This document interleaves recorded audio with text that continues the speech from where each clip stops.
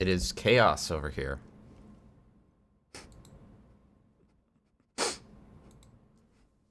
Every time it's like clockwork. Every time I know, but it's like clockwork, gamer waifu. Every time I turn on the stream, it's just like all right, it's time. It's time for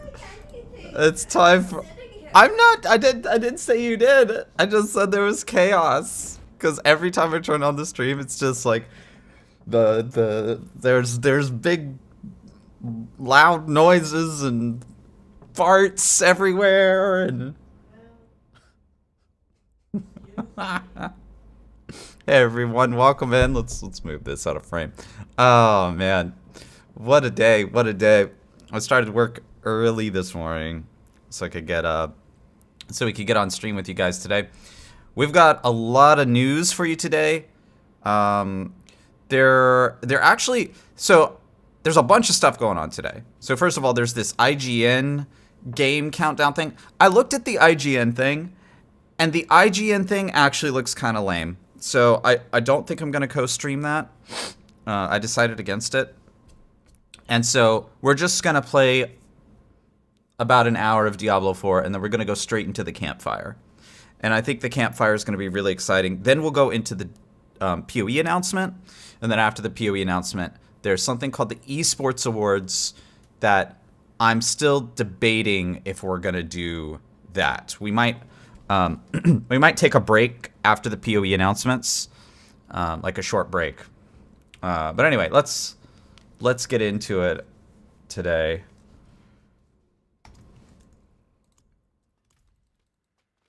Oh yeah, this is that Black River from last night. Isn't it so shameful that you get a Black River and then it's not even 925? That's pretty shameful, isn't it? Ooh, we got a Helltide. Let's go blast. Let's go blast Helltide.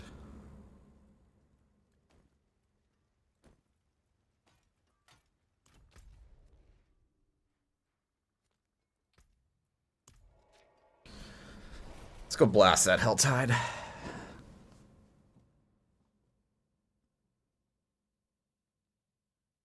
I may even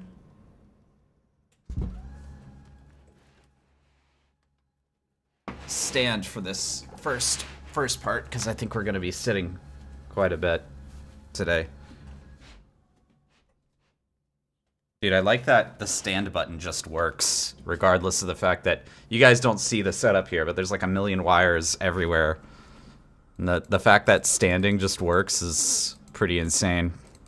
That's a pretty insane feature. I mean, it's one thing to have a sit-stand desk at your desk. It's another to have an entire massive, crazy live stream setup. Dude, what is that lag? Hey, Distro, how you doing? And Doral, we're getting the first.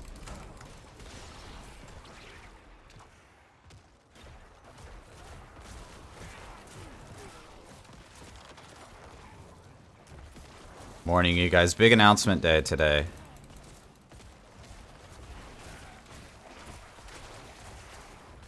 I made sure to slam dunk some work last night. That's why the stream was a little short. I was slam dunking on work. And I checked again this morning, made sure all my work was caught up. There was one little thing I actually was able to get done in about 30 minutes, but yeah, work is all ready, good to go. So I think we can do all these reactions, and then we'll go check on work again after stream is done. Hey Jay Chow, how you doing? I'm doing pretty good, man. Big news day. Are you ready?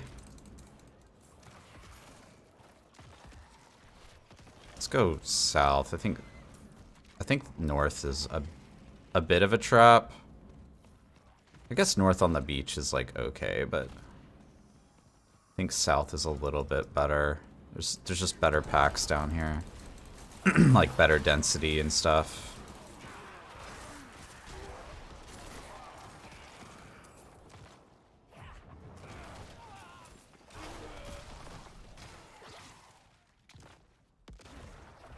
What build is this? This is the Vortex build, Jay Chow. I've been running this for a while. I've got this up on YouTube as well if you want to go hit that build guide.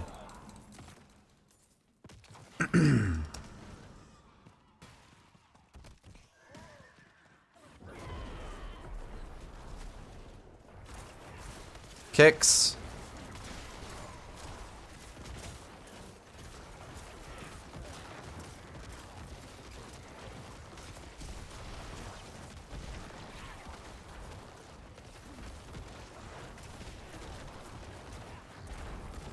Nice and melty.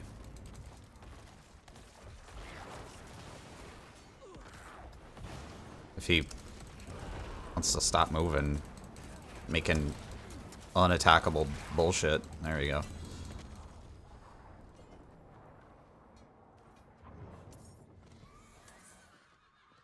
Are you gonna be live streaming? Yeah. We're gonna be, or reacting, I guess. Maybe that's what you're asking, right? Are we gonna be live? Are we gonna be reacting to the campfire? Yeah. So campfire is like 1 hour from now.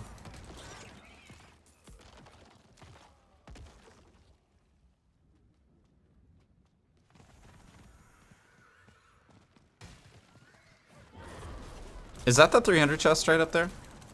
I think it is. Let's go look.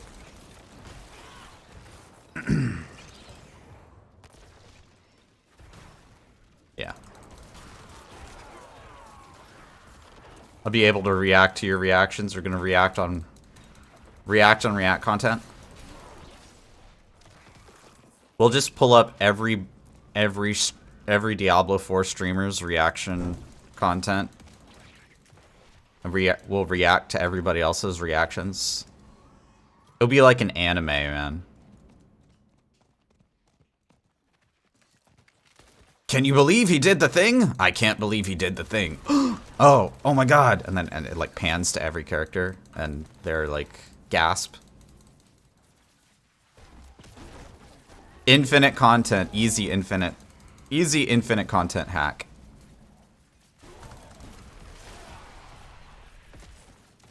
Not like we need it though. I already have a backlog of content that I want to make. That goes on forever.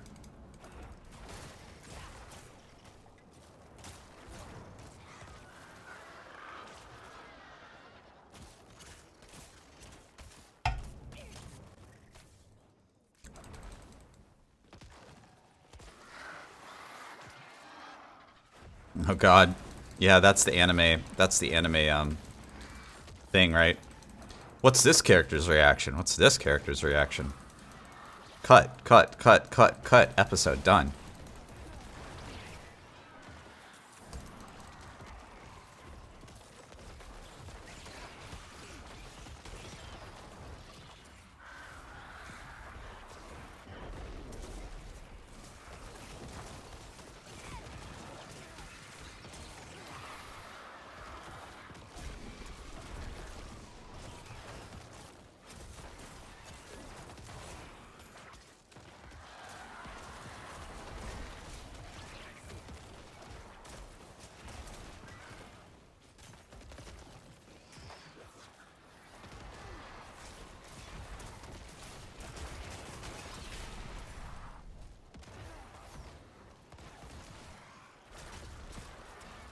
You still can't find lidless? Yeah, getting enough blood for the Zir fights is a bit of a pain because you can practically speaking, you're only getting it from world bosses. Because the Gathering Horde events are too slow and just kind of a waste of time.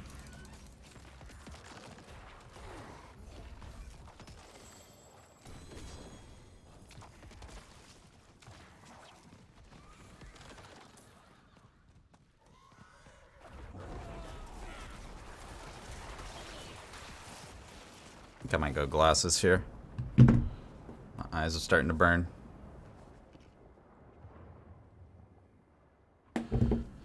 It's glasses time. Hey, Adam. Oh, you're on YouTube because Twitch is blocked, Nutty? Yeah, I hear you, man. Well, there's There's a reason why we dual stream. Yeah. The campfire is in exactly 1 hour from now.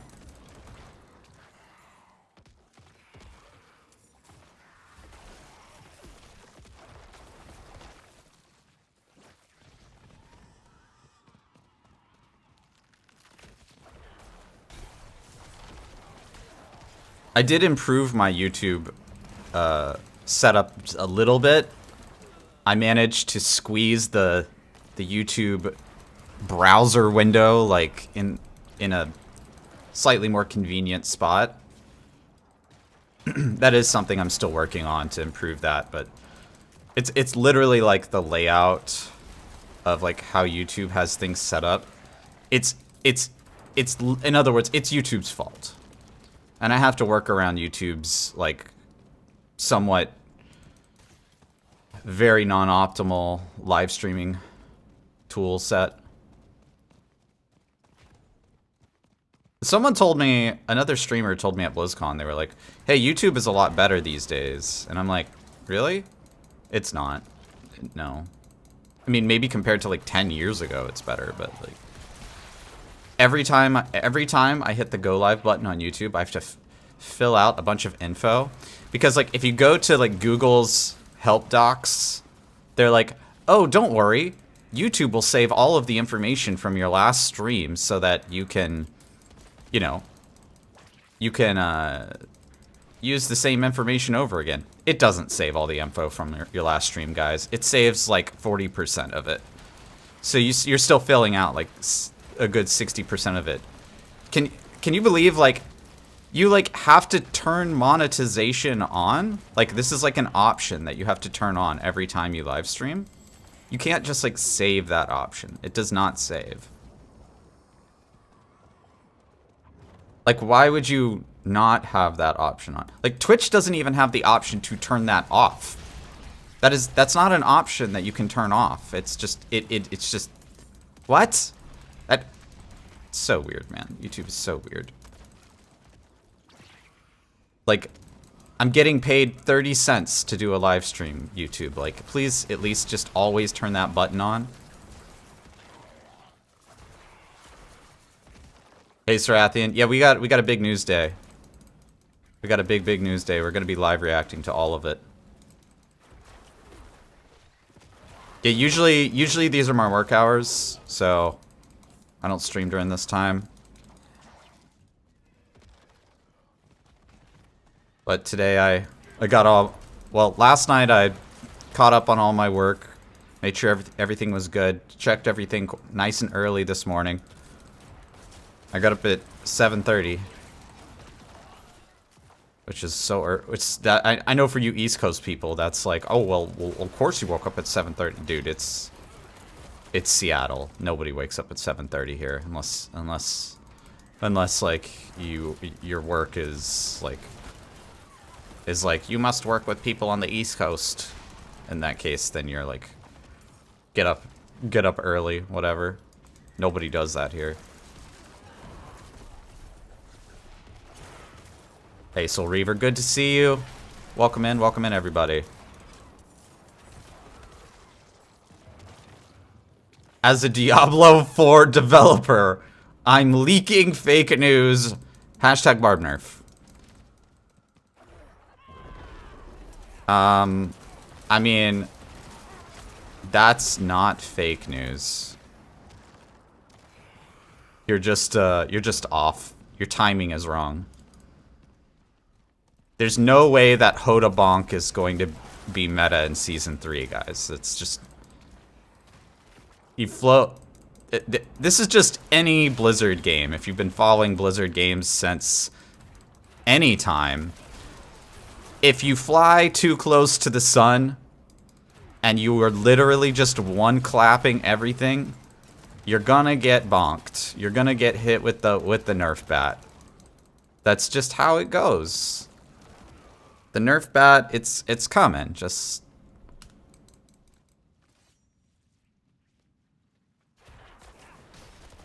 You're gonna get slapped.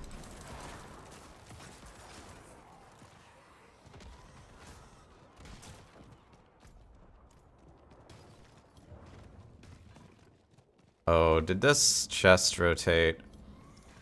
Did the chests rotate? Oh, man. I might not know where this 300 chest is.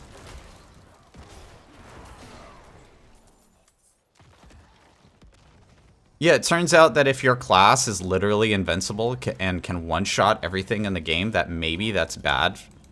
Maybe that's bad for the game if you can, with, you know, very, very little gear, just, like, one-shot everything in the game and then literally be invincible just by equipping, you know, one uber unique. Maybe. Hey, Terry, good morning. Dude, the chat is active at this time. Dude, I should adjust my streaming schedule to stream earlier. You guys are on instead of joining the late night crew.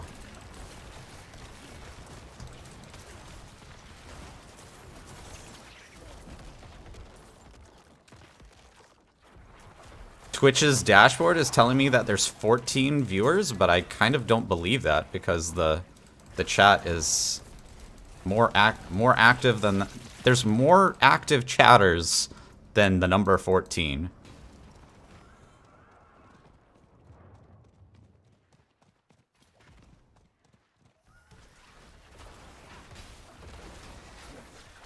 Jobless bums. I think a lot of folks watch on their phone. I know a lot of... I look at, like, data and statistics from time to time. I think a lot of people watch on mobile.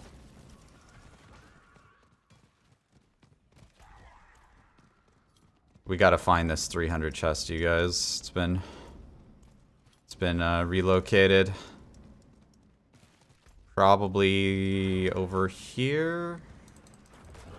This is my second guess.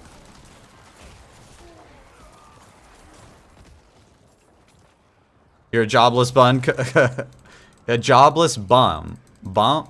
Why can't I say the word bum? I said bun. You're a cute honey bun concept.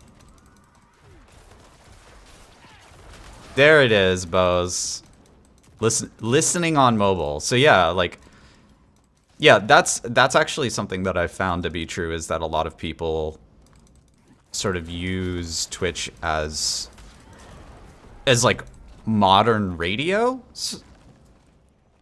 That's how a lot of people do it, is they'll put it on headphones and they don't actually watch you.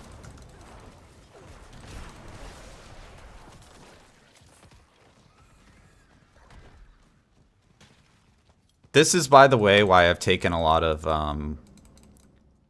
why I've invested and spent a lot of time in the live stream on sort of like the sound design stuff lately, is because I know a lot of people actually don't actually watch streams, they listen to streams.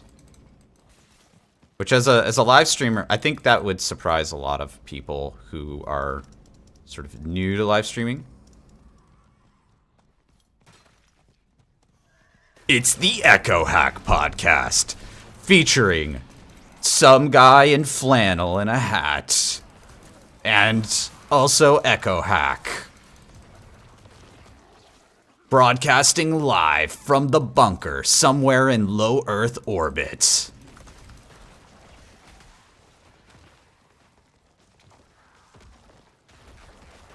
What are we expecting from the campfire today? Okay, yeah, so we already know a few things. Digimoose, thank you for following. We already know a few things. So we know that they're going to be talking more about Abattoir Zir in detail. And on top of that, Filthy Rich is going to be actually playing the Abattoir Zir for us. Then they're, I think, going to briefly talk about the holiday event in some more detail, something more than we knew about at BlizzCon. They're gonna talk in a little bit more detail about it,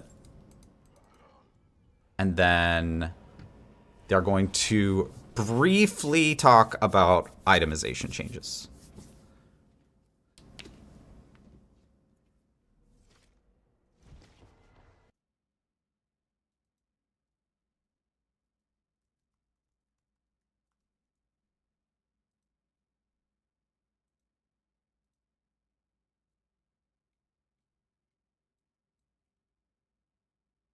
So we're here, here, and here. Okay.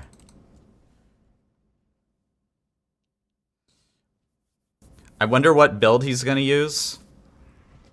I actually know, but I'm not going to spoil any fun for you.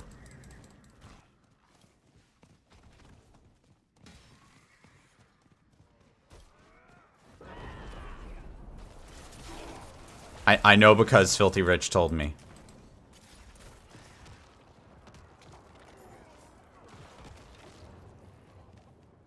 I think it's gonna be good, man. I want to see him play. Is this build on MAXROLL? It is not. Well, I mean, it's basically Infinimist with some extra juice on it.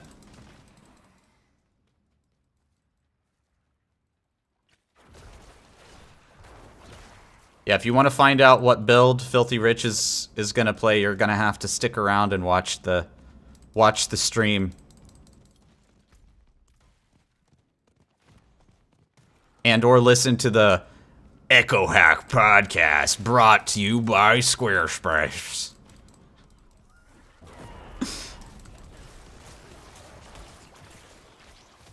How you doing? Hit the floor.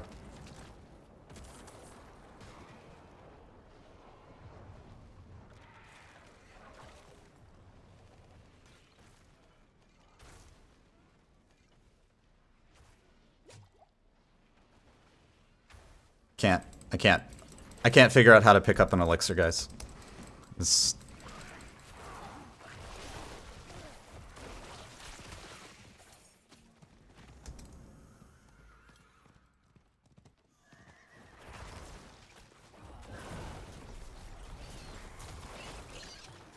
Honestly, if it was Ball Lightning, that would be pretty good. I would love to see how Ball Lightning runs.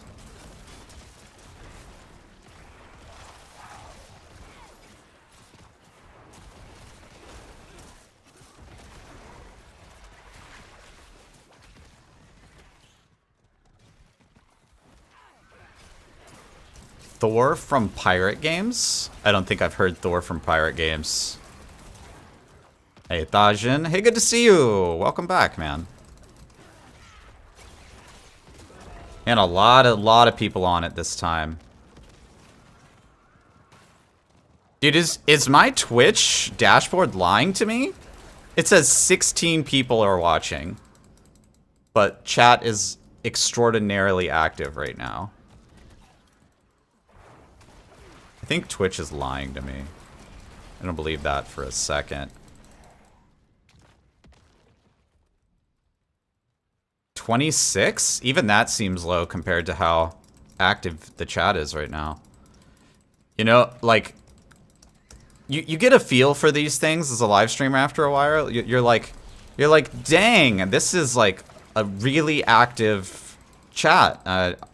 There's, you know, it's kind of weird. Or like the reverse happens. You've probably experienced this as a viewer, right?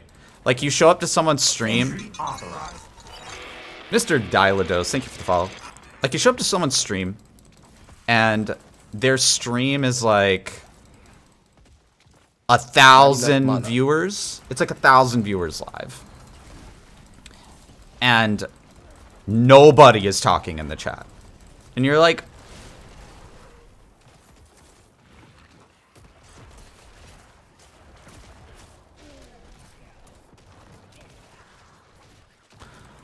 you know, new follower. Something's off.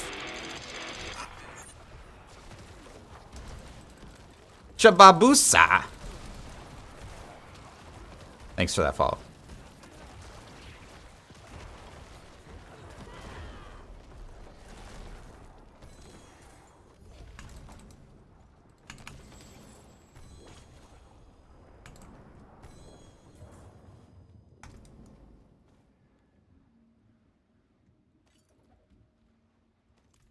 We're standing at the desk right now, you guys. Do you think we should do the reaction streams while standing or sitting? I'm actually kind of digging the standing right now.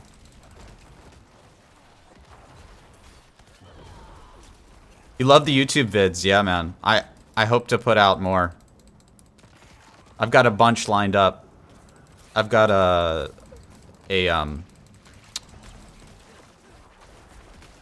Bloodlance build that I've got to get out to you guys. And then there's a video I want to do talking about how to stack DR.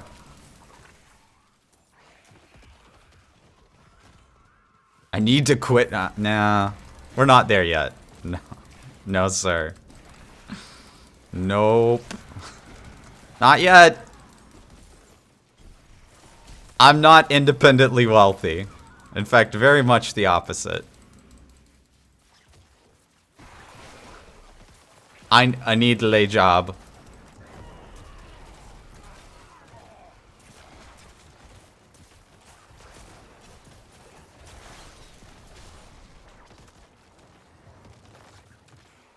D4 mainstream guys lie too much? Like who? Certainly not any MAXROLL guys. Are you talking about variety streamers? Because there's a lot of those. There's a lot of folks who show up to the category. I mean, I guess not anything against them, but they kind of, I call them sort of like green field gamers, right? They only play the game when they're like, oh, well, there's something exciting that's going to happen, and I'm gonna be there for it. Instead of, you know, they're not invested in actually the game itself or the community.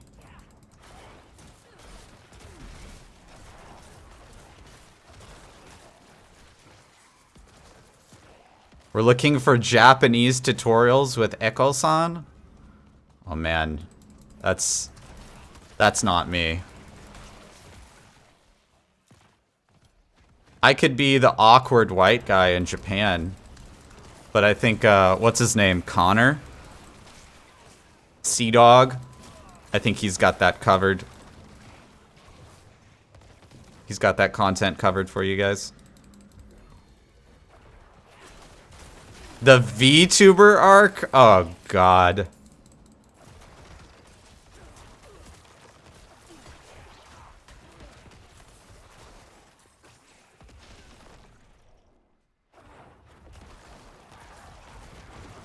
I'm far too handsome for a VTuber arc. I don't need to hide behind a 2D avatar.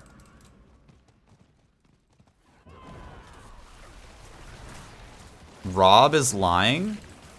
I don't think Rob lies.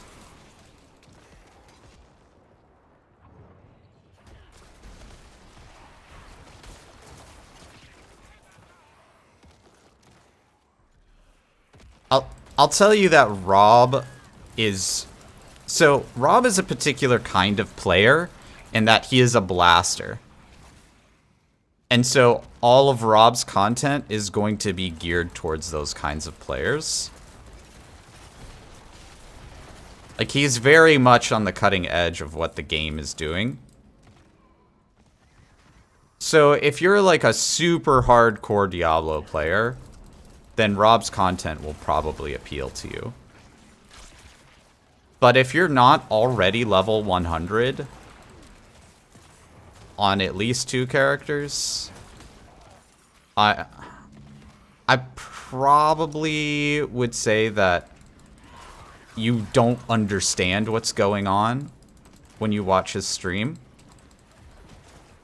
even if his content appeals to you. You might just like Rob because he's a cool guy. Right? There's like... That's actually a really good point to bring up, too. Is like, a lot of times people watch streams, and I would say as you get more popular as a streamer, which this is not me, but as you get more popular as a streamer, people watch you on Twitch less for, like, your particular intellectual, you know, contribution, and more for, like, your personality, your, you know, for who you are. And that's why I think most people that watch Rob for that reason, right? They're not watching Rob because, you know, he is an Omega tier blaster, which he is, or he has awesome builds, which he does. They're watching him because they want to see what Rob does. And I think that's true probably once you're past like 200 viewers or so, that's probably true for anyone at that point.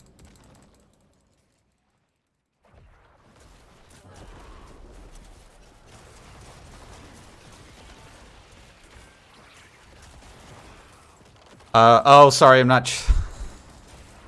Dang it, Nutty. Yeah, it's hard to read both chats.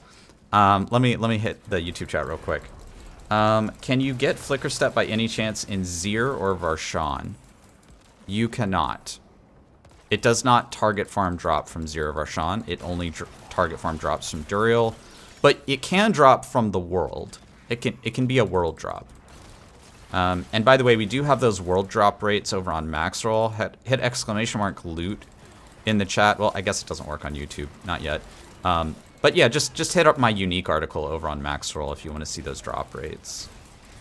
Are you streaming the Campfire today? Yeah, I am, Mr. Deadman.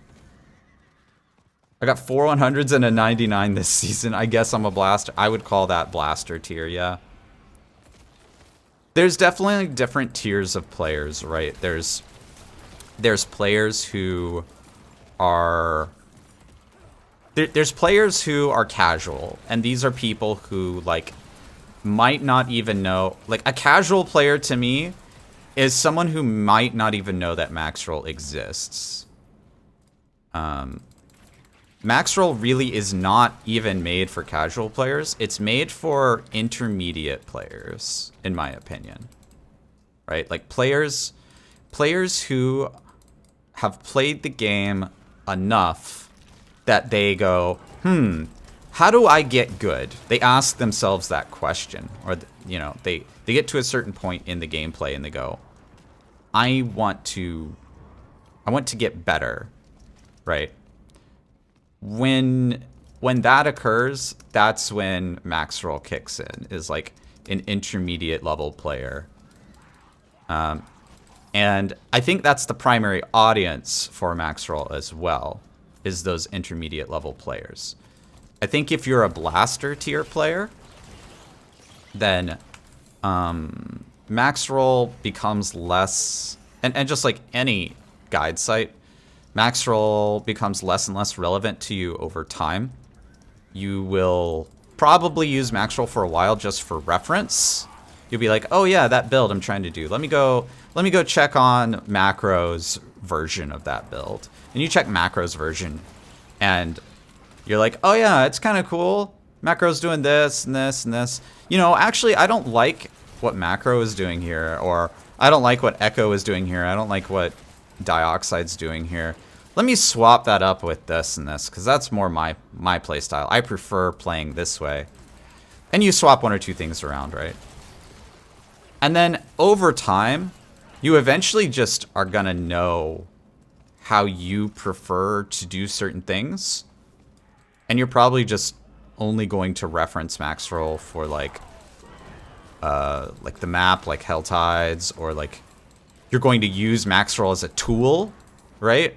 So you like fire up the planner because you have your own planner, but you're probably going to stop using the guides entirely. I think that's pretty normal.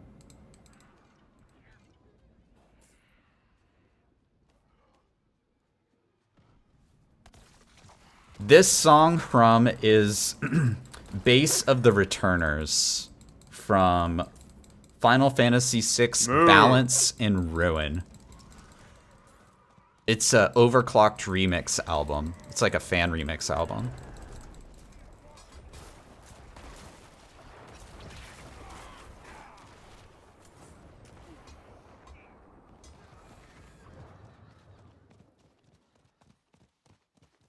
Got 4 minutes on this Helltide. The previous song? Oh, this one? This is the Voice of No Return on the Nier Automata soundtrack.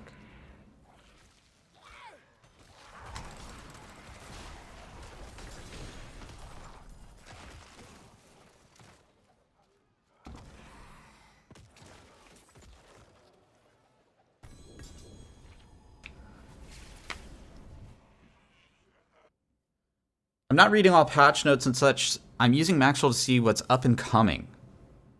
Yeah, that's actually, I think a lot of the reason that we have that now is, this is a relatively new thing, is that we have a news team now. We didn't used to have that. It's like a relatively new thing.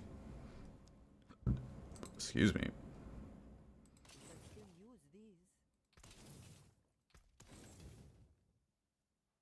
Oh man, I gotta sneeze, but I can't sneeze. There it is.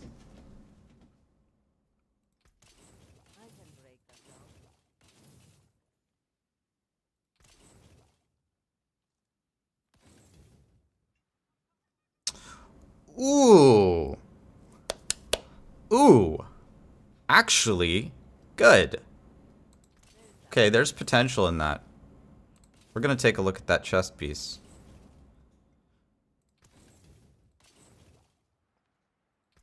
There's potential in that chest piece.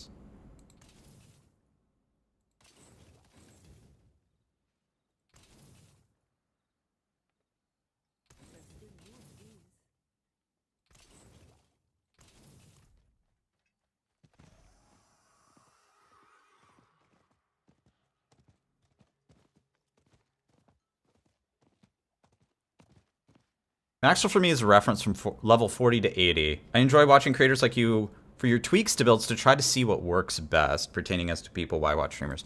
Yeah. I think that's also a good reason, is like you basically use streamers as like a short circuit to trying out a whole bunch of different builds yourself. Yeah. I think that's pretty cool.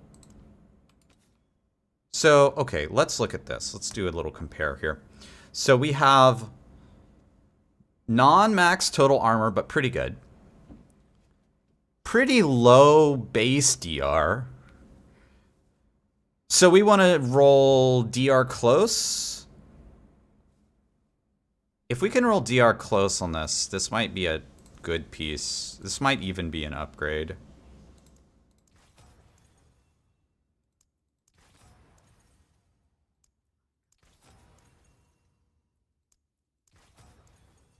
So far not looking great. Oh, there's DR close. That's not maxed though. Subscriber. Party Foul with the 3 months. Thank you so much, Party Foul. I'm not gonna run DR fortified. DR close is what I want. I just want DR close to roll better. It's getting expensive.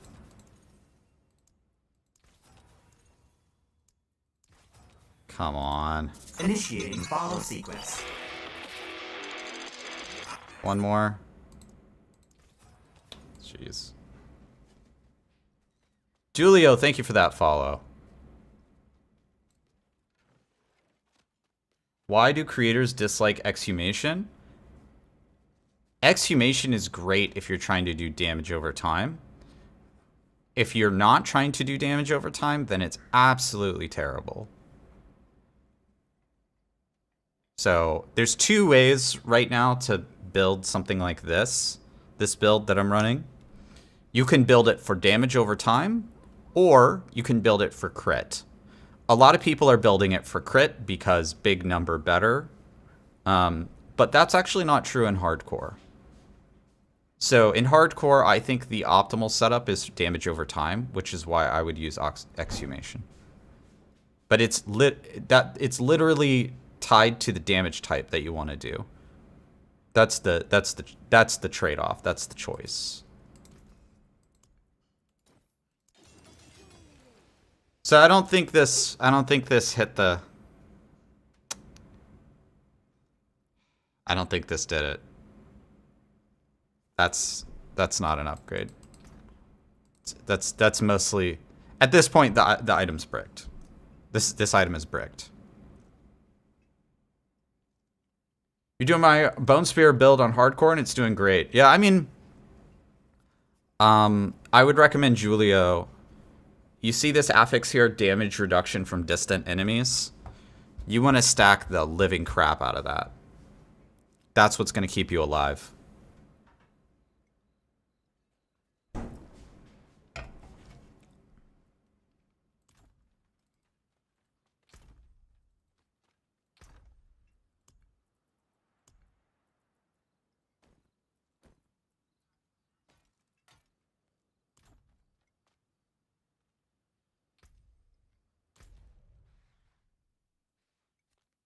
Oh my god, look at this.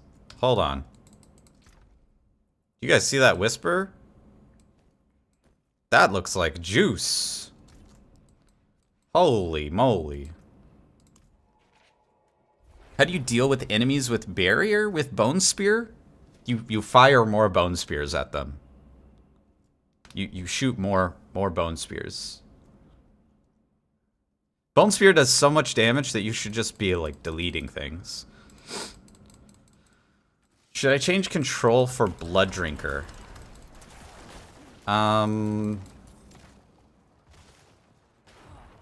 Probably.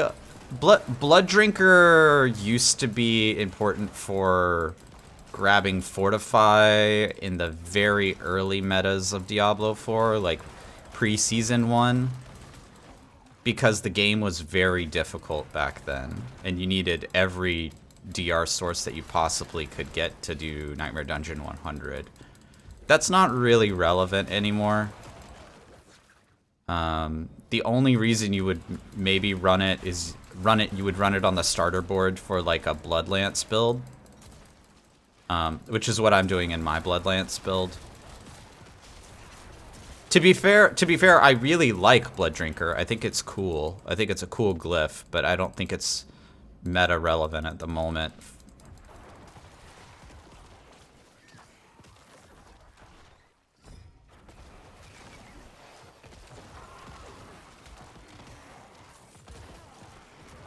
Exposed Flesh or Starless Skies? Exposed Flesh. A top tier Exposed Flesh is going to outperform Starless Skies.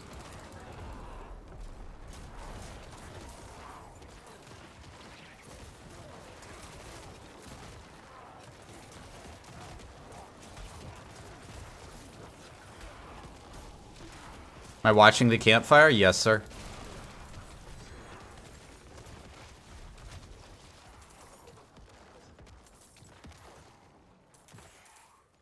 Am I running lidless now?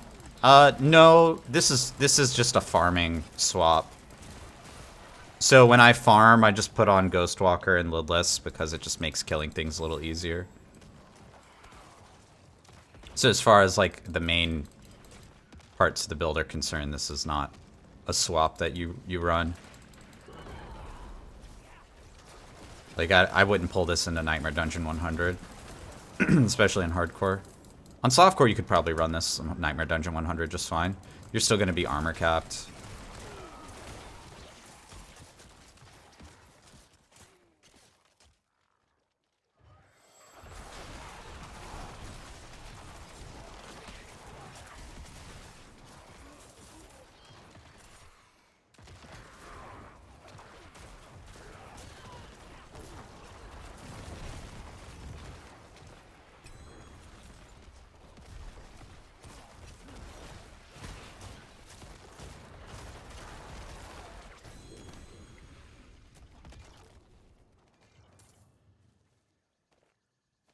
Oh, you're talking about suppressor mobs with Bone Spear, not barrier?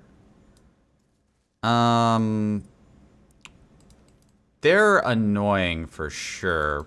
I mean, you basically have to get inside of the suppressor field and fire the Bone Spear, right?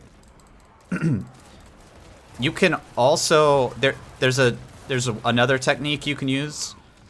If you get the suppressor mob next to a wall or a column or something, then part of the suppressor field will be inside of the wall, and then you fire the Bone Spear at the wall, and then it will still reflect off of the wall.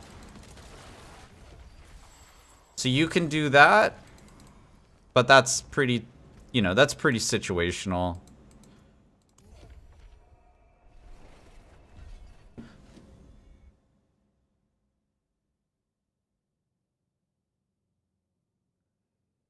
Also, I took your tip on constantly using tendrils last night for Infinimist.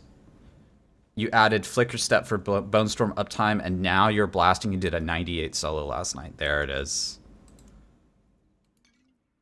Yeah, the Flicker Step is really pretty important, honestly.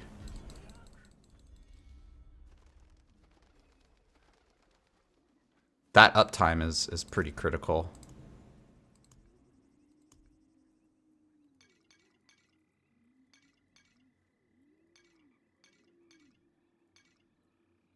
Stocking up some pots for AOZ.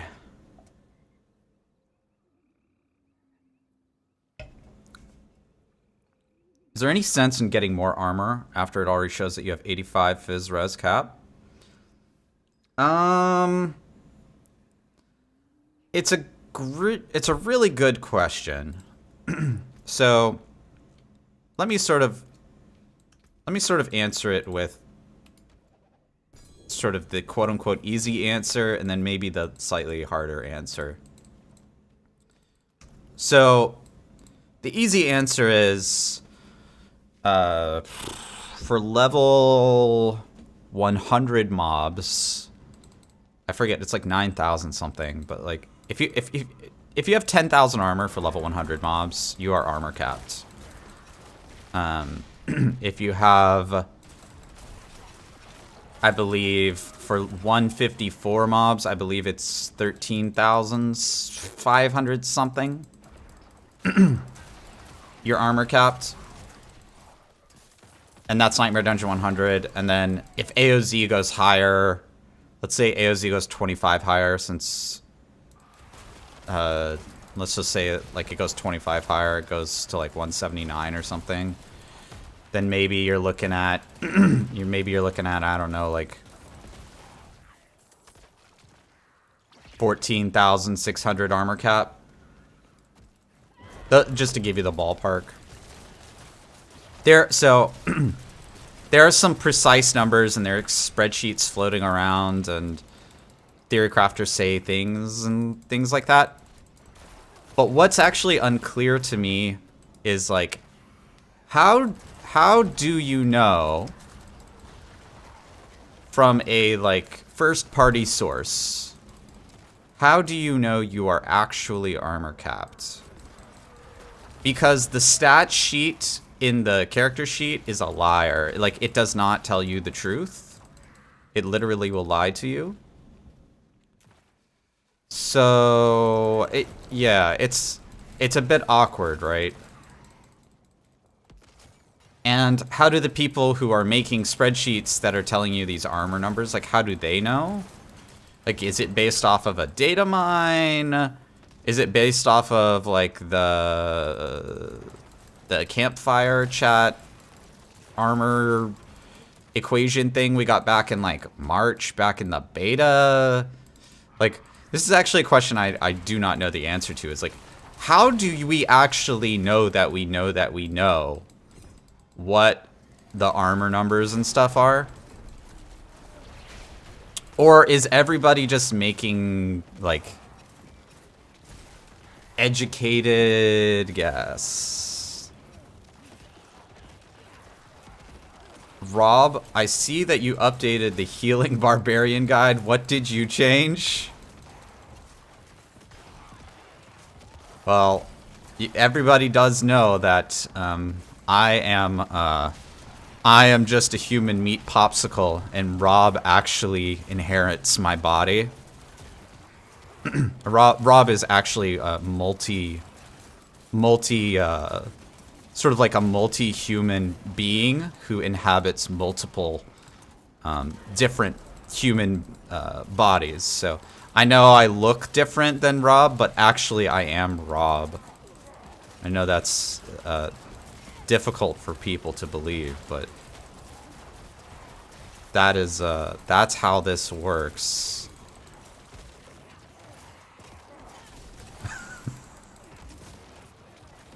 Rob Kusanagi ghosted the show.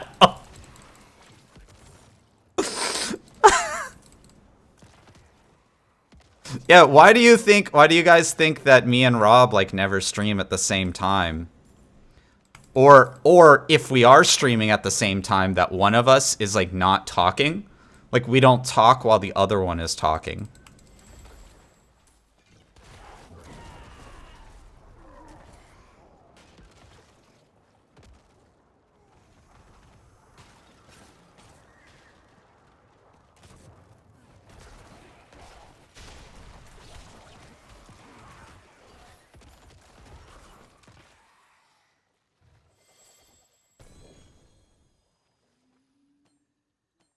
Sprachen Sie Deutsch? So one of the problems of Rob inhabiting multiple bodies is that they can only speak a certain number of languages at once. For those of you who play Dungeons and Dragons, you'll know this as like, you know, the number of languages that you can take. So I mean, essentially, another way of thinking about this is like when you inhabit, when you are a multi-personal being, the reason you do that is so that you can build swap between different humans. It's basically like the people who invented the universe, they didn't include an armory feature in the universe, so this is kind of a workaround for the armory feature. That's all that it is.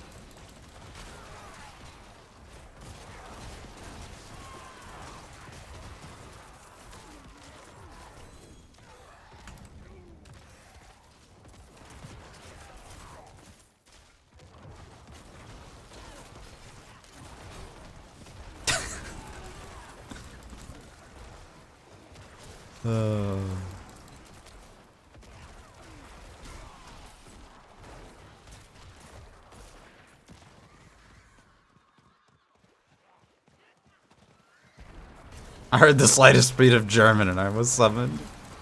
Hey, Ethical, good to see you. Welcome back.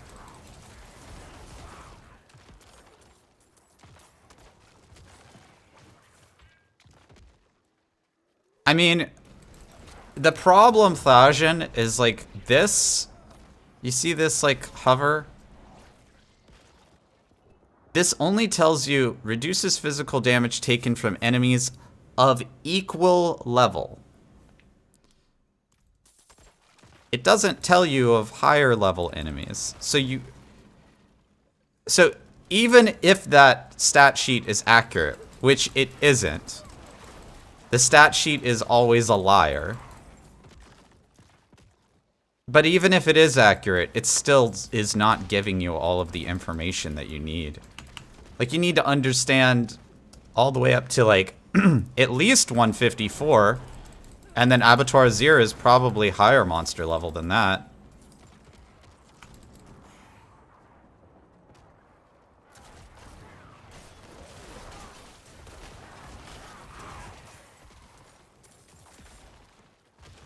Every stat sheet in every game is a liar. Yeah, they... Believe it or not, so, like... this is not, like, Blizzard's fault. That the stat sheet is a liar. This is actually a hard problem. This is literally, like, a difficult problem in ARPGs. Because... Having the client access the backend and be like synchronous with the backend is pretty difficult when you're trying to derive what the actual stats, like the live stats are, because those little hover moments, those little tooltips, they have to be really fast. Like, they have to be very, very fast. They have to return very quickly. You cannot do, like, you can't do a packet, like, you can't make a request like an API request every time you make a tooltip hover. That would probably not work very well. So like actually making good tooltips is it's like a very non-trivial problem, I think, which is why all modern ARPGs, like any modern ARPG that has an online that is played online, literally cannot do this thing. And the reason why people think that ARPGs should be able to do this thing is because old ARPGs, like Diablo 2 and stuff, did do this thing. And the reason why they were able to do that thing is because they run on your computer. Like, people don't understand, I guess, that... And most people never will, is that Diablo 4 the game does not run on your computer. Diablo 4 the game runs on a server. And the stuff that runs on your computer is like displaying the graphics and displaying the sounds and displaying the like user interface to you. And all of that gets packaged up and pushed over the wire. Like the information of like, I click here and my character goes here, or I do this skill. That, all of those directives get pushed over the wire up to the server. And the server has to guess what you're trying to do. And for the most part, it does a good job. So the actual game does not live on your computer. Crazy to think, right? And since the actual game doesn't live on your computer, that's one of the reasons tooltips making super accurate, like hyper actually correct non-liar tooltips is actually a hard problem. You can do it, but it's actually very difficult. And so I think most ARPGs just choose not to do it. And they literally lie, or they will give you like a decent approximation.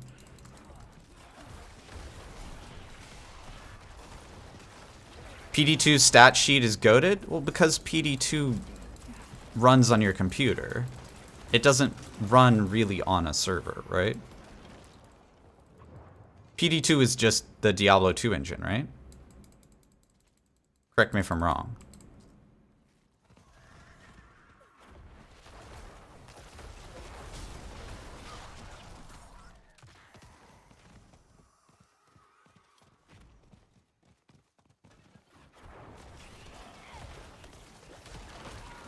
Hey, tireless guy, welcome in. Just discovered your channel the other day. I'm enjoying Vortex. I'm curious, do you think you'll be viable as a solo AOZ build? Yes, I'm going to be running it in AOZ. This build is my AOZ build.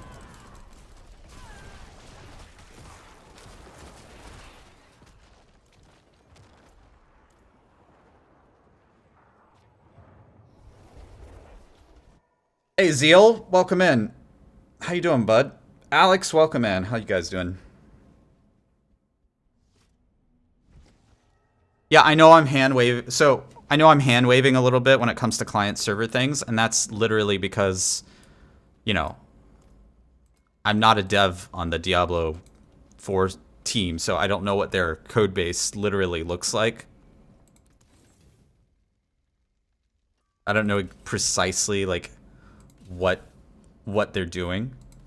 But this is why, you know, this is why every modern ARPG works this way. Is that it's actually a hard problem to do this thing.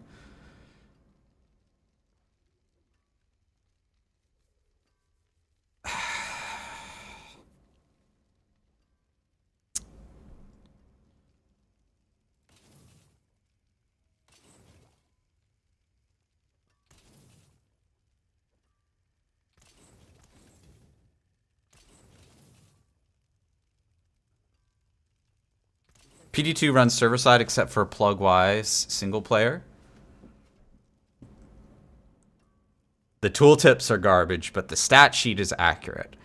So what that means, Fuzzy, is that if I had to guess, right, that the stat sheet must be making a request to the server to pull its information down, right, in order to calculate all of that information.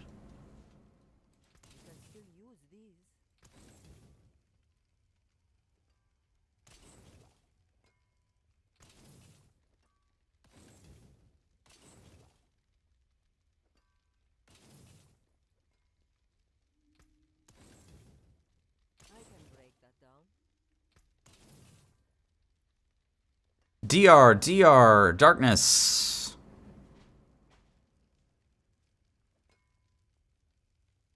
We'll try to roll it, maybe.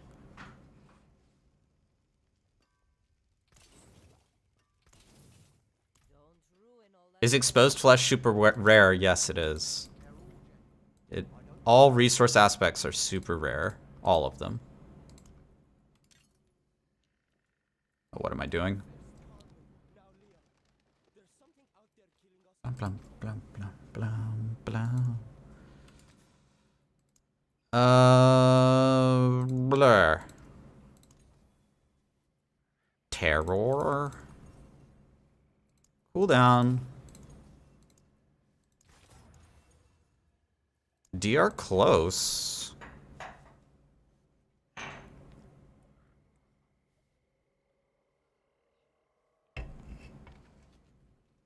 This would be a good triple DR Emmy. I'm just gonna stash this one. Bunch of Garbo. Alright, Sarathian. Good luck in all those meetings.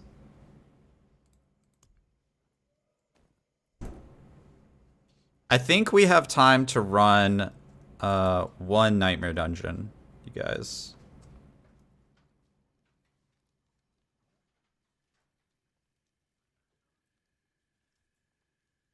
Let's run... Well, first let's crack all of these bad ones.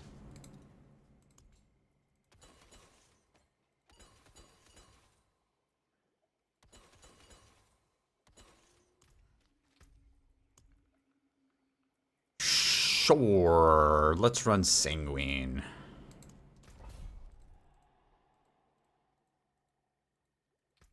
I was just clicking on it.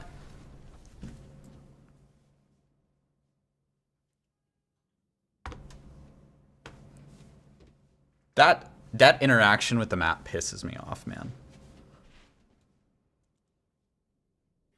Makes me so mad. Okay, we got a pot up.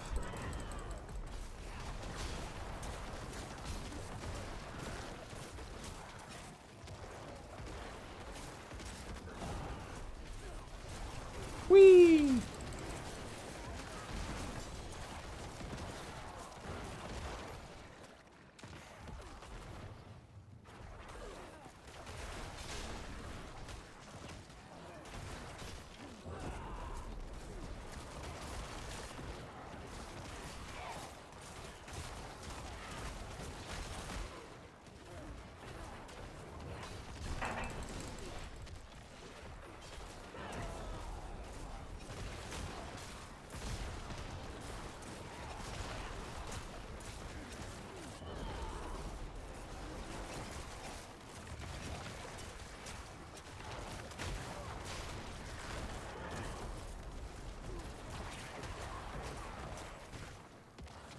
Alright, now I gotta click the box. The hardest part about this dungeon is clicking the box.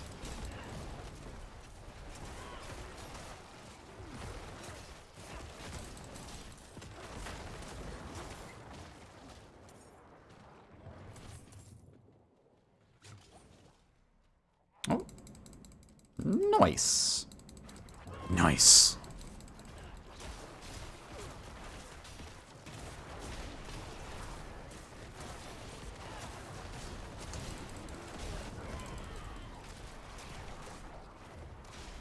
What's in the box? Yeah.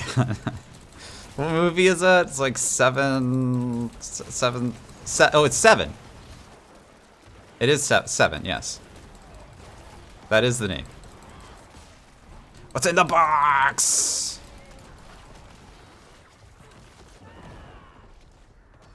Where is the box? There. Oh, I accidentally clicked on the box. There we go.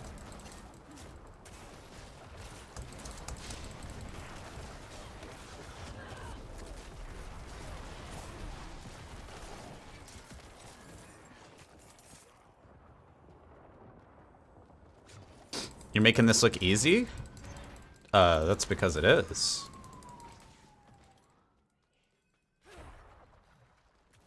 Nightmare Dungeon 100 right now is... Just keep in mind, Nightmare Dungeon 100 right now is about as hard as Nightmare Dungeon 70 when the game came out.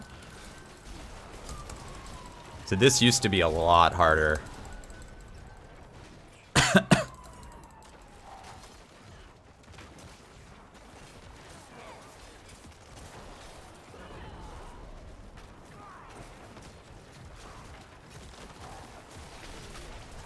Like, I'm not even really casting Decrepify too much.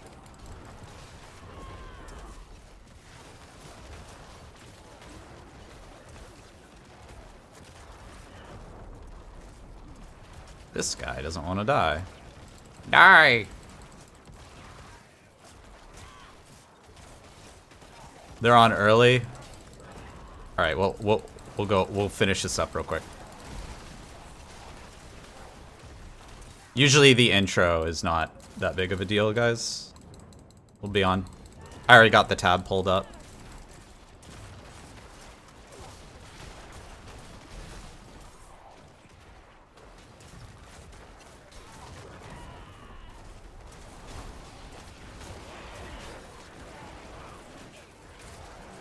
Come on.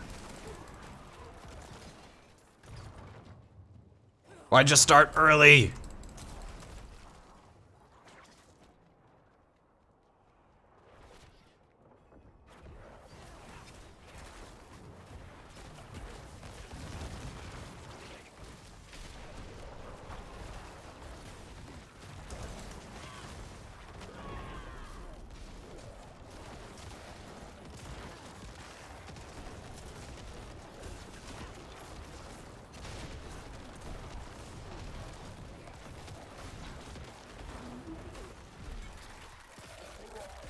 All right.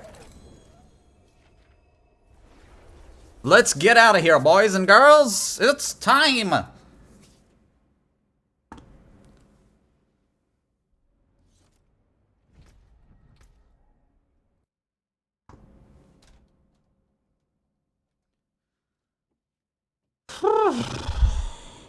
Oh yeah, it's just recap. Here we go. Get into it. Let's do it. I gotta ask, will all the Malignant powers eventually make a return to the game? Yeah, we have no current plans to bring back every single Malignant power, but we are taking a look at what players love, and we're very open to the idea of bringing back fan favorites. Well, I want all of them, so where can I find them? Yeah, so you can start finding these powers when you get into World Tier 3, and if you want to target farm them, then you'll be able to get them off of our Sean. Target farming is like one of the coolest features in Diablo 4, so I love that we have the ability to do that. Will every seasonal theme also make their way back into the game? Yeah, that's a good question. It's likely you're not going to see every single part of a seasonal theme come back into Diablo 4, but we're definitely taking a look at what parts of these themes resonate with players, and we're open to the idea of kind of bringing back the things that people really love to improve the game experience for everyone. All this sounds absolutely phenomenal. Thank you so much for your time. Yeah, thank you.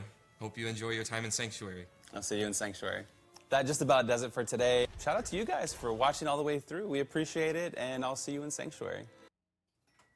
Hello, welcome to Diablo 4 community to another episode of Diablo 4 Campfire Chats. My name is Adam Fletcher. I am the Director of Community here for Diablo. Of course, I'm joined by two very familiar faces here. Mr. Joe Shelley, Game Director of Diablo 4, Mr. Joe Pipora, who is the Associate Game Director for Diablo 4. We have a quick stream to go over some stuff that's coming down the road. We're here, ready. In the next couple Let's of weeks. go. which includes Abattoir Zir and Midwinter Blight. All right. So lots to talk about. Check. But what's kind of cool about this stream is that it is our final stream of the year, the final stream of 2023. We're closing it out. We're closing it out. And this is actually, it's been a year now since we started these streams. We started with Diablo 4 developer updates on, was it mid-December last year, I believe. So we're hitting a 1-year anniversary now. And of course, on that debut stream, I had these two wonderful gentlemen who joined us as well. So yeah, we have a... That's kind of cool that they've been doing this for a whole year. Grown so much. I know. We went from hand models to hand holding models. maps and things like that Yeah, that was fun. Campfire chats, which we even brought to BlizzCon, which was actually really cool last month. That was and fun. of course, now we're here to talk about Abattoir Zir. But before we actually do jump into that, I know there is a very popular question within chat and a very popular question within the community that we want to address before we jump in. Which is Diablo 4 bringing pay for power to the game? Yeah, no. We're not. No. We've been very clear about this throughout. And I think Oh, they're talking about the consistent link, about it, and the that continues to be true. leaked survey. That also applies to things like addressing stash, making sure that players have enough stash space to store things. We talked about this at BlizzCon. We talked about getting aspects out of your stash inventory. We had a stash tab in Season 2. We think that having enough space for a regular player to feel like they are good in terms of being able to store the things they need is baseline functionality. Yeah. And we have no plans to add any pay for power to the game. Yeah, it's been a very popular question this week, and of course, we've been seeing it a lot in chat, even as we were in our countdown. We wanted to make sure we talked about it early with everyone to reassure people that no, that is not the plan for Diablo 4, and players are still going to be able to enjoy it without the need of needing to pay for any type of power or anything like that. So, and there won't be any of that in there. So, great to hear.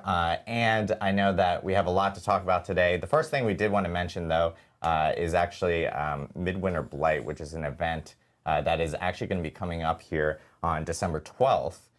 It is our holiday event. It's actually our first holiday event. It's funny because people have asked us about, hey, what about Halloween? We kind of remind people that like Season of Blood is kind of Halloween. It's very much focused in around It's got vampires. It's got skeletons. I mean, it's got all the same Skeletons. stuff you expect to get from a Halloween. Exactly. Yeah. So Midwinter Blight coming December 12th is our holiday event that we talked about and we announced at BlizzCon. Yeah. But we wanted to talk a little bit more about that today. Joe, can you give us a little bit more info? Joe P. Can you give Yeah, us a little sure. more So info? yeah, Midwinter Blight. If I turn this down, does it turn it down for you Got a guys? chance to see some of the video stuff before, It does. and like we talked about at BlizzCon, but Midwinter Blight is obviously our first like true and proper holiday event. We're bringing to Sanctuary in Diablo 4. In it, we're going to be visiting. What about a the $100 expansion? Where a horrible storm has like descended upon the people of the. Yeah, here we are. Ooh, purple. Descended upon the people of the Fractured Peaks. Purple. We're going to be introduced to a new character. It's the named whole Gillian, zone. who's who's a That's bard. kind of cool. Gillian is here trying to rouse the spirits of the people of Kiovashad. Oh, new trying to character. help them He's work got a together to little push back loot. against a new threat that's emerging from the hills and mountains nearby, coming down. He's from basically the hills, coming Rax. down from the He just mountains needs a hoodie. nearby. So, Joe, can I trust this guy though? Because I don't have a good track record with musicians in Diablo 4. I think that anyone that plays music in the Fractured Peaks is generally trustworthy. Okay. So I think that you're going to He's be. looking a little sketch there. I don't know. I playing in front trusted of all those I don't folks in think the that's. past. I don't think that's fair to those of us who boast to have nice facial hair. I think that Gillian is a perfectly trustworthy person. So, with that in mind, so Gillian's there trying to rouse people together, and they're going to be sending the heroes of Sanctuary off into the Fractured Peaks to fight against this new threat, the Red Cloak Horror and his minions. We're out there kind of causing great mayhem. They're kind of erecting these disgusting snow sculptures out of discarded parts out throughout the environment. Oh, they're And like here is snowmen a made group of the Red Cloak body Terror parts. Horror's That's minions, awesome. just kind of running around. They're very, very dangerous creatures. But they're also fun. They're kind of they're having a good time with it. They're enjoying the season.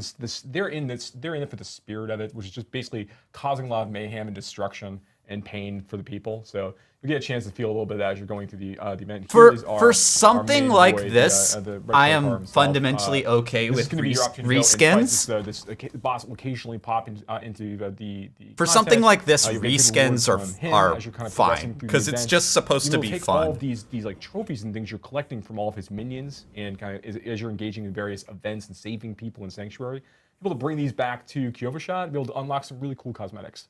Awesome. Yeah, and I know there's even a few like kind of exclusive things for the beyond the cosmetics for this event, such as we have an elixir, for instance, that actually grants a little bit more experience. Yeah. There's an elixir that grants 10% extra experience when you're drinking it. It also gives you other effects when you're active inside the Fractured Peaks, but you can also just use it for the XP if you want. And I will note the XP actually does work even outside of Fractured Peaks. So it's like, hey, it's an extra bonus for players if they're looking to grab a little bit of extra experience. And then there is also, for this event, a new like offensive aspect. Yeah, there's a new seasonal aspect you get to play with. It kind of like dovetails with some of the new shrines and things that we have throughout the environment. So there's a lot of fun stuff for players to engage seasonal with throughout the season. aspect? And again, a lot of really cool cosmetics to collect. Yeah, so yeah, it's a lot of cool stuff coming in Midwinter Blade. And these, the things, some folks might be wondering if the things like the elixirs and the aspects persist after Midwinter Blight ends, and they do, right? Yep. They do, yeah. They will persist after the event ends, but you'll only be able to collect them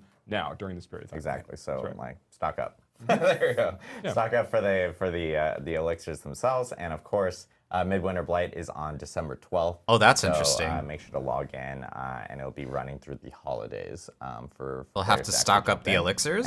and check out from that end. Huh. But the next other big Yeah, thing. that's like 2 weeks away. What's Exactly. happening next week? Yeah, what's happening next week? So we're actually going to go back to the week prior to December 12th, and on December 5th.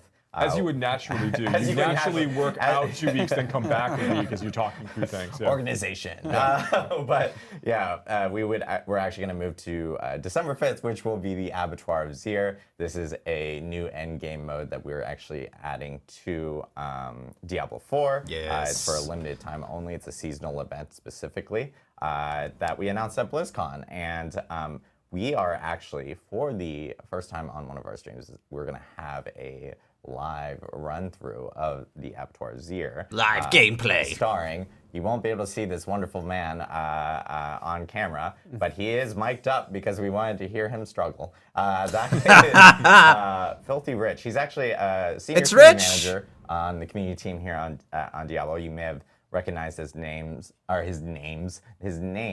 on our forums, posting patch notes, hotfix notes, etc. Rich is amazing.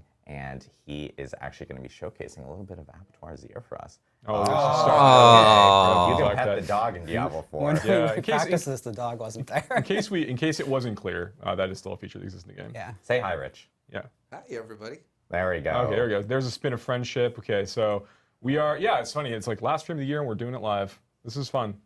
Now, and when we say live, we're talking about this is a live, like he's playing for real right now. Yes. That is what I was referencing, but I wasn't clear. That's true. But it is on a dev server. Yep. So we won't run into other players, and it is on a dev build, so there might be some debug text or Unless other the dev stuff. just happens to run it through, who's also on this Could server, but happen, yes. yeah. But yeah. Yeah, you might see some weird stuff, folks. And if people, hey, I'm honestly, fearful we just sent out this megaphone to the team and also running over All the right, bridge. well, anyway, this is the first time we've done something like that. that's absolutely right. And if you complain about it, we just won't do it again. And wouldn't you rather just see really cool stuff? If you complain about it, we just don't do it again.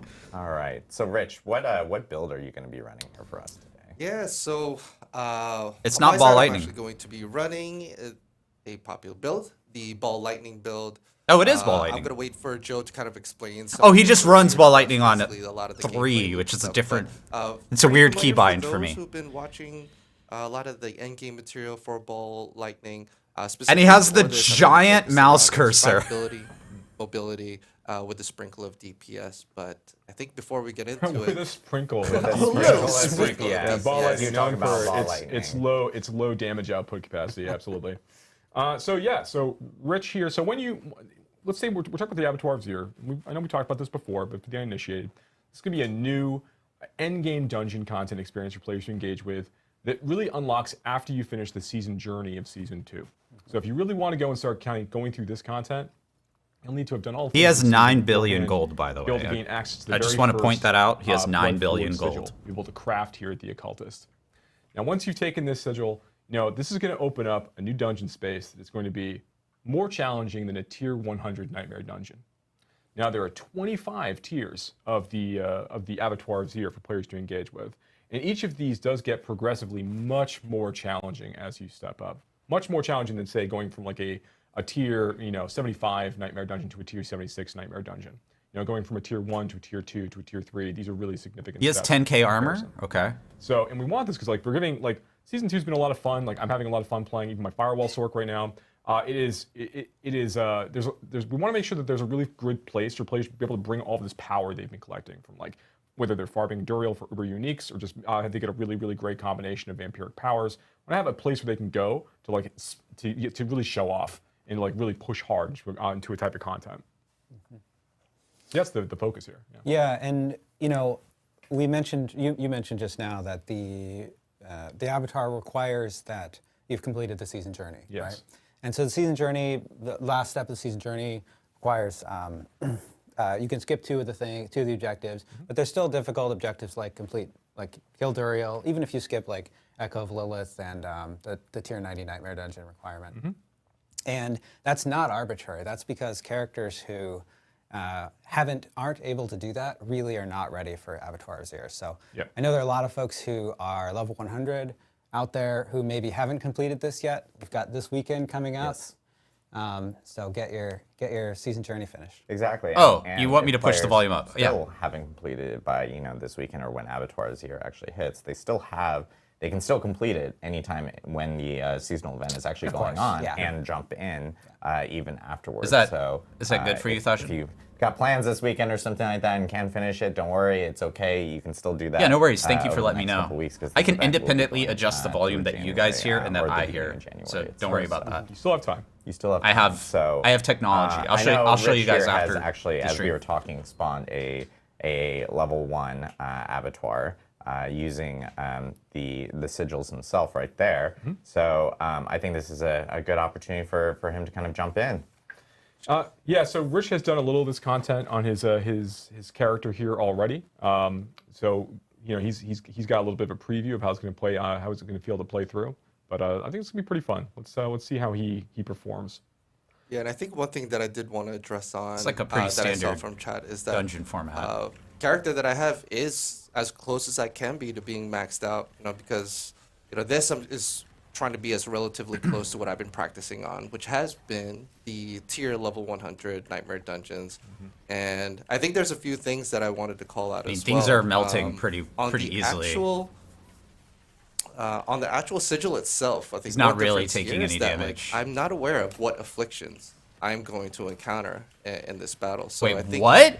Capping things or getting as close to as capped I can for things like my Potion. armor, my Potion. magic resist, my damage, and all those. Rich, hit the Just really potion trying to be key. ready and prepared for any surprises. Yeah, I know Rich is because you've played through Abattoir. Oh God! Oh, there he goes. Finally. On your Sork here, as opposed to like completely glass cannon. He's a little bit more prepared than I think some other people would be.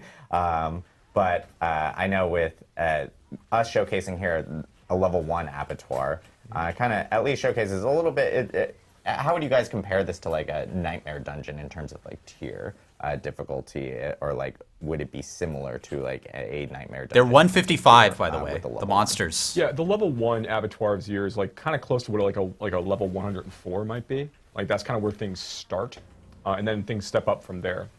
Now, you'll see here right off the 104. bat, there's some big differences, right? Like on the right-hand side, you see that there's a bar that's being filled. Abattoir of Zir runs are really races against time. So Rich here is really focused on killing creatures as fast as he can in an effort to kind of beat that timer and summon the poison boss at damage. the end of the experience. Loot's not dropping for him as he's kind of rolling through this thing. We don't want to slow you down. We want to keep you killing as fast as you can to show off your ability to kind of like survive in these environments. Now, as we step up, one thing we think is interesting. He has about his this damage numbers is- turned we off, which is actually, weird. taking one step back actually. some of the things that Joe's talked about when we were at the at BlizzCon was our commitment to end game content and itemization, rewards, and things. The things we want to do to continue to make the game better. Avatar of Zir is like it's designed explicitly to appeal to players who are at this stage of the gameplay experience, and we're going to be using it to kind of like think about and iterate upon more features like this we want to bring out in the future. That's one of the reasons why it's a seasonal event. You know, it's a fun experience for season 2, but we'll have slightly different ideas in the future of how we want to kind of create similar content. Yeah, that's a great point. Yeah, and I know with like we can see Rich. By the way, Rich, watch your health, man! Oh man, hit Q. He like consistently gets artillery shrines, which I'm just gonna claim like I don't know, community manager. Community manager RNG. Yes. I think, part of it. you know, I'm going to be 100% honest with everyone here and those watching. I went super tanky because I think one of the nightmares that I would have is actually to die in the middle of a demo. We'll make that happen. I promise. But I know with level 1, as you can see, Rich is like well ahead of time, so he's clearly geared out and ready for a level 1.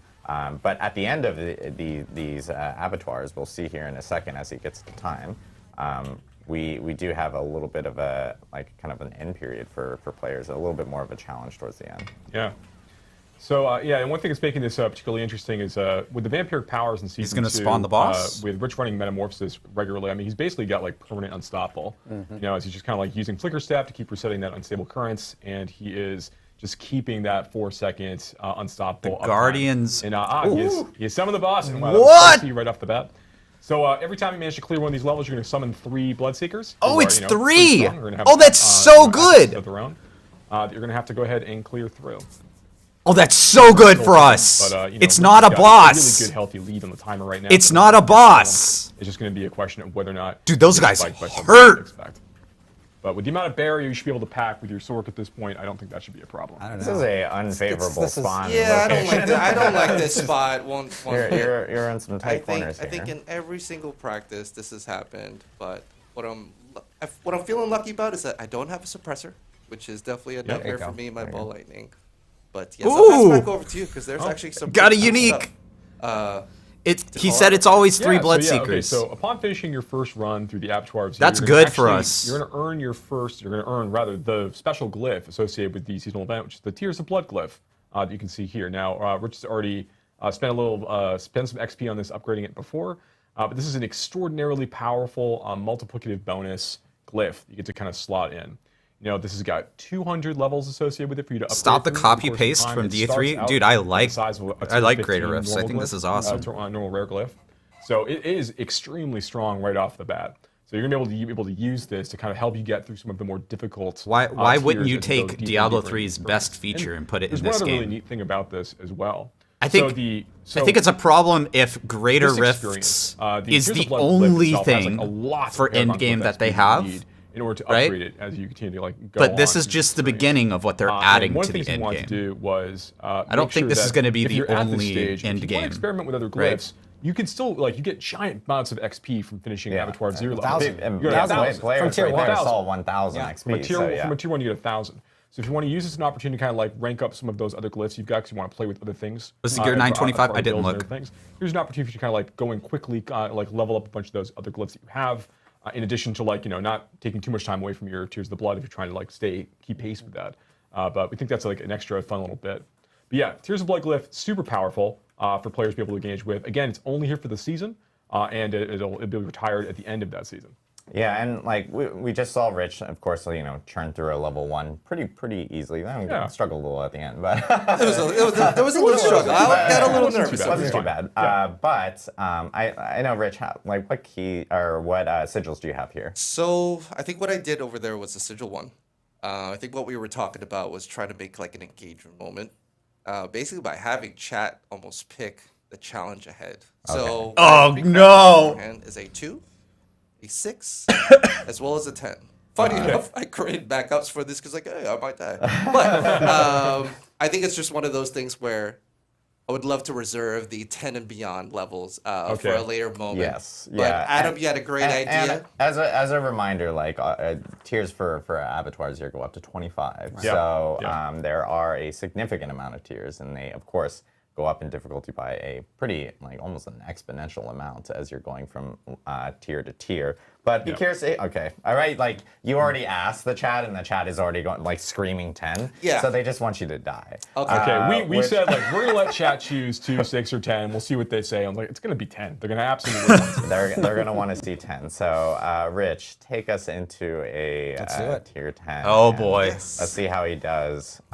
Now, are you gonna You got adjust builds a little bit You have here? 4 Well, so- potions too. I just want to call it. You have 4 I mean, potions. a few things here, I think, for the players at home is that obviously you saw that the previous one I was geared up to be a little bit more tanky because the last thing that I want to do is embarrass myself and die on there. But I think what Joe and team can do is also explain like how some of the scaling works as I go up. So I think I'll just go in. I think what I'm trying to balance out now is just try to add a little bit more damage output by sacrificing some of my tankiness.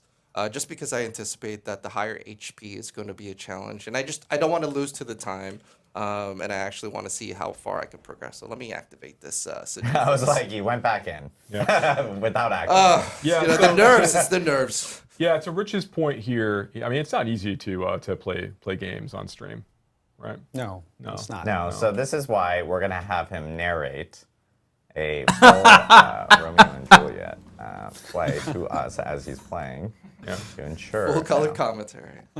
full concentration on this. It's not easy to play Rich's games point on earlier stream. about how the scaling works. So as we were experimenting with this content, one of the things we discovered pretty quickly is we just didn't want to continue to scale monster damage up, in a really, really significant way as you're kind of going through this content.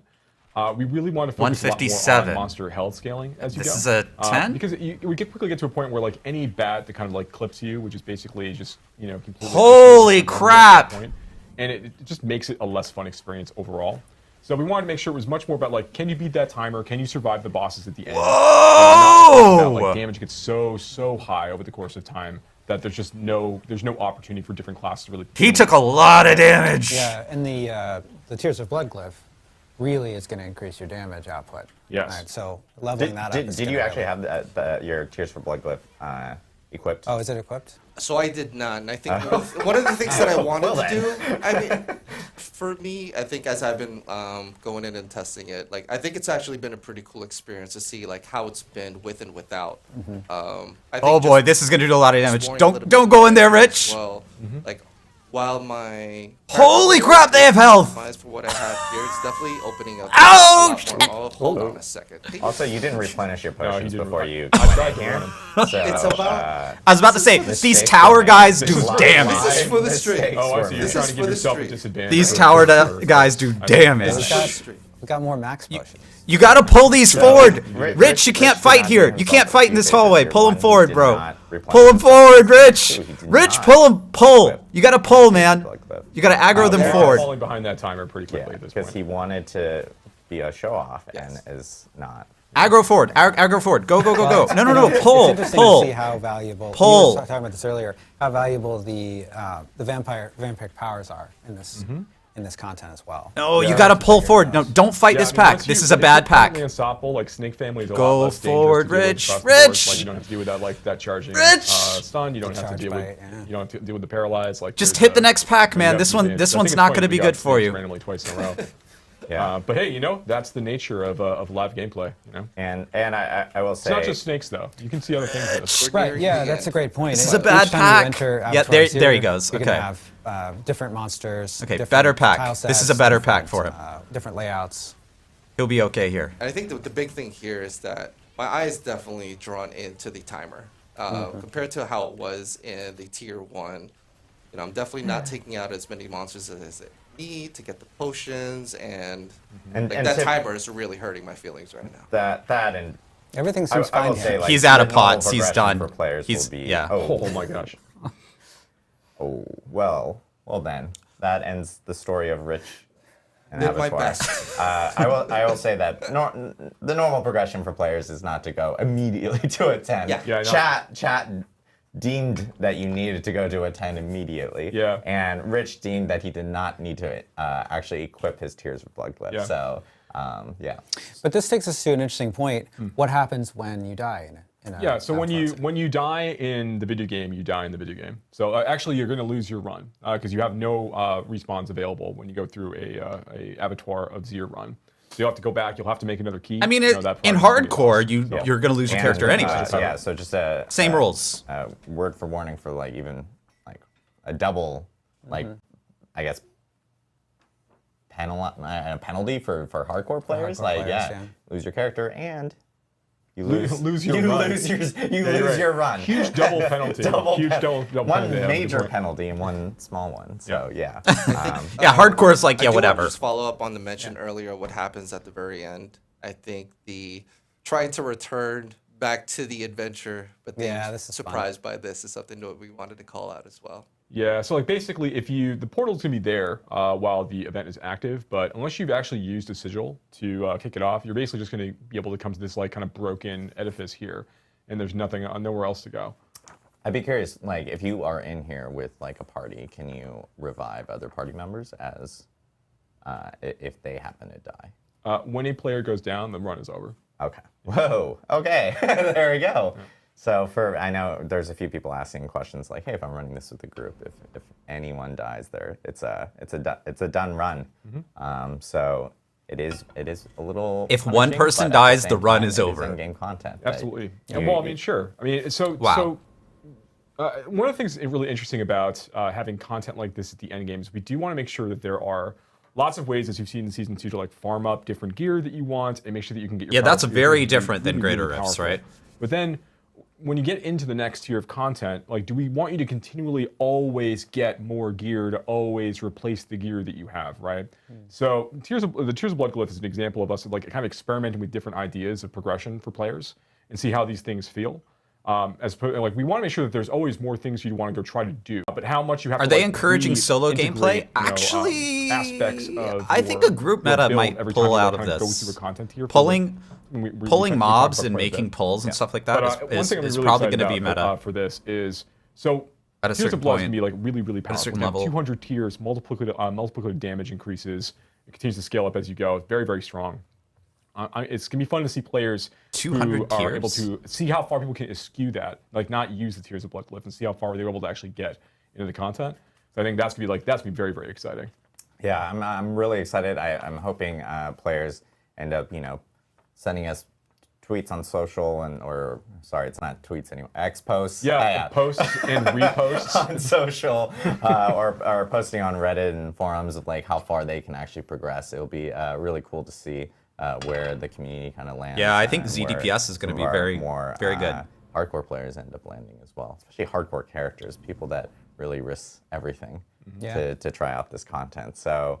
There we go. So that's Abattoir Zir. Abattoir Zir again hits on December 5th. It'll be with our next patch. And and that will be next week. We actually plan on having patch notes available. This is gonna be good, man. On Diablo4.com tomorrow. Patch notes tomorrow! It will be available for people to check out patch notes for Patch notes. that update hitting next week. Tomorrow. So thank you again, Rich. Are you going to play this on hardcore? Really Yeah. appreciate it. Thank you for Obviously. sacrificing your dev build character for this. Hardcore solo. Which is nearly the same as your live build. I know. Yes. This build I wanted to make as close as I can to in terms of a one-to-one representation of what I have on retail. I know for a lot of the people at home, it's important to try to have and see. Have they and finished play the with season? something Yes. That's relevant to them. So yeah, just tried to do that. Excited to see everybody online. Let's farm up. Let's do So this. what's cool is I know Get Necro, my your Necro build season is journey done. tankier than what 'cause that is the Rich is running requirement here. for jumping into It's far more tanky. Abattoir Zir, Yeah. and checking it out. Cool. So I know one thing that we do want to talk about as well that we had mentioned on social, and this is just a quick mention from us and a quick update from us, and it is around itemization. So one thing we do want to show off, though, is we all have, well, I'm not zipped up. I'm wearing my Diablo 4 bomber here. Oops. There we go. Doing some extra hand But modeling. yeah, we do have these really fancy. Is it little tankier shirts. than low life selling? Oh. I don't know. You guys I haven't played low life I selling. remember. Yeah, look at this. Yeah. It's this is a playoff go. of Damage- Adam Jackson. Damage on Tuesdays. Damage on Tuesdays. Damage on Tuesdays. And yeah, It's appropriate for discussing we itemization. felt like this was Yes! an appropriate time to show off. We were like, these we're gonna take. jackets Well, what we'll do is specifically. we'll take the jackets off while Rich is playing. We won't forget to do that. Oh, yeah. You know, Well, we were supposed to do that. We were Yeah. supposed to do that to have this be like a That better would've been bit. So plan. instead, That would've been a everyone just got funnier to watch us awkwardly take off hoodies and jackets. Yes, So, damage on but Tuesdays. yeah, I think the Dude, people that loved is it, obviously. hilarious. Yes, and I do want to give a love shout it. out to Ricky on our art team. Richie, yeah. Richie on our art team, who actually ended up making these amazing damage. Yeah, on I love Tuesday the shirts. graphic design on this. Yeah, it's Yeah, really that's cool. really cool. Little rogue shooting through Tuesday. Yeah. But itemization, I know we wanted to talk really quickly about that, and Joe. Yeah. Okay. So there's a lot to talk about.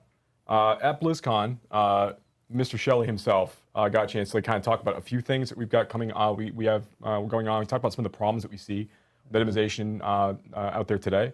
You know, I think just to kind of reiterate some of those points, as players are going through the experience, you know, it is it's challenging the amount of mental bandwidth you have to use to process all of the items that you're collecting.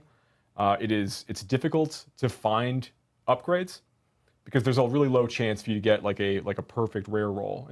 And generally in ARPGs, it's okay for it to be a low chance for the roll to be perfect, but there's such a high degree of variability in items right now as they stand, where it's like, usually it's like, okay, well, this item is 80% of what I want it to be, and that can feel okay to find that pretty regularly, but that could be kind of hard to find right now in Diablo 4, right? And feels almost virtually impossible. You can go through 200 pairs of gloves and not find a perfect pair of gloves, you know, for your class.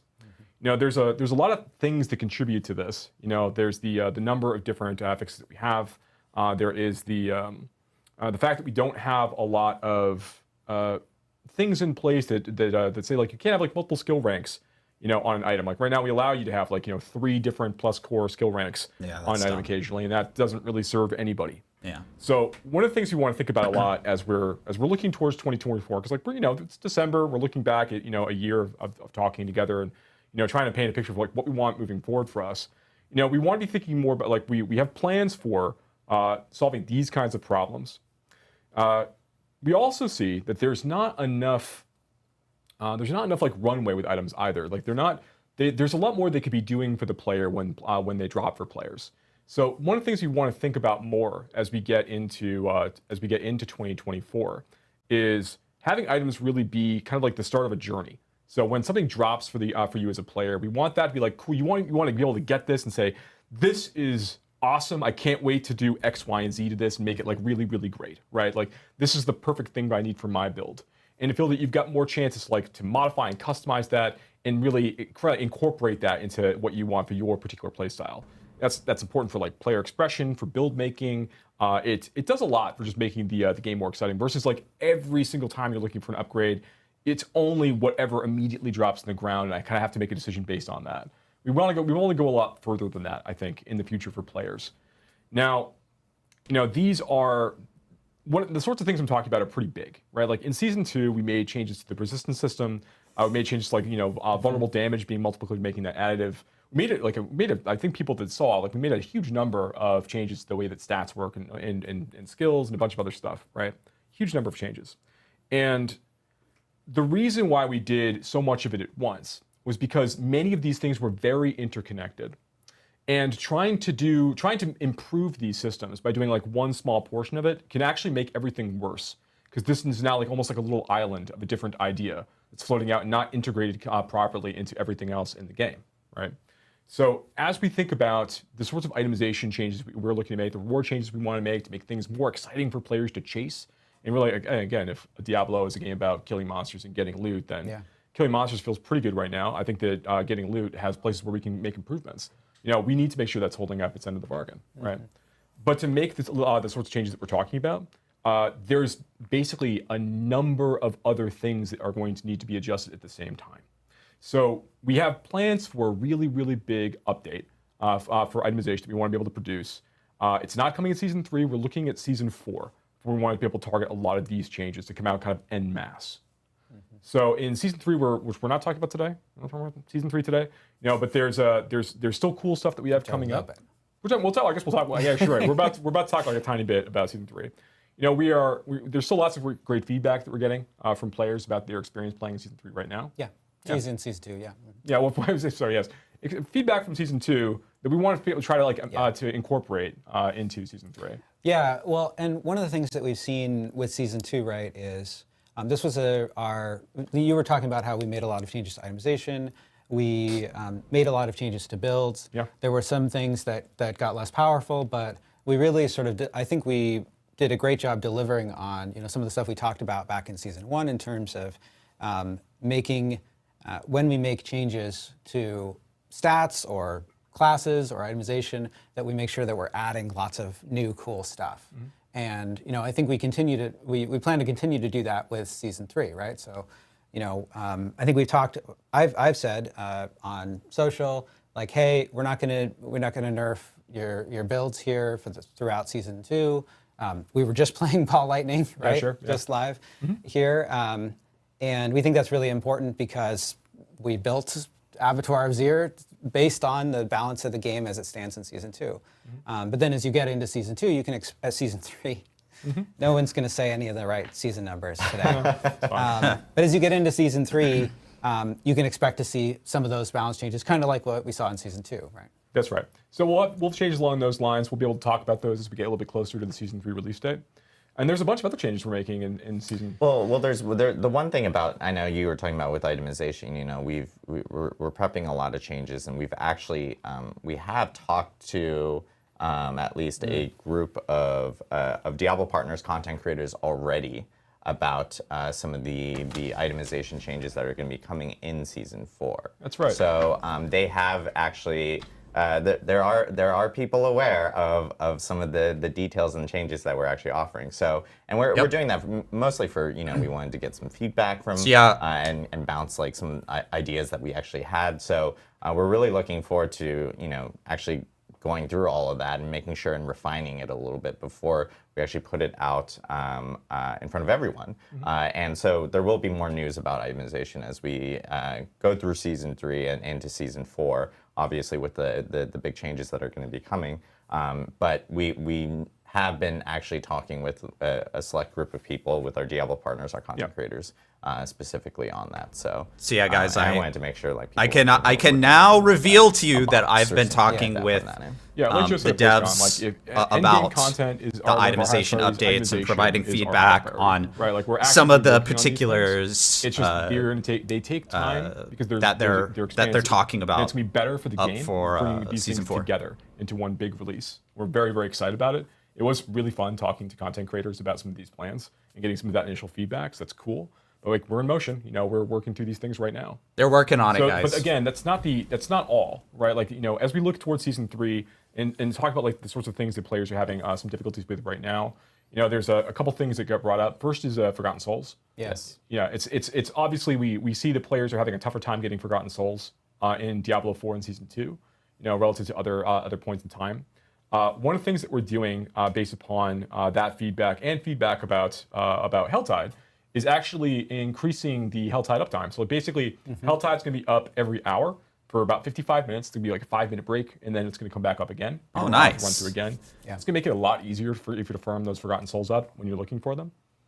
Yeah, we really saw that it worked well with Blood Harvest, and it's something we wanted to bring over to Helltide. I think there are more lessons from Blood Harvest that we can incorporate, but this was one that we thought was really important to get in for season 3. Yeah, and this is just part of the things we learn through seasons that players really enjoy, and it helps us make the game better. There's even the idea that from season 1 to season 2, where we brought Malignant Powers kind of back in those unique rings that we announced at BlizzCon and are obviously now out now.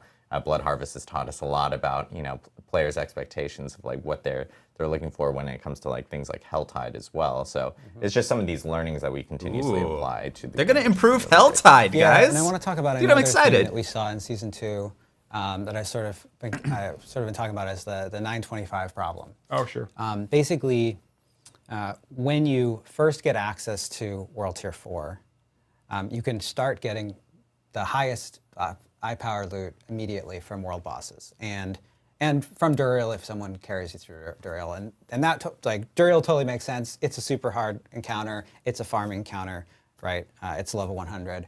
The world bosses probably shouldn't have a guaranteed chance to drop 925 now because we hate having players have good loot. Just because when I was playing through it, I was 72, and all my gear was 925 at that point. And I felt like, where am I going to go from here? Now, it wasn't all. I had a bunch of garbage affixes, right? Like Joe was talking about. But there's another part of this problem, which is that as you get up toward close to 100 and reach 100, it feels like there there isn't enough variety in places where you can get 925 gear reliably. Like it can drop from Varshan, but it's a very small chance. It can drop from stuff like Beast and Ice. And so it feels like things like turning in Obols, turning in Whispers, doing some of those other ladder bosses, and even in some cases, some of the Nightmare Dungeon content. It can feel like, well, I guess I'm just supposed to do Duriel and maybe do the world bosses when they come up. Yeah, it's not consistent enough from other sources that aren't Duriel and aren't the world bosses. So we love that you want to go farm Duriel for Urban Uniques and for unique items. We like the idea that you want to go hit world boss when it's up, and that's fun. But it doesn't feel good if those are the only two ways for you to really adequately find this kind of these kinds of rewards. So there's going to be a balance there. We're going to be certainly evaluating that to make sure that it feels like it's a little easier to find 925s in other top eye power items, in other content channels throughout the game. Awesome. Yeah, so we have some changes coming with Season 3. Dude, Diablo 4 based off of feedback that we've gotten from players with Season 2. It's going to become a really good game, you guys. 925, the eye level 925. All these changes they're talking about specifically. These are like small tweaks. But yes, great to hear. Lots of changes coming up. And of course, Season 4, we have some big changes for itemization that are along the road. So I know we want to jump into Q&A now. Because and this is an opportunity for people in chat to kind of jump in and ask their I'm questions. so sorry, Adam, for ruining this transition. So I guess one last thing on itemization. So part of all of this is trying to find more ways to. What's this? I love the lower third. Oh, This is back like to no. Back to itemization. as it should be. Okay, yeah. So part of all of this is trying to find more ways to communicate, different ways to communicate the what our intentions are, what our plans are. Try and check them against the views of the community. We don't want to overpromise, underdeliver. We want to make sure that we're really happy with the plans. So we're going through this. We're going to continue to try to provide as much detail as we can as we go. This isn't about kind of creating a grand reveal. That's not the point. Right. We want to manage expectations and also make sure that we're really, really happy with what we have, so that when we deliver to players, to be excited about it. So when we're ready to talk more about these things leading into Season 4, we're gonna make sure that we do a whole stream about these changes. Yeah, it's more about getting it right than keeping it secret. It's not about. Exactly, and then just goes back to why we've already started talking to even just some of our Diablo partners, our content creators, a little bit about it, just to make sure that we're not working within a box where we're trying to get this right and show it to everyone. So all right, so Q&A. This again, I'll do my preamble again. This is a good opportunity for people in Twitch chat to be able to drop in questions. I know chat's moving quickly, but we have our community team is actually in there. Props to Lisa, Casey. Yeah, it was super exciting talking to the dev team about some of the changes that they have planned for Season 4 I'm watching for Rich. itemization. By the way, no one sees this. Rich we have a whiteboard in here. I can't talk about what they told us about, unfortunately. Midwinter Blight. This is a I can question tell that you a lot that of people have been we've asking. talked about it. It ends on January 2nd. Right. So people who are asking in chat, Midwinter Blight goes through January 2nd, so everyone is aware of that. And then Abattoir Azir actually goes nearly to the end of the season. That's right. So players can check out Abattoir Azir. The details almost all are the way under through NDA. on the That's end correct. of Season 2.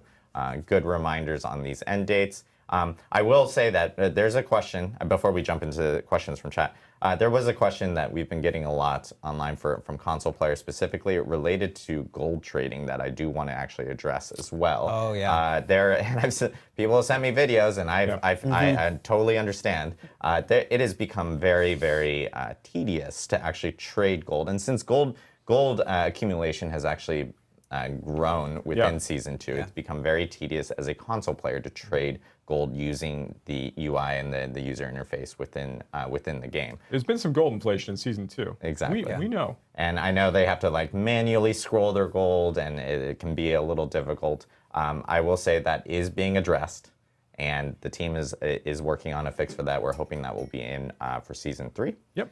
So players on console will get a little bit Season more. 3 is shaping up already to be like really I guess exciting. Relief. I'm so during that excited about the specific future point. D4, Put in, guys. We have 100 AOZ, million, we have this billion, holiday billion, event, we got billion. Season 3, we got Season 4, we got itemization So, coming. I will jump into questions here. We have Holy crap.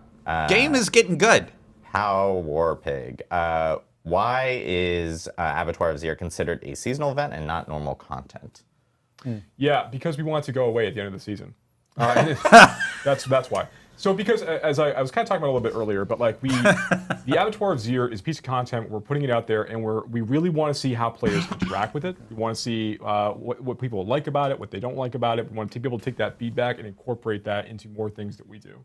Yeah. We are going to be looking for more like we say things like seasonal and evergreen. We are looking for more evergreen pieces of endgame content for players to engage with, to just kind of continue to level up the base Diablo 4 experience, particularly in that World Tier 4 environment. But we want to be able to do that in a way that is that is intentional, right? So yeah.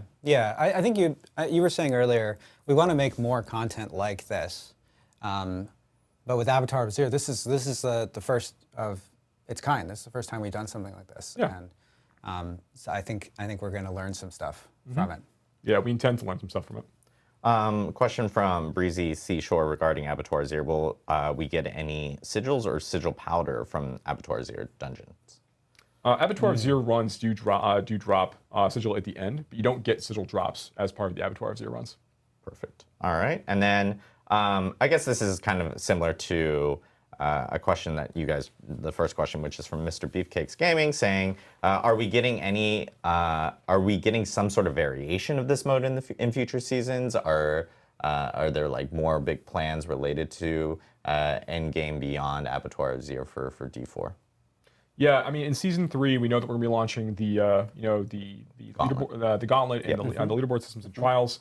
So like we're going to have some endgame content there. We are looking at more content just like this, and we will be releasing it as well.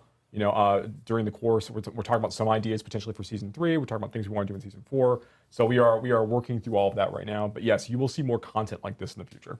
Yeah, and jump into Abattoir next week and play it and tell us about it. Yeah. Like if you love it, then tell us, and we're going to make more of that. Yeah. Question from Rimas. This is where I This struggle. is like a year of this. Yeah, Of it's Adam a saying year a of name these- with an Y'all upward just need to inflection have at the end of easier the name. Twitch names. Like mine's Pez Radar. It's like so simple. Come on, Not everyone. everybody can be as clever as you with Pez Radar. I know, so clever. I took a popular candy and mixed it in with the word radar, everyone. So Rima says, any news on a loot filter? Any plans for that? Things like that? This is a popular question we tend to get quite often, so. Yeah. I'm sorry. What was that? Yeah, well, you can answer too. I think we answered. We had a question like this at BlizzCon. Yes. And what I said, which continues to be true, is that we think that being able to filter your loot efficiently is a baseline part that should be part of all ARPGs, including Diablo 4. Some of the changes that we're planning coming up for itemization in Season 4, I think will help with that.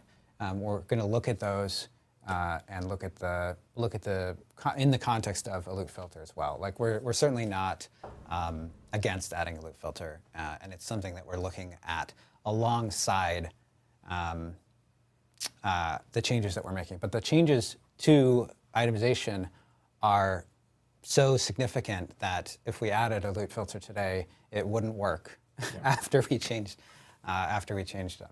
Yeah, there's gonna be significant changes. So and I call that like some of the problems, the big problems that we see right now in itemization. Largely, a lot of it comes down to being able to parse all this loot that you're collecting, and then like the general sense of like D4 bad, some epics slowly are just becoming for nobody. D4 good. They're not really good for anybody. Nobody really wants to try and buff Indeed. duration. Nobody really Indubitably wants, fuzzy. It's not. I shouldn't say no one really wants 3 or 4 resists on an item, but like there are some people that want 3 or 4 resists on an item. We're probably not going to do a lot of that in the future. There's more things we're doing to make it just easier to parse item to item. the sorts of improvements and benefits and make it more exciting for players. Question from It's Doffy. Are there plans for more Butcher-style bosses like Bloodseekers? Would love more types of these encounters, especially maybe during world bosses. That'd be crazy. But yeah, having like 4 butchers spawn in the middle of a world boss, that'd be fun. It's just a different kind of world boss at that point. Exactly. But yeah, any plans for like, I guess that it's that surprise type of element with enemies that come in. Yeah, we love that the gameplay that we're getting from Bloodseekers, like dropping into dungeons occasionally. I think you see even just like the fights at the end of the Abattoir of Zir runs are already pretty fun because you don't really know what combination of affixes and Bloodseeker classes you're going to get when you kind of wrap things up. Looking for more interruption, disruptive content like that, that kind of creates this these bolts of excitement when you're going through like a content piece that you think you might already know. I think is really cool. Yeah, so you mentioned world bosses, and I was killing Treasure Beast last week, and when you stagger Treasure Beast, you can actually get one of those little treasure goblins that pops out.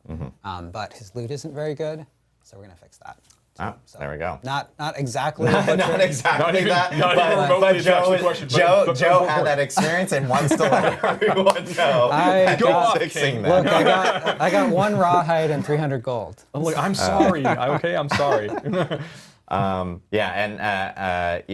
lot of people are going like Treasure Beast. What's that? That we tend to use more internal names prior to when we actually develop real names. The world boss with the big chest full of gold. Exactly. So ignore our internal. Hey guys. That was his internal. Yeah, or utilize it and confuse everyone like we do. Exactly. You guys, I know that. We've gotten questions about, we still get questions. We're still getting questions because people didn't see the beginning of the stream. We do want to confirm that we did talk about and address the questions we've been seeing a lot in the community related to pay for power that have been swirling around. People talking about, are you guys planning on adding pay for power in Diablo 4? And I know that we talked about it in the beginning. We have confirmed that we are not planning on adding pay for power in Diablo 4. So I just want to reiterate that now because there's a lot of people who probably missed the beginning of the stream. I do want to just readdress that there are no plans for that. Again, we have no plans to add pay for power to Diablo 4. Yes, everyone who's sending me posts on X. On X, I'm never gonna stop. I'm never gonna stop making jokes about this. I love that. I love it so much. And everyone who keeps sending me posts on X, like we get it. We still do not. The thing is, it's still true. There's no plans to sell power in Diablo 4. Yeah. Cool. A question related to actually color palettes because we've been seeing a lot of like customization and everything. This is from Comfortably Dumb. When are we getting more color palettes for transmogs? Also, pink is a color.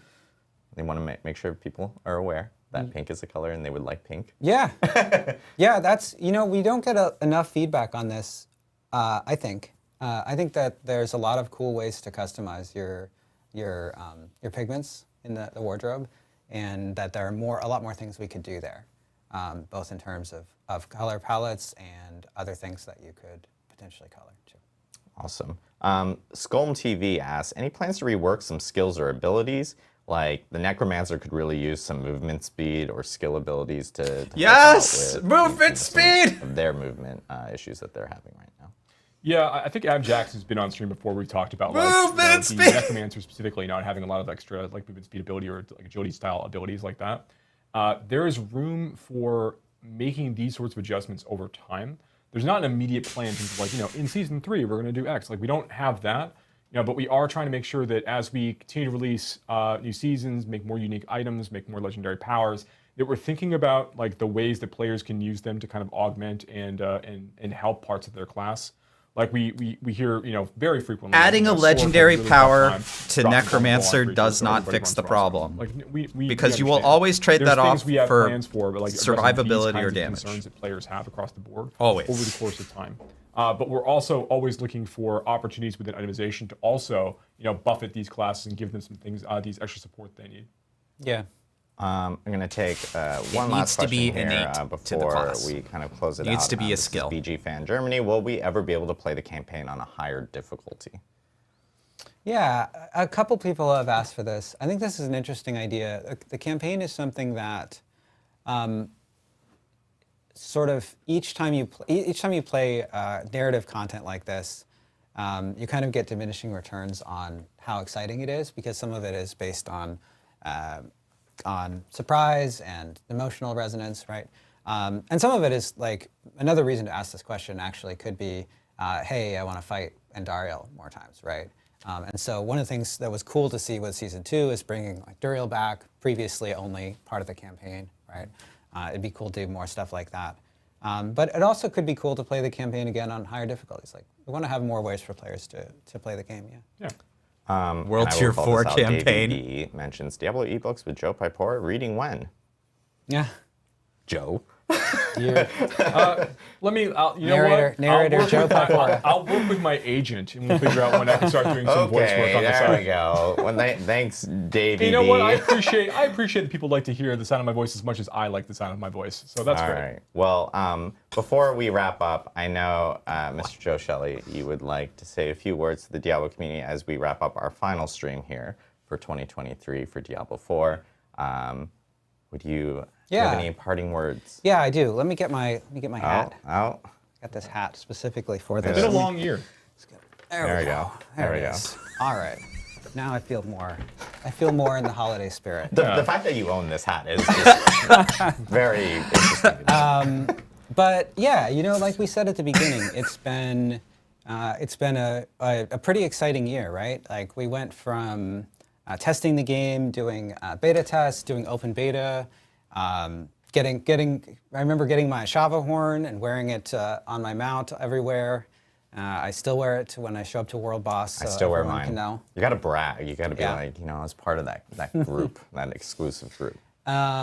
Getting my wolf pup from participating in the beta. You know, all the changes we were able to make as a consequence of testing in the beta. Playing through the campaign, right? Getting to really have Mephisto as a huge complex character for the first time in a Diablo game. Finding out what happens with Lilith, and getting to meet all the characters along the way, right? Bring the fish back to that town in Skazglen. The major beats. Hey, this Exactly. look.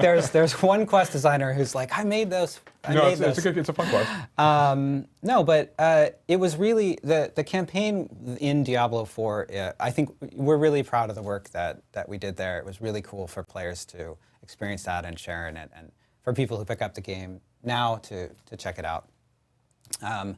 Of course, we launched Season 1, and we got tons of feedback on Season 1. I think we learned a lot from that. We did. It was a real learning experience for us. Those We of you did. who've been with us for a while, I'm sure. PTSD. Had an opportunity to give us a lot of feedback. But one of the things that I want to point out here is that it's incredibly valuable to us to have players who are passionate about the game, because that's how we get the opportunity to make changes to it, right? Like, when you have a game that no one cares about, you just don't get any feedback about how it can be better. And one of the reasons we've been able to do all the things we've been able to do with, you know, changes in Season 2 and all the stuff we've been talking about here today and things that are upcoming for the game is because of all of your feedback. So please continue to give us feedback about all the things that you don't like in the game and all the things you like in the game. We love to hear it, really. Can I say one thing? I'm so sorry. Yeah, you can. So it's funny. Where's Whenever your hat? I don't have a hat. I'm so sorry. This is Joe signed up. One thing. Like, I do get asked this quite a bit. Like, you know, how do you deal with all this feedback? Sometimes it's like really, really direct.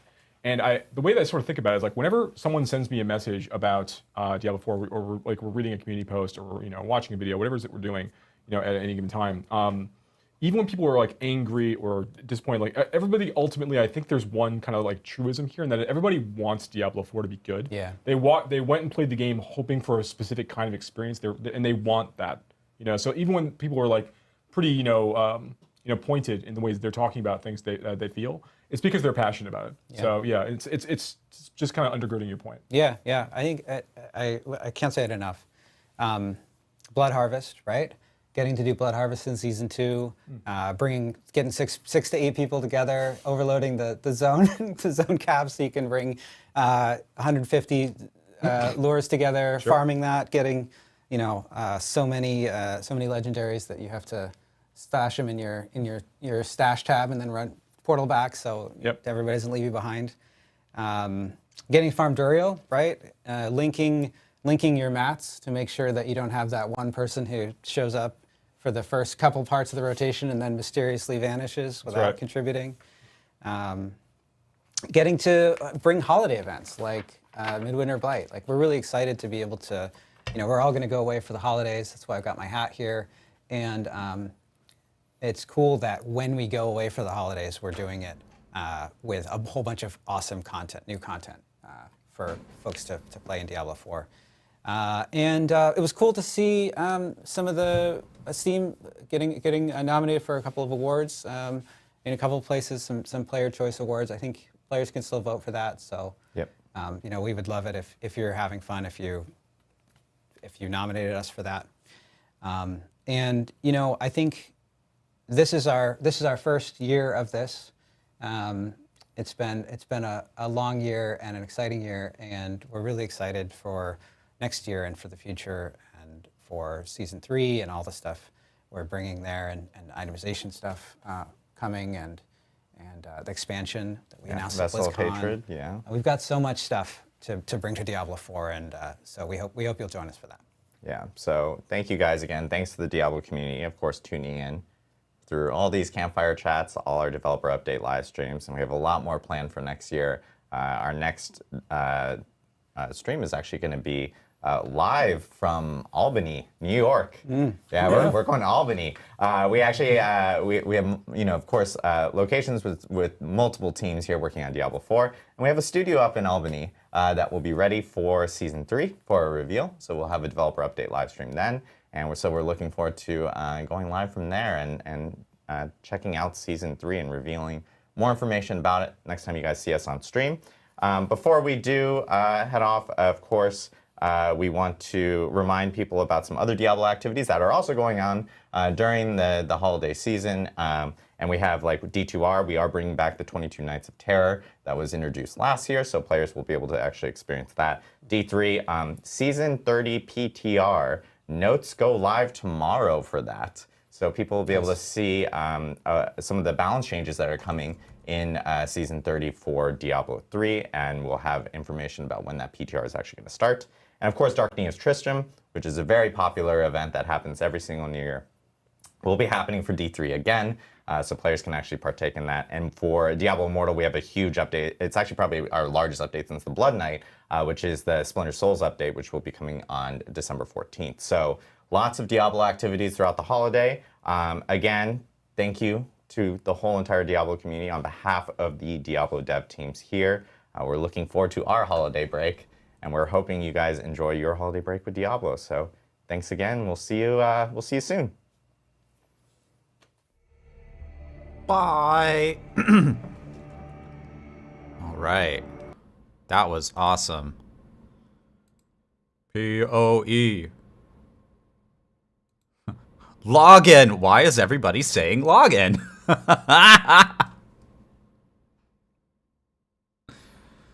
There's rumors on Reddit.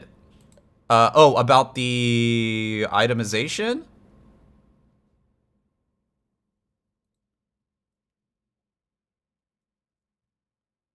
So yeah, I have talked with the D4 team about itemization.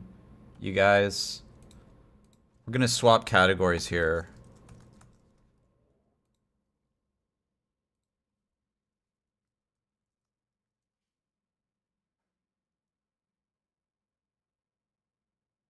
I'm also gonna add the drops tag here.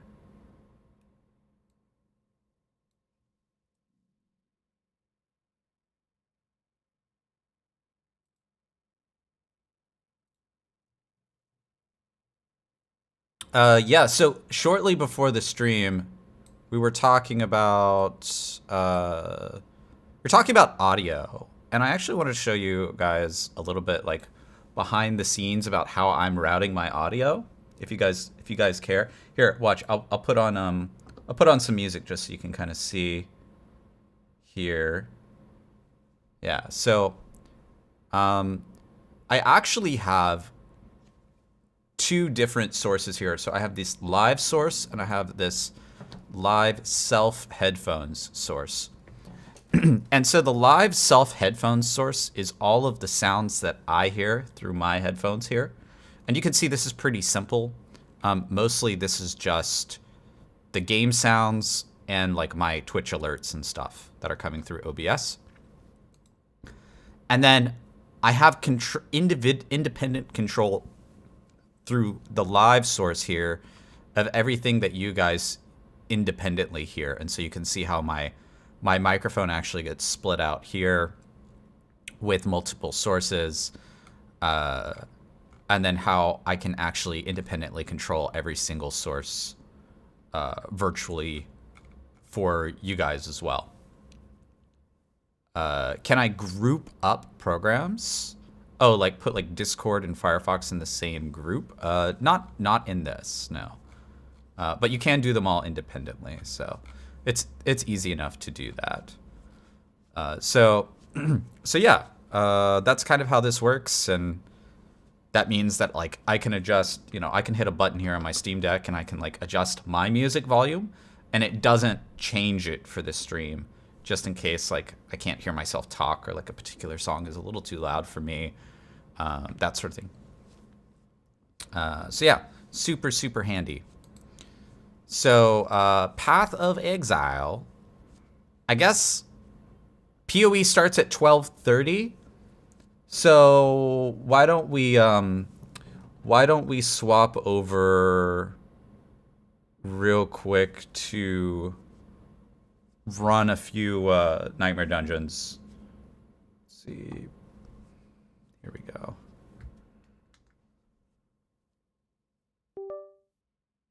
Oh, this is like messed up. This is messed up. My audio. Ah, it sounds like crackling. Okay, we fixed it. We did it.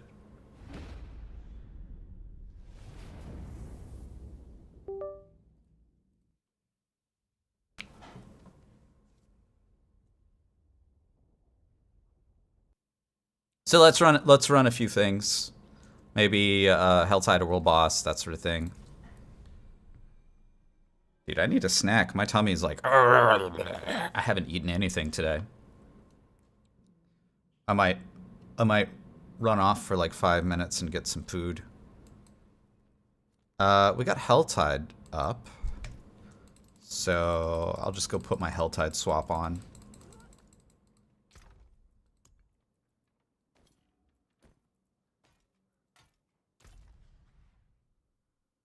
Let's go here.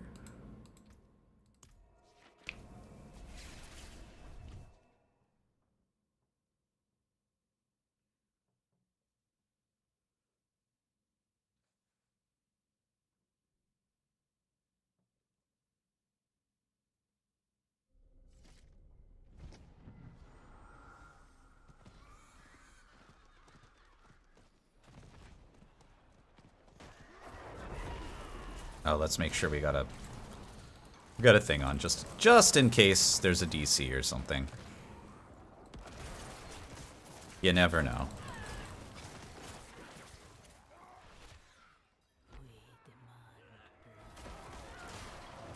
Okay, so back to Abattoir. Level 10 didn't seem that bad considering he didn't have the glyph equipped. You know, I want to say it didn't seem that bad because he's running Ball Lightning. Like, remember, Ball Lightning is literally one of the top builds. I think the only thing that's gonna top it is Bonk Barb. So just keep that in mind. Just keep that in mind. And he didn't even get to the council. He didn't even get to the boss. Those bosses have a lot more HP. You saw that on tier 1. He almost died. He almost died. Those guys, those Bloodseekers actually do tons of damage, man. They're pretty scary, I'm not gonna lie. When I see them in hardcore and Nightmare Dungeon 100, I'm like, ooh. I mean, I'm not I can fight them just fine and not really take damage, but I have to actually play the game.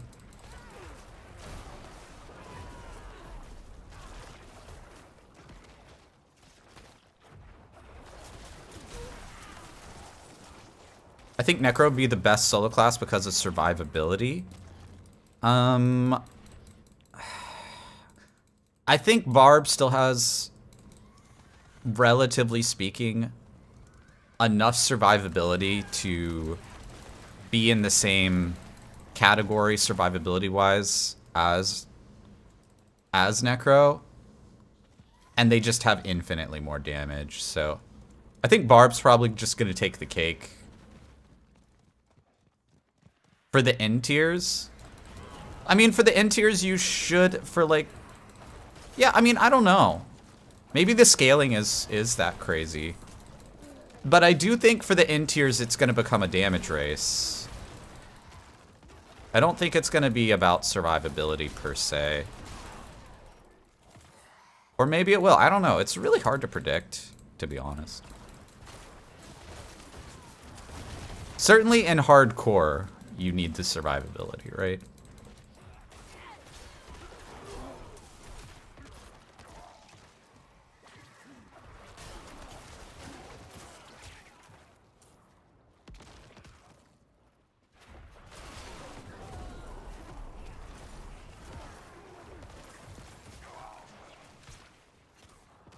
Are you guys excited about PoE? We got PoE coming up in 20 minutes. New subscriber. Bimmy with the 5 months. Dude, Bimmy, thank you so much, man. Welcome back.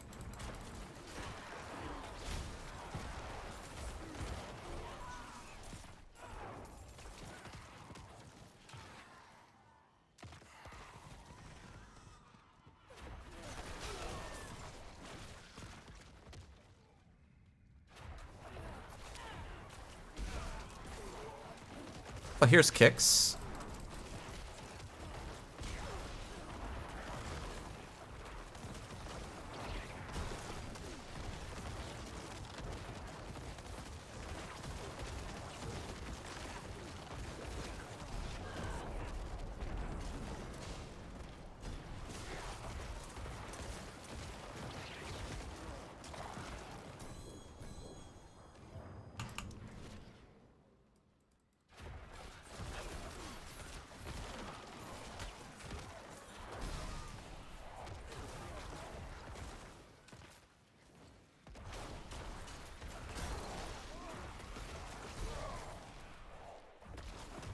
I'm actually, so one detail I'm really excited about for Abattoir Zir, guys, Abattoir Zir, is that the boss is three mobs and not one mob. I think that is such a massive improvement.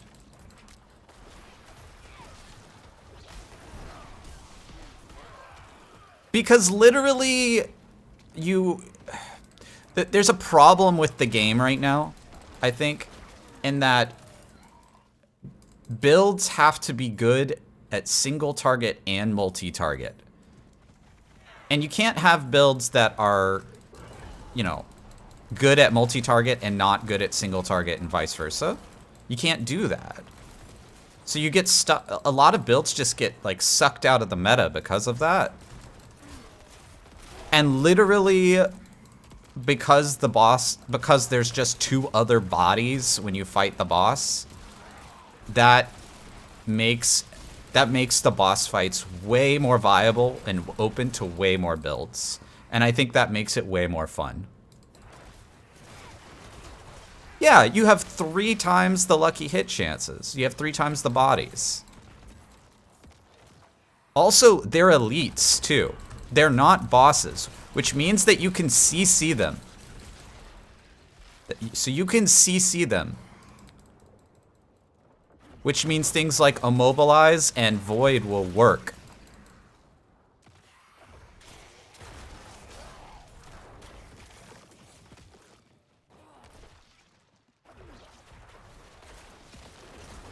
Well, how will they work? as far as Hued Flesh is concerned, they're elite mobs. Yeah, they don't count as bosses. It's not Blood Council, it's just the regular Blood Seekers. Although, maybe you'll randomly get a Blood Council. I also thought about that.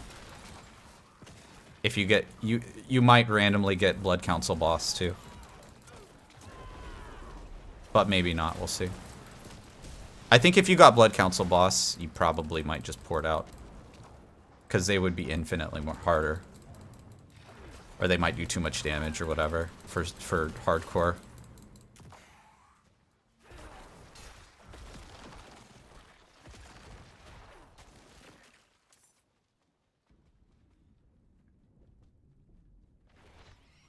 But yeah, this build really depends. It like breaks down on bosses because bosses can't get void pulled, but elites can. So you can elite void pull those mobs, which is sick, right? You can literally CC the boss.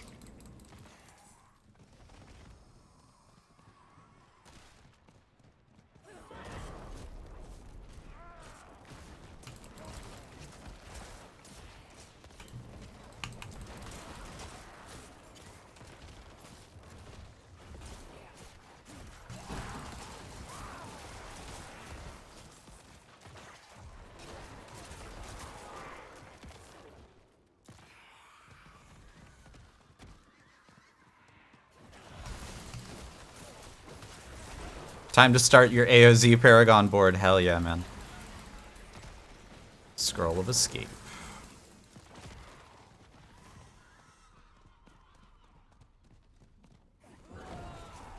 See if we can get these 300 chests real quick. Hey, gamer waifu. Do you have lunchy plans? You're gonna eat leftovers? Okay. I'll figure out my own thing here real quick. I'm getting ping-ponged.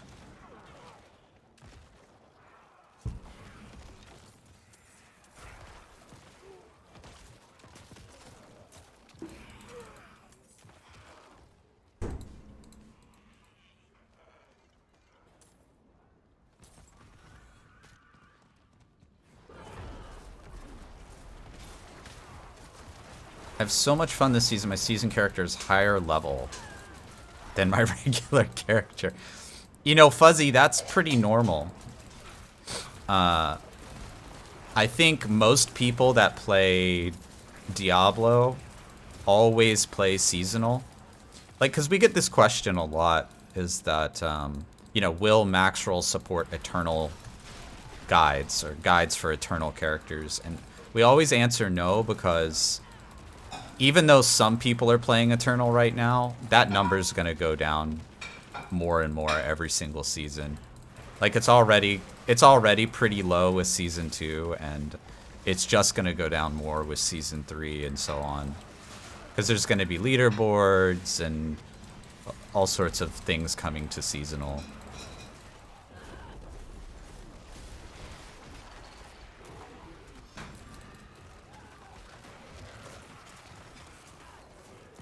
Especially as more and more people complete the campaign, right? Because, believe it or not, some people are still trying to finish the campaign.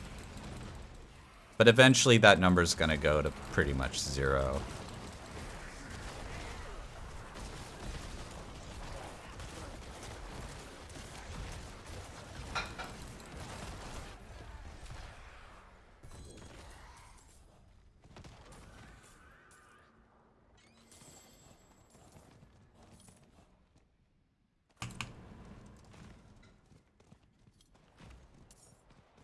I'm using the 7 glyphs setup right now. I wonder if I can keep 6 glyphs and res capped.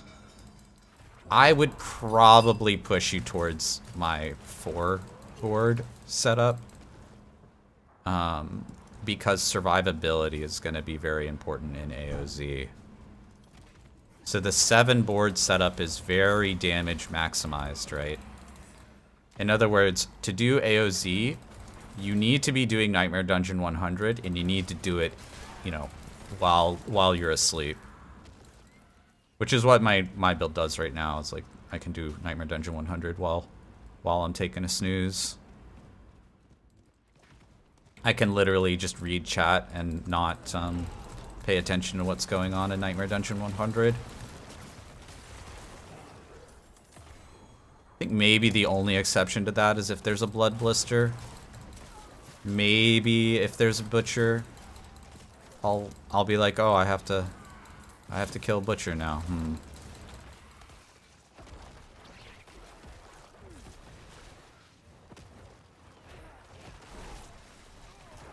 I do wish I had enough dot damage to just bonk butcher and stuff.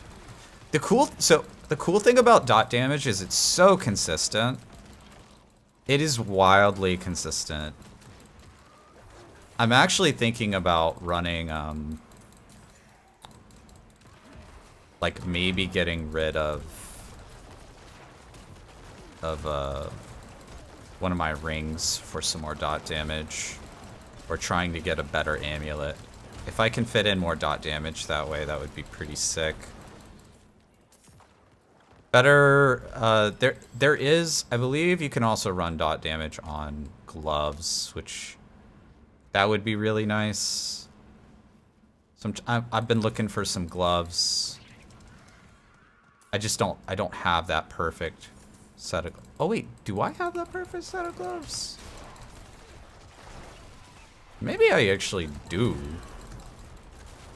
Maybe I need to revisit those gloves. Oh, right. I do kind of have some gloves. Maybe I need to go look at those gloves again. Where's this 300 chest? I want to go look at my gloves. You dropped X-Falls completely? You should definitely... That's definitely a mistake. That's 100% a mistake. Because even if you don't use X-Falls as effect, it has a very high damage over time range. Like, even on paper, that's a mistake, I think. I don't think there's like a build flavor where that actually makes sense. X-Falls is just best in slot. It just is. I guess the only reason you would want to not run X-Falls is to just say like, look, I ran a build that didn't have X-Falls because I am running a worse build on purpose. So I guess maybe there's a valid reason, but you need to drop it for the aspect slot. I can't imagine what aspect would replace X-Falls. I can't imagine that.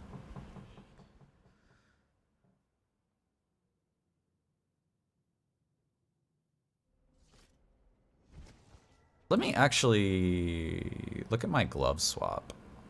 Because I know I have these like gloves.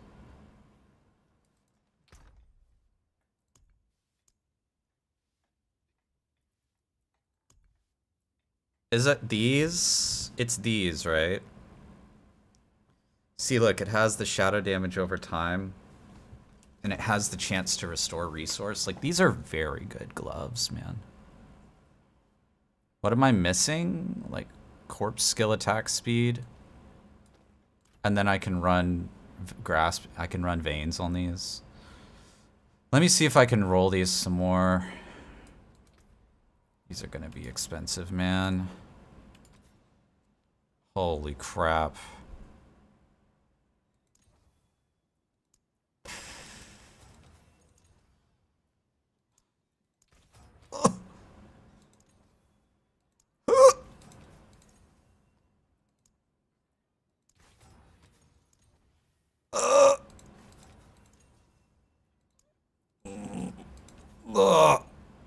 Oh, it hurts.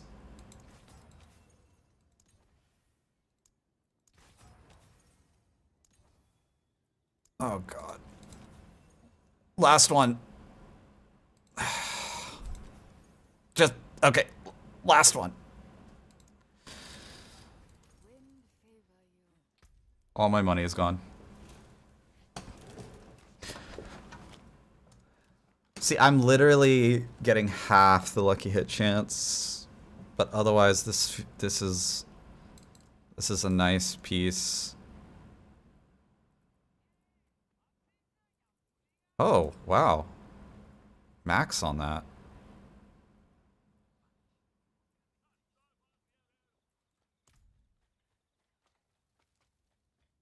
Yeah, I mean, I can run veins. Oh, God. You also missed the 40x from Corpse Explosion, so... I tried, guys. I tried so hard. Alright. Let's get out of here, guys.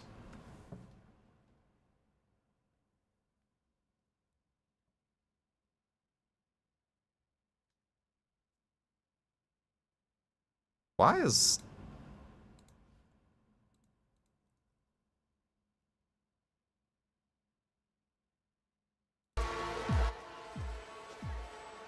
Okay, guys. I'm gonna grab a quick snack. I haven't eaten anything all day. BRB. Wait. Why is this not... Hey-ya! There we go. Give me an ad. What? Turn those off. Okay, 3 minutes, you guys. 3 minutes.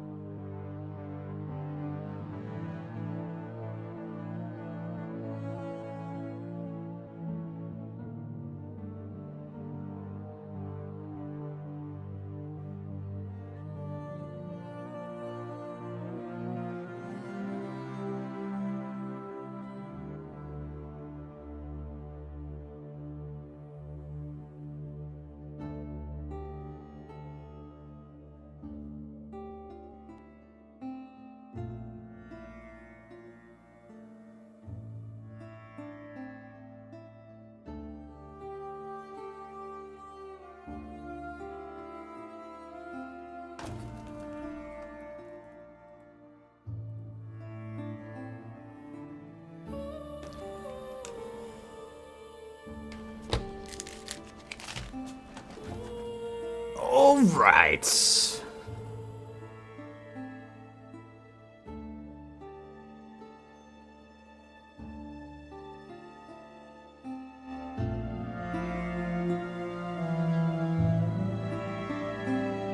Drops are enabled, everybody. I'm gonna... Don't mind me, I'm just gonna... try to eat a little bit of calories. Can you target specific Nightmare Dungeon sigils in Diablo 4? No.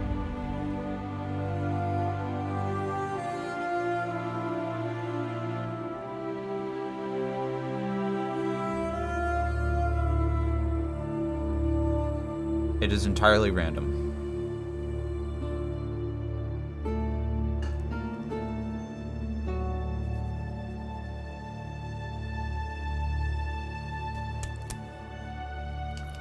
Are you guys ready? PoE Affliction League. And PoE 2.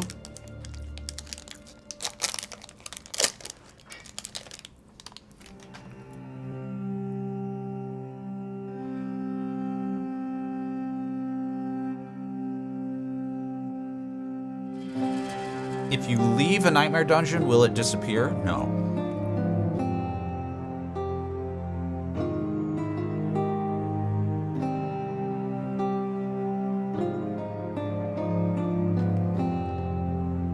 What kind of Mac do I have? Oh wait, you can't actually see it. It's there.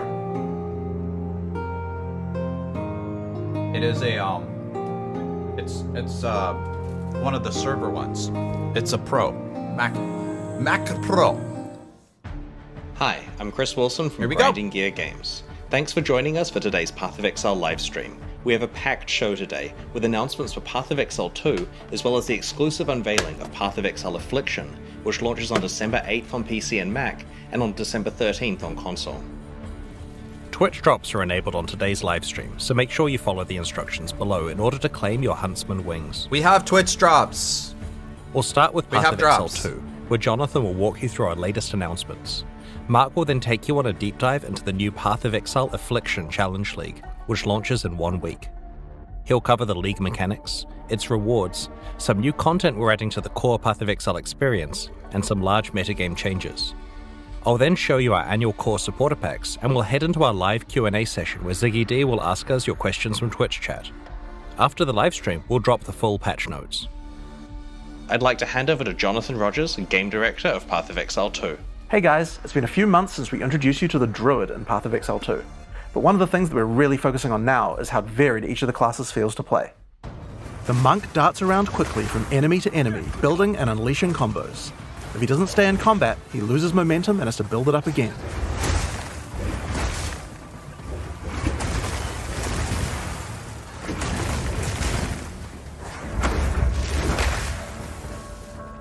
The Warrior, on the other hand, is like a slow but unstoppable freight train. A warrior commits to big attacks and relies on stunning his enemies to stay safe in the thick of combat. When an opening presents itself, a warrior can use even larger attacks to demolish his enemies. I did not like the Warrior when I played it. I think it's garbage gameplay. The Huntress literally, seamlessly I moves just from think it's melee bad. to ranged combat and back. The true Huntress damage was potential really of the fun. Huntress is only unlocked when you learn to combine ranged and melee abilities together. I agree with that. Yeah, Huntress is really fun to play. And then there are the Spellcasters. The Sorceress is a pure caster who much prefers to stay at range and drop powerful spells on her foes. If she finds herself surrounded by enemies, she would rather use an ability to escape than to take them on directly. Yeah, I liked Sword gameplay. I thought Sword gameplay was pretty good. The Druid is also a spellcaster, but unlike the Sorceress, he uses his spells as a means to support his melee abilities. And by melee abilities, we mean he can turn into a giant animal and Druid rip was his enemies to okay pieces. when I played it. Druid was okay. I wasn't the biggest fan. Huntress was the best by far. Each of these classes feels extremely different to play, but we want to go even further. It's time to check out the Mercenary. There's not a job out there I won't take, so long as the pay's good and a crossbow can solve it. Ooh. Oh, this looks good.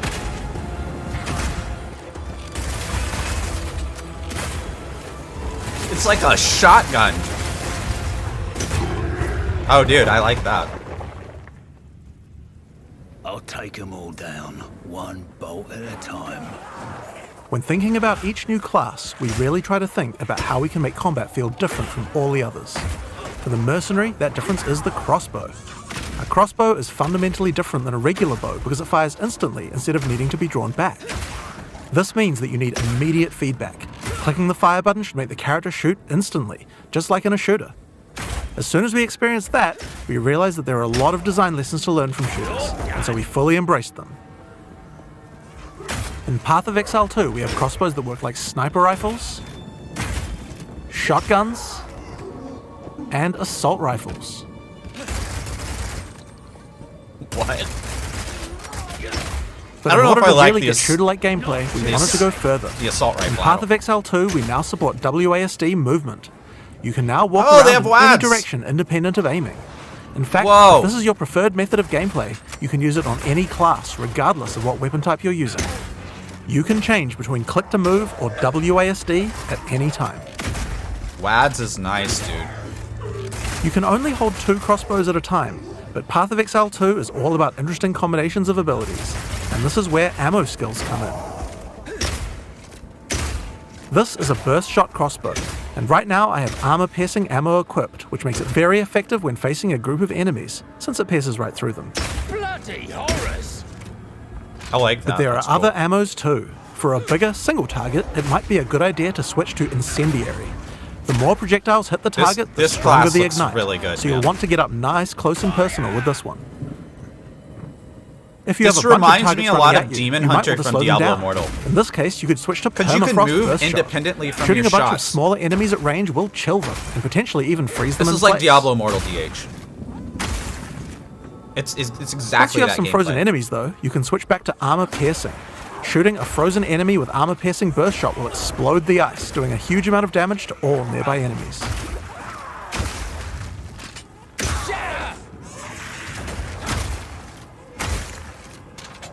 Another feature crossbows have is attachments.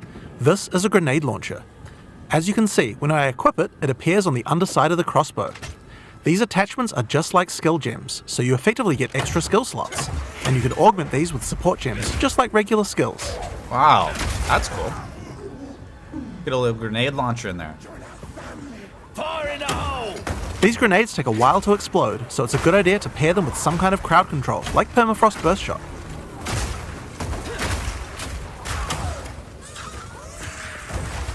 Dude, PoE 2 is going to be amazing.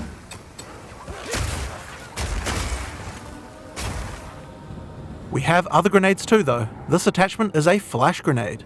It does barely any damage, but it does a huge amount of stun. It can be a great opener before you run into combat. Surprise!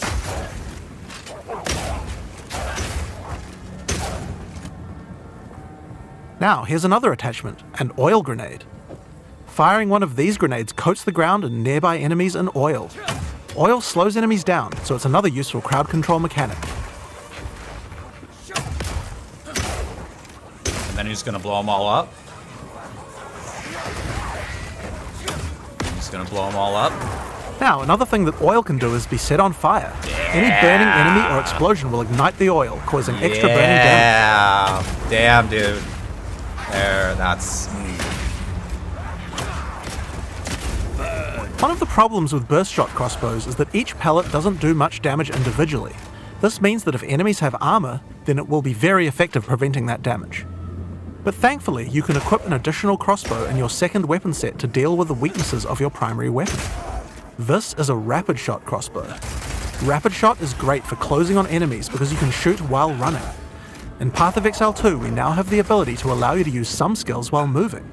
Yeah. Being able to create skills like Just like this opens Demon up a lot of Hunter. new design space and allows us to really increase the pace It's like of Demon combat. Hunter in Immortal.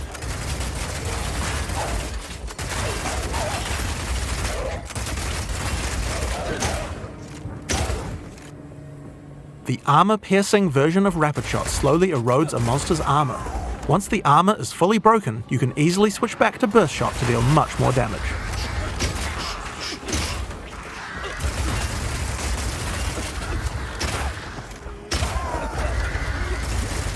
Ooh, what was that attack? That Being able that to run enemy while attack? shooting with Rapid Shot is also great for when you want to perform a fighting retreat. Reload! Reload! It's like you're playing Modern Warfare 2, bro. Using permafrost ammo with Rapid Shot is also useful if you need to retreat. When you shoot the ground, it creates ice crystals. If you draw monsters back over these crystals, they explode, chilling the monsters. Whoa! It's great if you want to set up a safe zone before pulling the next pack. Whoa. You can like trap the ground. Slowing enemies down can come in handy if you want to use the incendiary version of Rapid Shot. Using this skill requires that you charge up a little bit before it fires, but as it continues to heat up, it will do more and more damage. It has a really large clip size, so you can just keep firing and firing with it. But the other really useful feature is that when the crossbow is heated up, it adds extra fire damage to any grenade that you launch.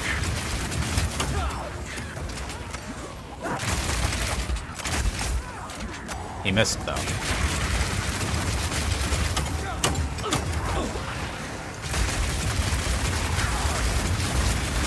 Now, So- I've been using explosive grenades here. My but it will work ex- equally my as well with experience with flash PoE or oil 2 grenades is too.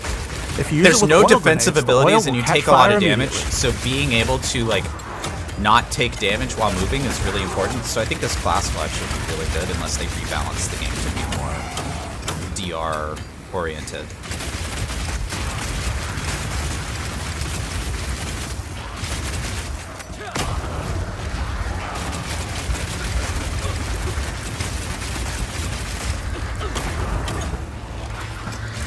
Yeah, it's very Demon Hunter. Another Immortal. crossbow type that you can find is Power Shot. That's great. This one works just like a classic sniper rifle. Use it with armor-piercing ammo and it will penetrate armor on targets. So it's a good idea to use when something's really tough. Back down or die! They really want you to swap between all the crossbows. Now this skill has another interesting interaction with armor break. If an enemy has its armor broken, then your Power Shot hits a weak spot and does a huge amount of single target damage, with a bunch of extra stun for good measure.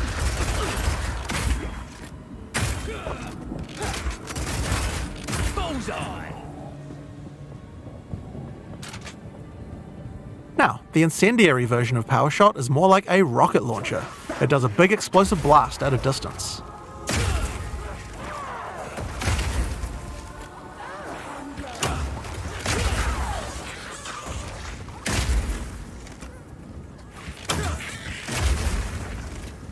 One of the really useful features of this version is that you can explode any grenades that happen to be on the ground.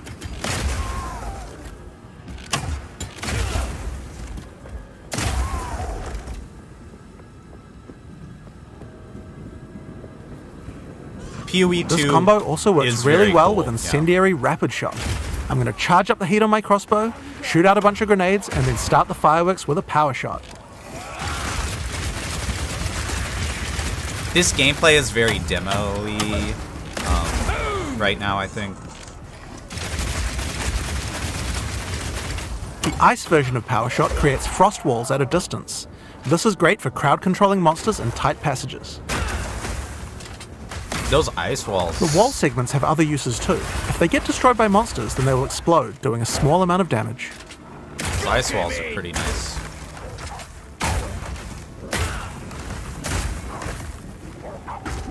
Are you blocked by your own ice walls? Okay. That's interesting. Now, remember that burst shot combo with frozen enemies we did earlier? That works with ice walls too. Let's put burst shot back on. Now I can fill up this area with ice walls, then shoot them with armor-piercing burst shot for a huge amount of damage.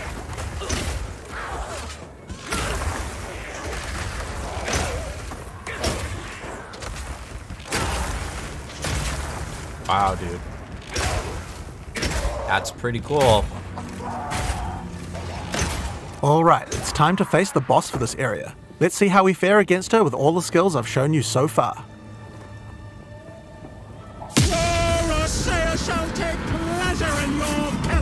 Dude, look at that boss. That's terrifying.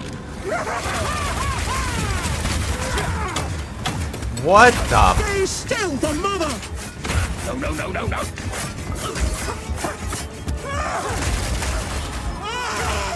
My dear child! Your time! What the fuck? By the gods!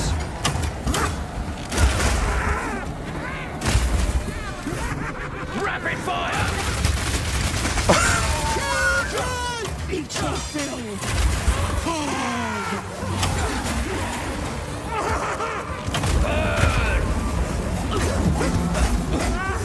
What? This boss is horrifying, dude.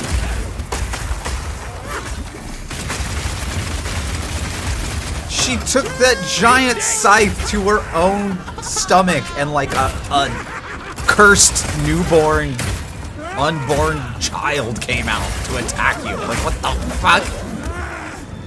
What was that?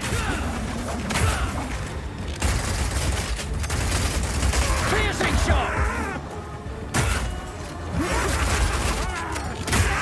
What have you done?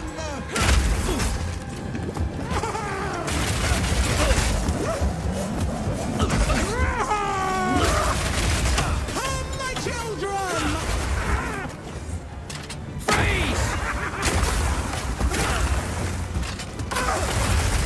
Dismember!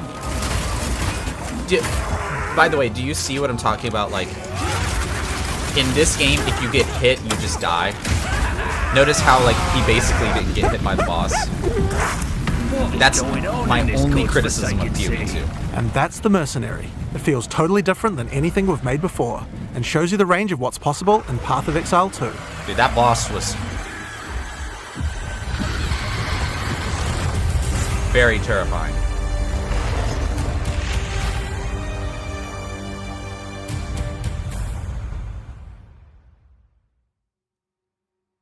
We're going to be showing off a lot more about Path of Exile 2 as we approach its beta, but in the meantime, we've got a Path of Exile 1 expansion coming out next week. I'm going to hand over to Mark, also known as Neon, to show you what's in store for PoE 1. Thanks, Jonathan. Well, let's just go ahead and get straight on into it. Here's the trailer for Path of Exile Affliction. Something moves in the mists. Please be good. Something sinister. Thorn. Rot. Plague. And claw. Dude. The affliction spreads. It hungers for more. What? Whoa! Light? They have like light radius? Tread lightly in the wildwood, which shifts and bites. Accept our help, the ancient power of the Azmiri. Oh, Beware the dude, this looks spirits amazing. That yearn for freedom. And the heart of evil that waits in the dark.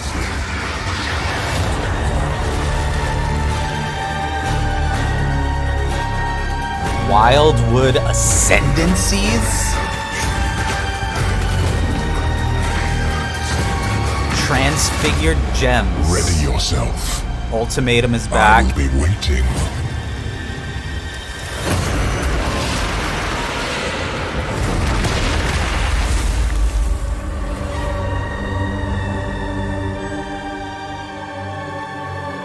Okay, you gotta tell us about that. The Wildwood, man. That looked amazing.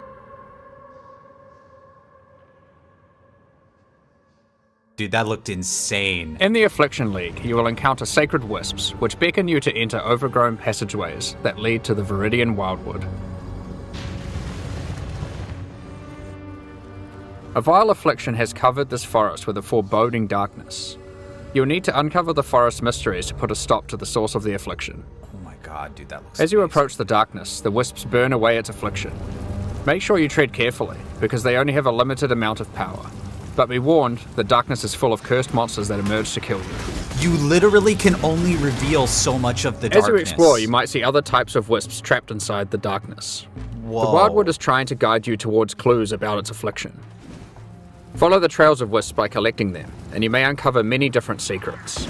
New characters to find, shrines, boss battles, and all kinds of new encounters are lurking in the forest just waiting for you to discover. That is an insane mechanic. There are many rewards to earn for those brave enough to seek them.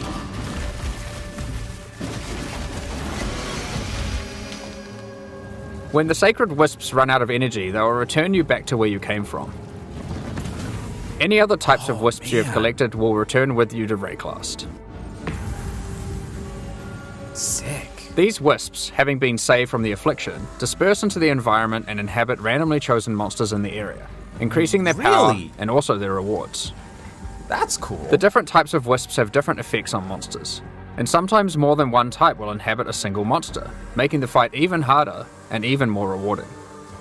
If this happens to a boss, you could be in for a tough fight, but if you can overcome it, your efforts will not be in vain.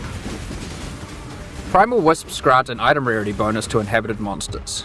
Wild wisps grant an item quantity bonus, and vivid wisps cause them to drop currency items. If a monster gets all three types, they'll drop more items of a higher rarity and a lot of currency. Whoa, dude. While exploring the Wildwood, you might find some of the last few Azmiri wanderers who have managed to survive in the forest since it was cursed.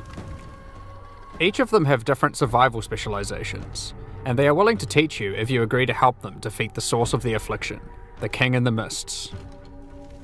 Choose which of the Azmiri that you will complete quests for to unlock one of 3 new Ascendancy classes, which you can have in addition to your regular Ascendancy class. Oh my god. You can have in Up to addition? 8 points for these classes are unlocked as you complete more quests for the Azmiri you are training under. The Warden of Eves can teach you to become a Warden of the Magi, a powerful class that takes advantage of wilderness knowledge. A Warden of the Magi can learn to use tinctures which coat their weapon, granting various powerful effects.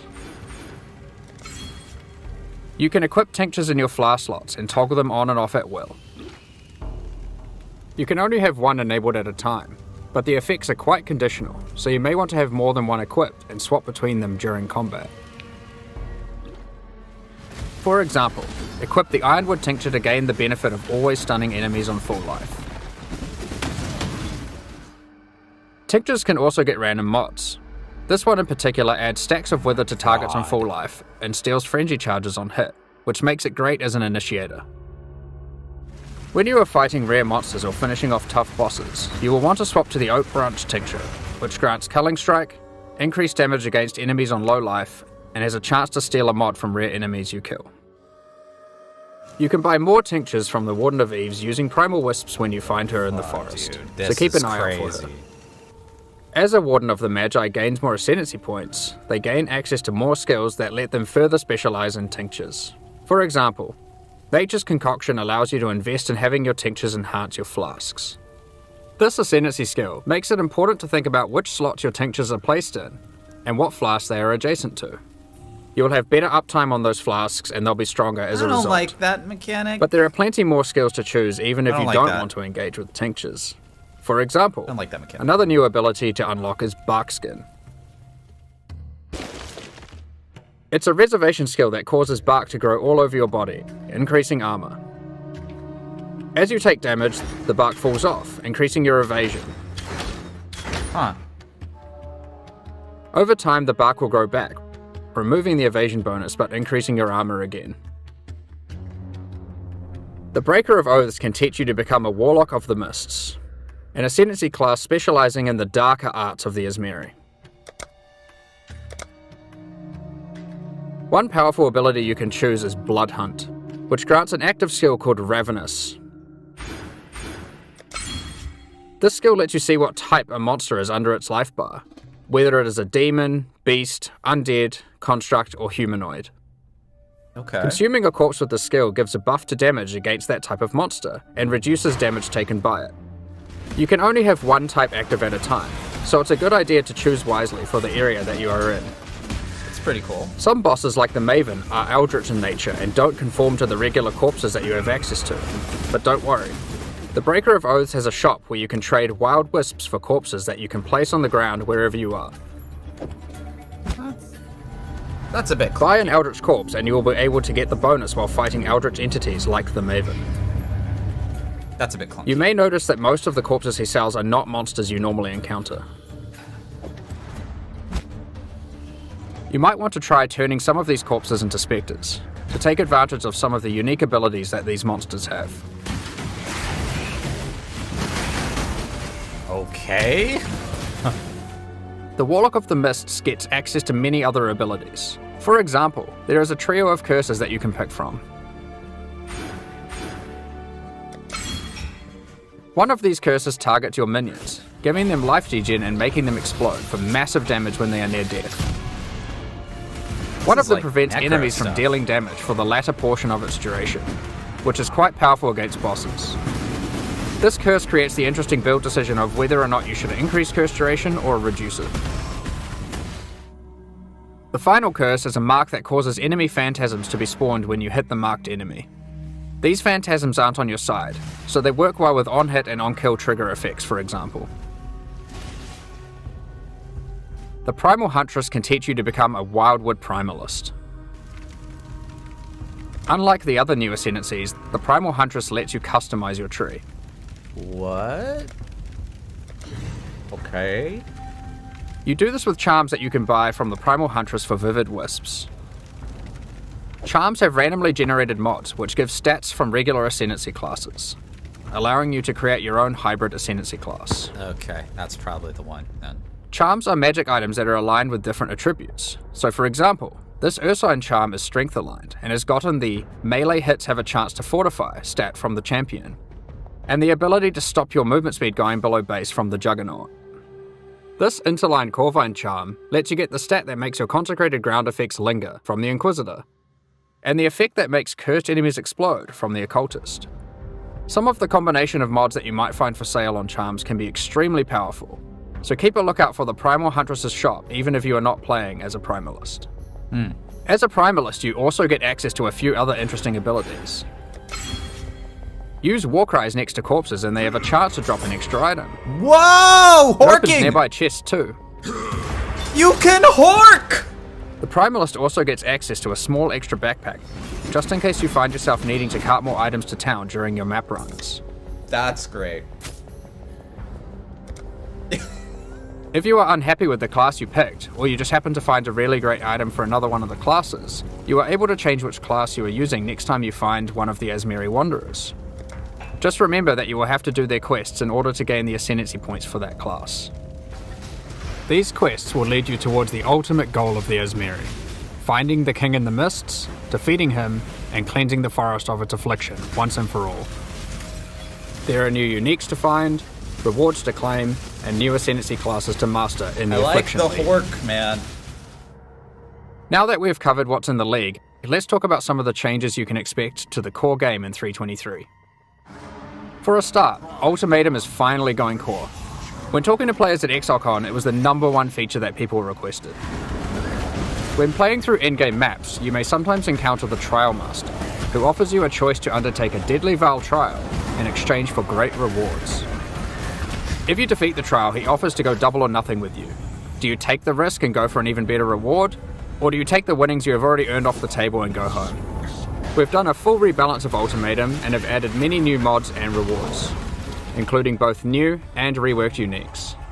The base number of rounds for an Ultimatum trial is now always 10, with a chance to spawn the Trial Master boss fight on the 10th round, if you are able to make it that far.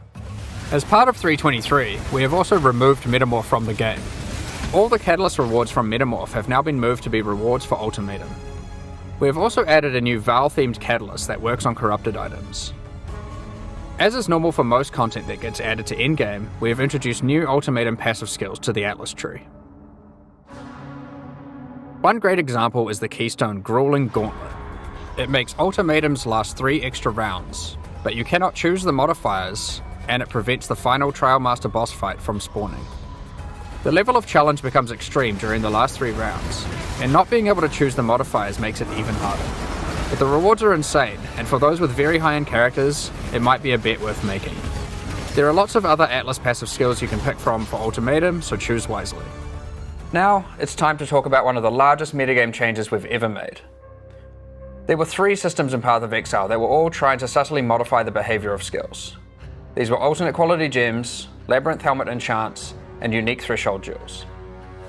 We've combined all of these together to create a new system called Transfigured Gems that allows us to fully achieve the goal of these 3 systems and then some. Transfigured Gems are alternative versions of existing skill gems that have different functionality and balance from their regular versions. Whoa, what? We have added a huge number of these with interesting variations that drastically change how existing skills play. For example, Frostbomb of Instability. It changes it from a cooldown skill that you can cast occasionally for a large explosion into a skill that you can cast continuously but deals less damage and doesn't apply cold exposure. It changes the role of Frostbomb from a utility skill into a main damaging skill. Another example is Detonate Dead of Scavenging. You can't use it on corpses that were created by Desecrate or Unearth, but in exchange it does a whole lot more damage. You won't be able to use it as your main reliable source of damage, but it's a great skill to use as a 4-link utility to get some extreme burst damage. Raise Zombie of Falling. Instead of raising a zombie from a corpse, you summon them from mid-air. They fall to their death, dealing AoE damage where they land. While this sounds like a physical damage version of Firestorm, you should consider that it scales with minion damage and also triggers on-death minion effects. Blight of Contagion. This version of Blight is now spread by Contagion, so you can use it as part of your Essence Drain build. We have a huge number of these. Transfigure Firestorm into Firestorm with Meteors, Transfigure Blade Trap into Blade Trap of Greatswords, Transfigure Barrage into Barrage of Volley Fire, and so on. There is a lot to experiment with, and we look forward to seeing what builds you can come up with. But how do you get Transfigured Gems? The Divine Font at the end of the Eternal Labyrinth has been changed to a gem crafting device that can modify your skill and support gems in a lot of new ways. One of the options you can now choose is to turn a skill gem into one of 3 Transfigured Gems. But that isn't all the Divine Font can do. It has a lot of other gem crafting options you can use. For example, you can add quality to gems, add experience to gems, sacrifice a gem for one or more treasure keys to open Azara's chests, and you can even exchange support gems for exceptional support gems like Empower or Enlighten. These are just some of the options you'll find the Divine Font is now capable of. Oh my god. In order to replace the rewards in Heist that previously gave alternate quality gems, we have done a rebalance of the rewards of Heist as well. Experimented base types have been rebalanced. New replica uniques have been added and old ones changed, My and we brain have is increased the broken. amount of currency from display cases as well. On top of this, we have gone through and buffed the quality stats on most damage-dealing skills. In most cases, they will be significantly more powerful than before, and also more interesting. Overall, this is one of the largest metagame shifts that we've ever done. There are so many crazy new skill combinations to plan around, so we expect to see some really interesting new builds. What the hell? Next up, I'd like to hand back over to Chris to talk about the new supporter packs. At this point, we'd usually talk about the League supporter packs. We're doing things a bit differently this year. Rather than releasing League supporter packs today and then our annual core packs 2 weeks later, we have combined it all together into a strong set of core supporter packs that will be released alongside Path of Exile Affliction next week. The series contains 5 packs, each with its full value in points and a collection of exclusive cosmetic microtransactions. The higher packs contain physical merchandise. We'll unveil the full details of each of the packs at release next week, but in the meantime, here's a sneak peek of some of their exclusive cosmetic microtransactions. These packs will be available for purchase when Path of Exile Affliction launches on the 8th of December. Thank you so much for your ongoing support.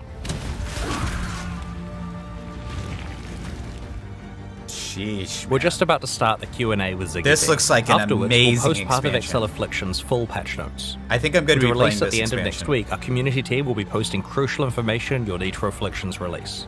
Keep an eye on the news. God damn, On release weekend, we expect to launch the new mystery box and this season's Kyrix Vault Pass. Thanks for joining us today and checking out our latest developments. We're looking forward to exploring the Viridian Wildwood with you next week. We'll begin the Q&A shortly, so please get your questions ready. Wow, dude. What it... I'm kind of blown away. They killed it, man.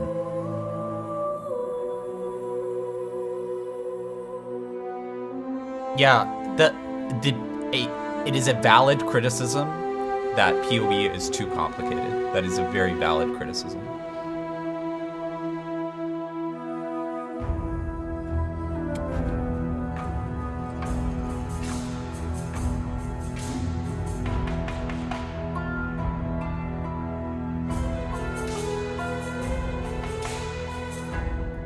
When is this Esports Awards going to be live? G'day, Ziggy D here, folks. Exiles, welcome for a giant jam-packed Q&A after a huge reveal session. We have here today Chris, Jonathan, and Is that Mark. my Discord? 3 for the price of 1 this time around, not just Chris. Welcome, folks. Oh no, that's Thank you theirs. very much. Yeah. Cheers. Excellent, folks. We're going to be moving through things in rough order that we saw things today during the reveal. So starting with Path of Exile 2 and then moving through some of the new Path of Exile 1 Turn off your features. Discord. So get those questions notice. in through Twitch chat, and we'll sprinkle those in through each of those various sections. So first, let's talk about that new movement scheme that was revealed with the new mercenary class. So we have the new WASD movement. And does this alternate control scheme work with other classes and builds, or is it mainly intended for like this shooter mercenary style? So when we put it in, I was totally thinking that it was going to be something that you'd want to use with ranged characters way more. But actually, when I tried out some melee stuff, I was pretty sold on it, actually. It was better than I was expecting. There's still a few tweaks to do to make that perfect internally, but like, yeah, it's pretty awesome. So I think I'm probably I think I'm going to be playing that way myself, actually, even though I was a bit of a skeptic at first of WASD for melee. I think it is good, but we want to make sure that everyone understands that you can change from one to the other whenever you want. It's just one of those things that, you know, yeah, like some people may prefer it, some people may not, but yeah, I'm really enjoying it. WASD rather feels pretty good to me. Yeah, I was pleasantly surprised, to be honest. Like, I've, die-hard action RPG, Diablo 2 era kind of guy myself. But for some reason, the WASD stuff just feels really natural to play, I guess. All right, guys, I'm actually going to swap back. Let's go. Repertoire of Zir Prep.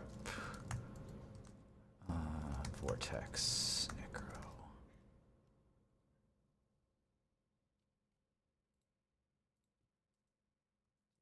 Four.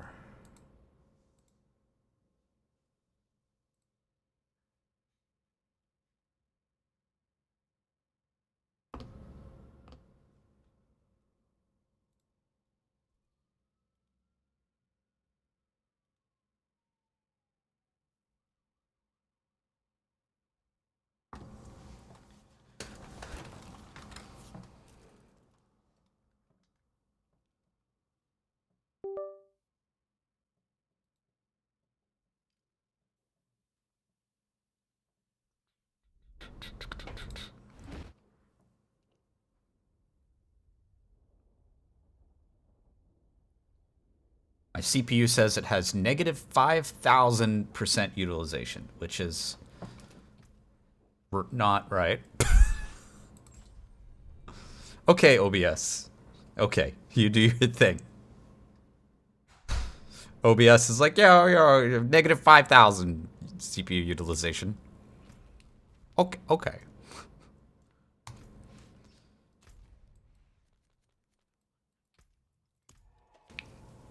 Let's get some of these whispers done.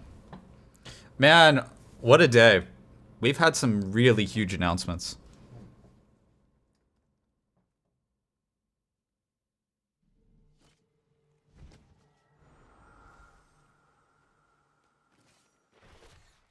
Let's get this on.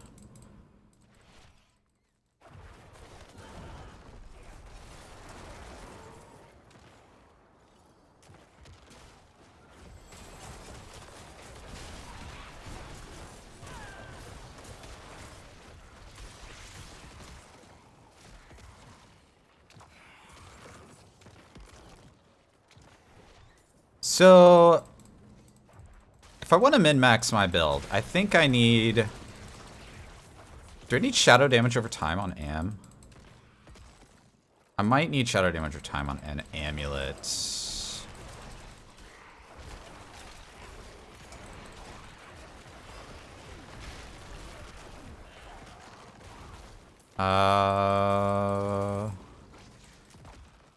You know what else I could do? I could go take a look at that shield. Here, let me do this whisper first. I could go take a look at that Rezal shield. Cause I have a feeling I might be able to get away with running that X15 node with just a little bit of Paragon optimization. I think I can probably sneak that in.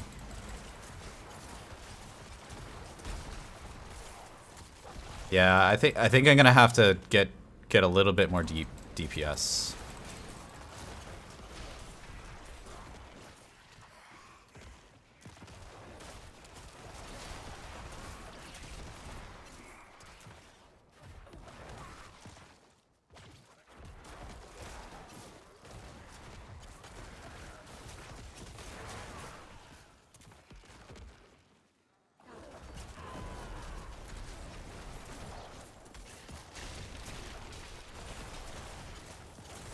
Where am I gonna sneak all this DPS in from?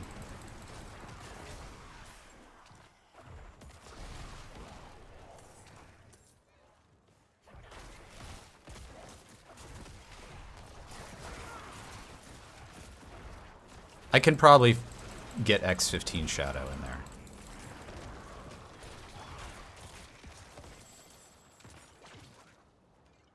I don't think I'm swapping off of Disobedience, though. So it's, I think it's more or less confirmed that we don't have to worry about armor cap. In fact, I may be able to even hit armor cap. What is it, like 14K? That actually might be a little tough. I'd need an armor roll on Amulet. So like,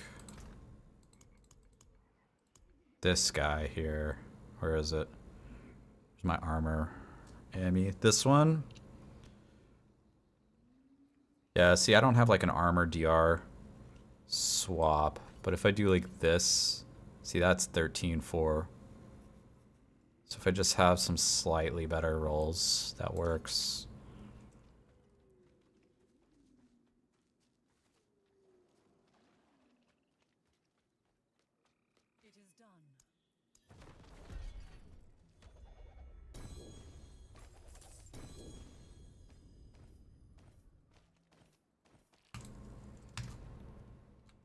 Yeah, I'm really curious now if I can get that X15 shadow. I think that's more important now that I've seen this AOZ gameplay. I can optimize that. It's something that we actually been theory crafting about. Holy crap, what? I have all this stuff. Oh, is this just like a regular... Oh, I know what this is. Okay. Let's head over to that southern one. This is like the regular whisper that you can get. The little like ritual ding-dong, ritual sites. Ritual ding-dongs is the official term, right?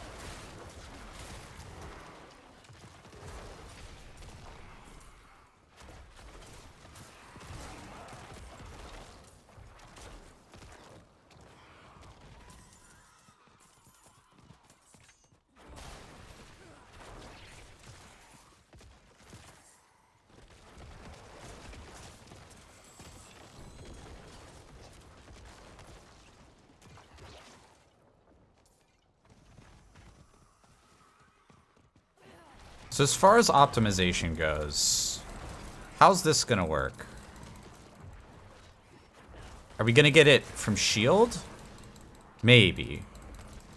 If we get it from shield, it's gonna be a little tight. I gotta look at the specific numbers.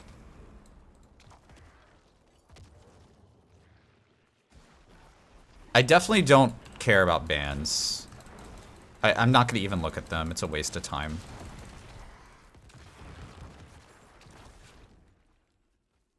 Diablo 4, 19 viewers. Keck W, you're such a bad streamer.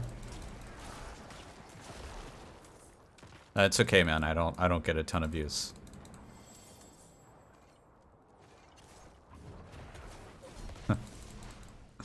This is just how it be. It be like it do.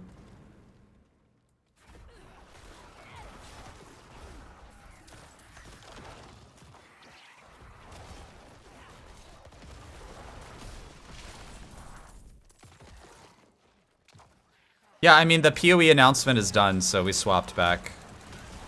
I think a lot of people are still interested in sort of the Q&A, but to me, PoE is so complicated that I don't even understand what they're talking about. So aside from some of the like initial announcements that I don't, they'll have like a question session. And I'm just like, I don't even know what that. I don't even know.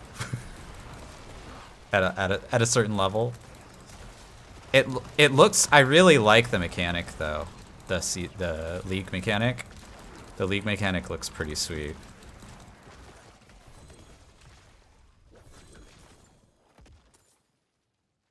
We gotta go empty this inventory.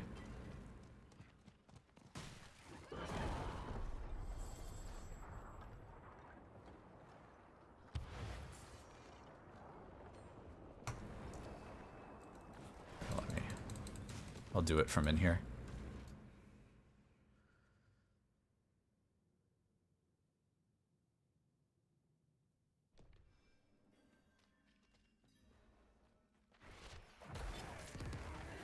Cursed Well is nice.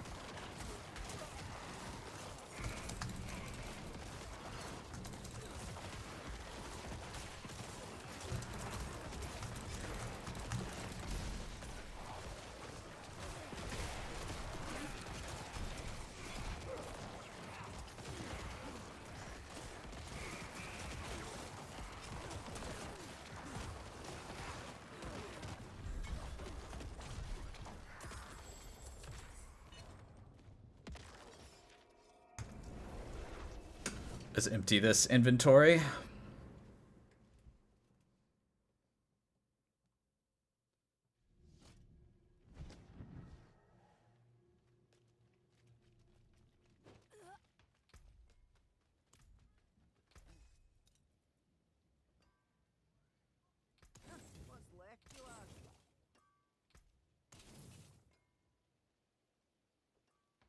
DR close is alright, but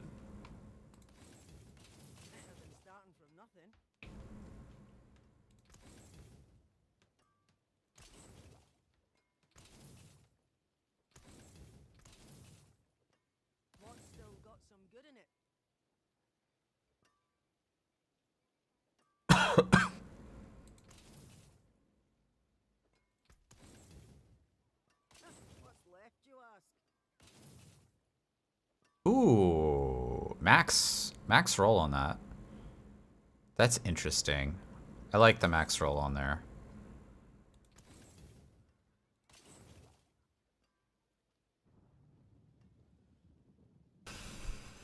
Two DR rolls, but no.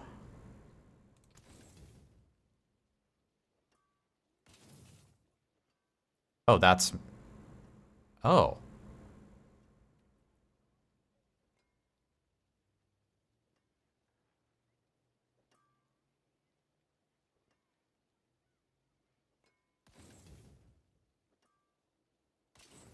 We got a few interesting pieces here.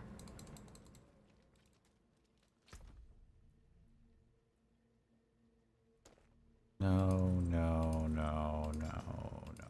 Okay. So Fast Blood.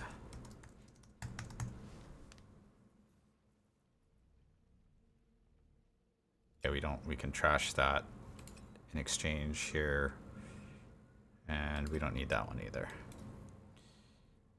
This, and then I think I want to go roll this.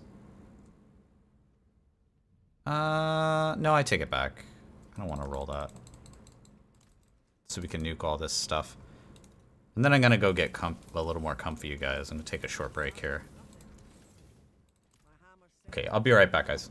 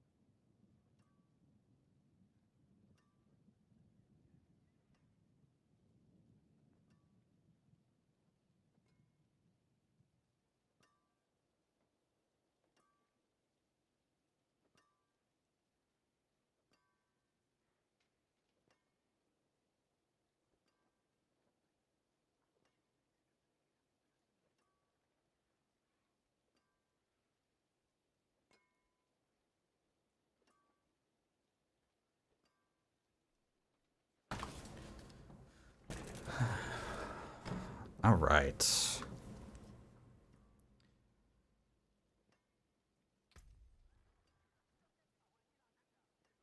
Do we still have... Oh yeah, we still have Whispers over here. Let's go finish up this Whisper set.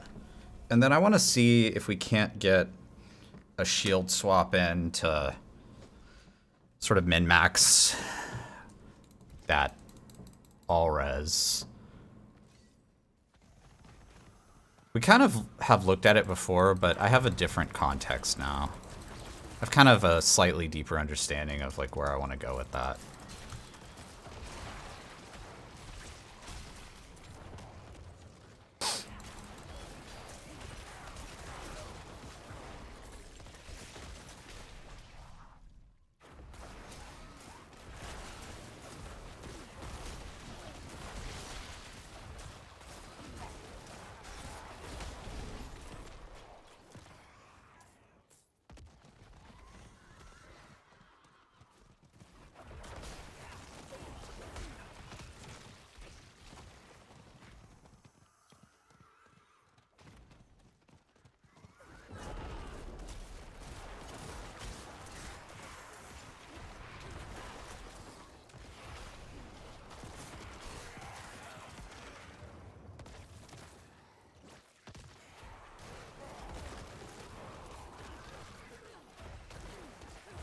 Is it just ghouls? Oh yeah, it's just ghoul drops. Okay.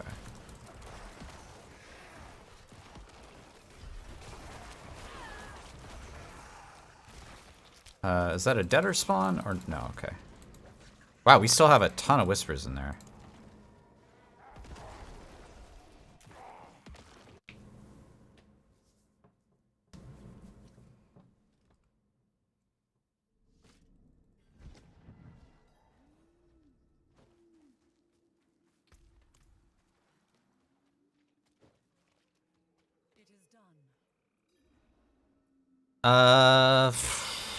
Sure, yeah.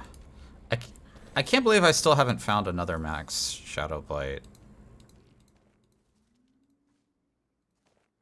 Gonna need a lot more of those to get another max Shadow Blight.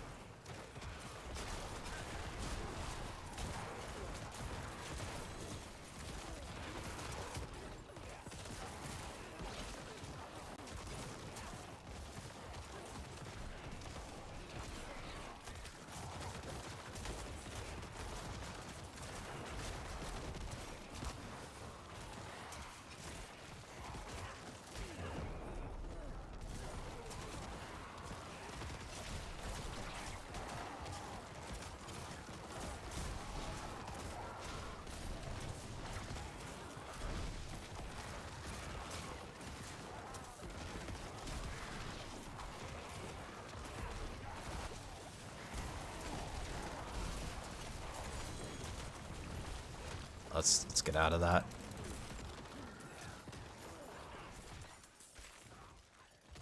Crest. Glove. Chest. What else?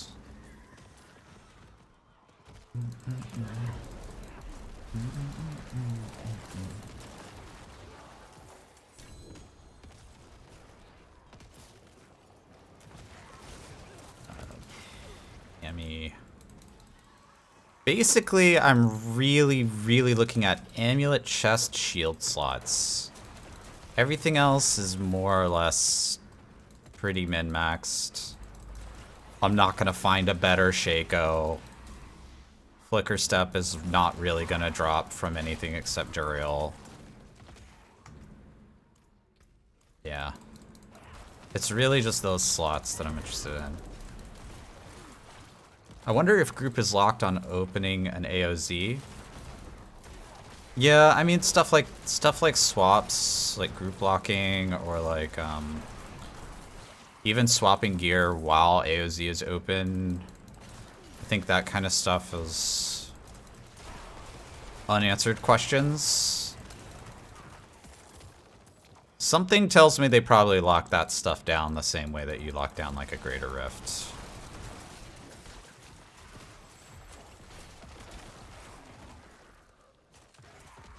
Or at least I'll say they should.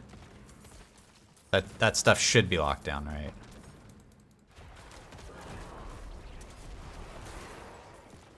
If it's not locked down, it's probably a mistake. Yeah, because you could just pull in an RGK.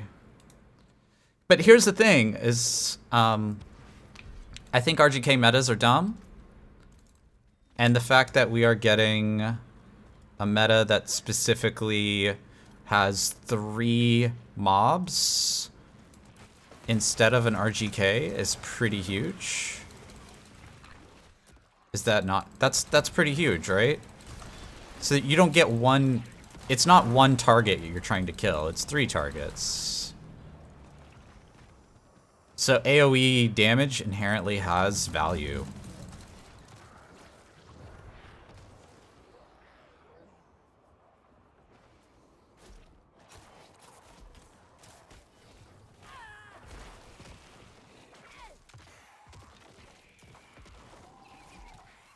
It's 1 to 3? Did they say that it was 1 to 3? I didn't see that anywhere.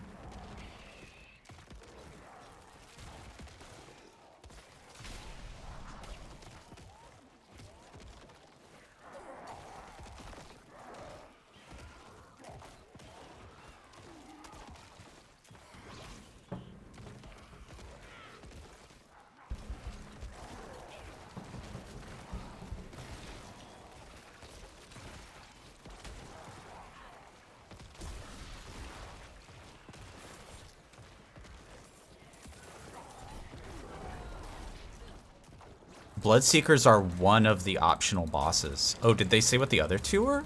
I didn't catch that, Zeal. Oh, is this in the patch notes? Are the patch notes out? Because they didn't say any of this. What are you talking about, Zeal?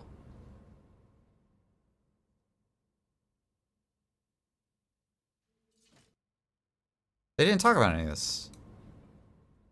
Is this rumor or is this in a patch? Are the patch notes out?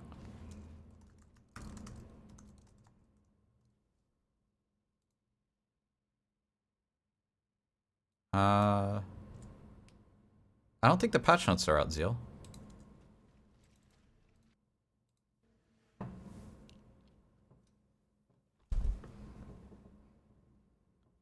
Comments from people that have done it. Oh, you're literally talking about Woody and Macro. Yeah, so I mean if Woody and Macro said that they encountered other bosses, then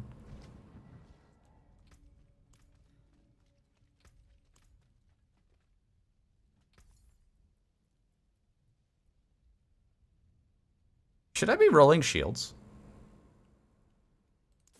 Maybe I should be rolling shields.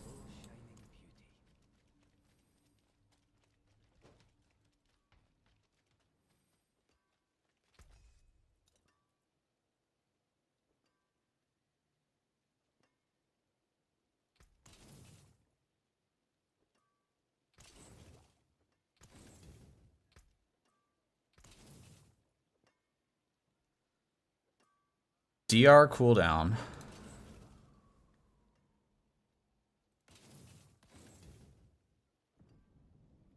DR. Blood Mist. I don't hate it.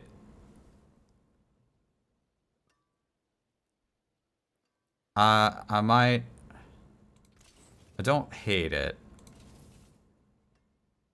Man.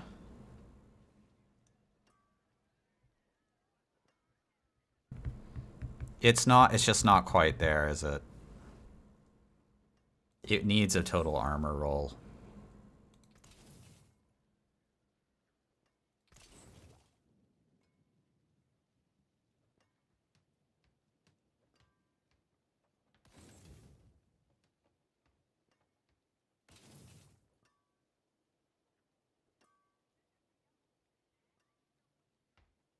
After seeing the 10k armor sort content, what edits are you thinking? Literally one troglodyte, and we're about to go over it, actually. Just one minor change.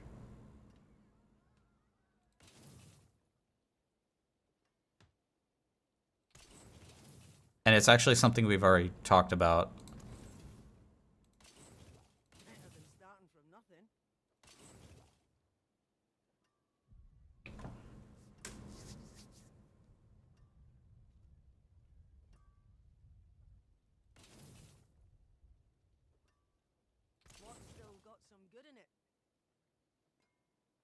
I do think rolling shield is really smart.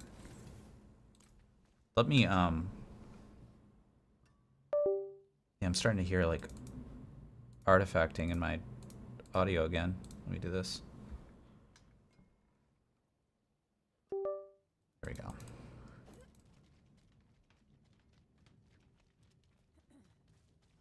(2x DDR, DR, CDR, all res. I will probably do 3x DR all res.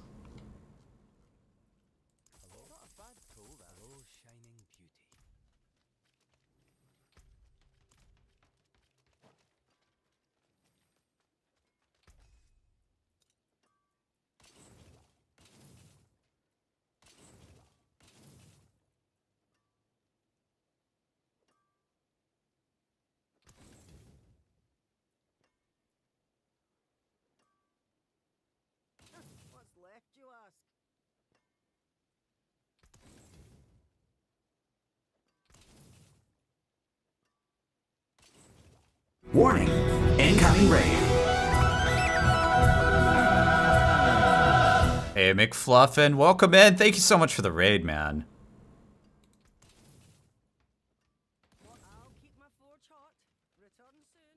Good to see you, man. How's your stream? What did you watch the D4 Campfire and PoE announcements? What do you think, man? Everyone's at PoE right now? Yeah, it's true. I mean, we already watched the announcements, so we got through with the announcements, and I was like, okay, yeah, that's good. That's great. I'm really happy with the announcements. The PoE league looks really good, yeah.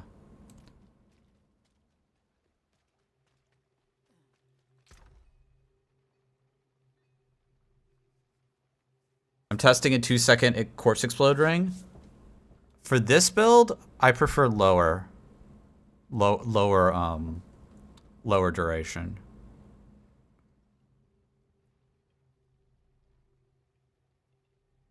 So here's like my normal shield. Right. Here, let's just put on my normal equipment real quick. And then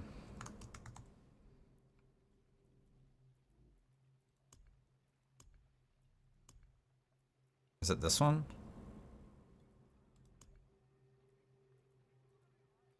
Where is this shield? Oh. This has CDR. Okay.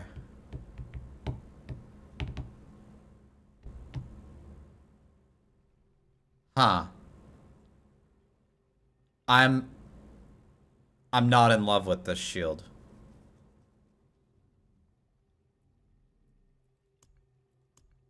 I don't think that shield is... I don't think that's it.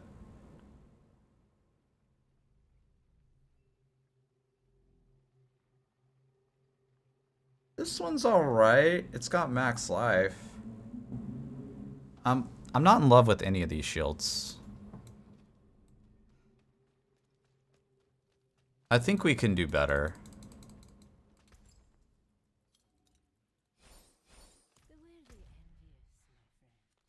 Let's see, where are we? Where are we at? Back to running some Nightmare Dungeons. Mausoleum Shadow? Okay, yeah, that works.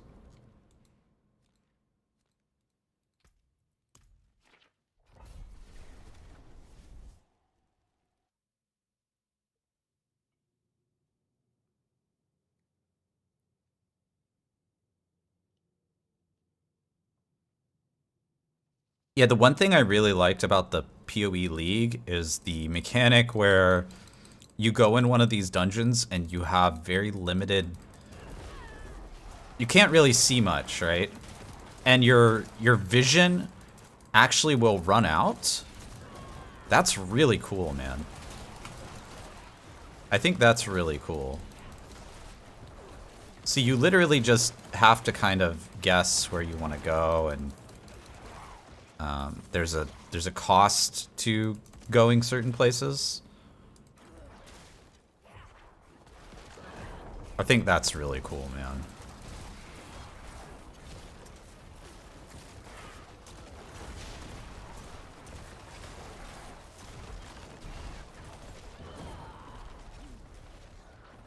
Sounds like stricter delve. Yeah. Ish, yeah. I guess it's kind of delvish.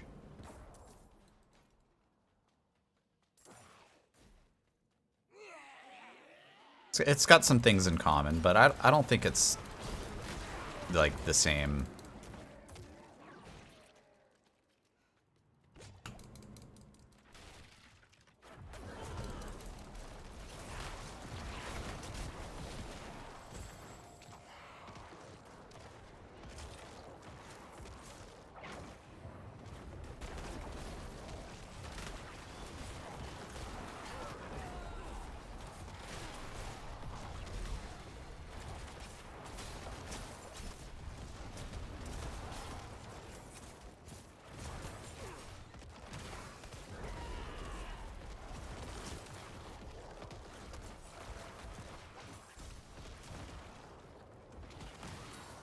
Yeah, I'm very curious where it'll go. And the problem that I always have, I think, with PoE is the game is so complicated and you have to play through the campaign, man. The campaign is so painful to me. I mean, I think I played the campaign like 10 times-ish. Not even nearly as much as other people. And I kind of dislike it. Because the mapping is where the fun really is. Mapping is really fun. But I guess we'll fart our way through the campaign again just to do it.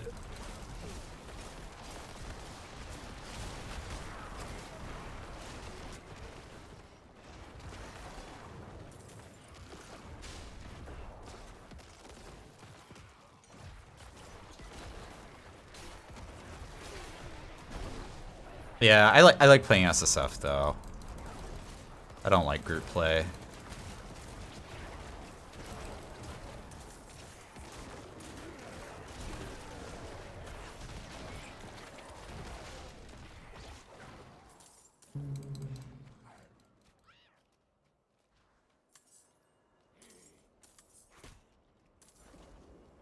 Man, I really wish we had a clean way to move those resistances over. But I think I want to do it with all res on shield.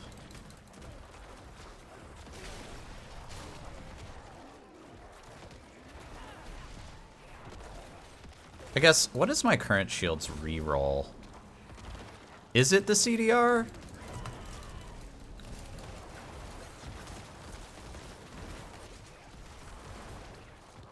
I think it's the CDR.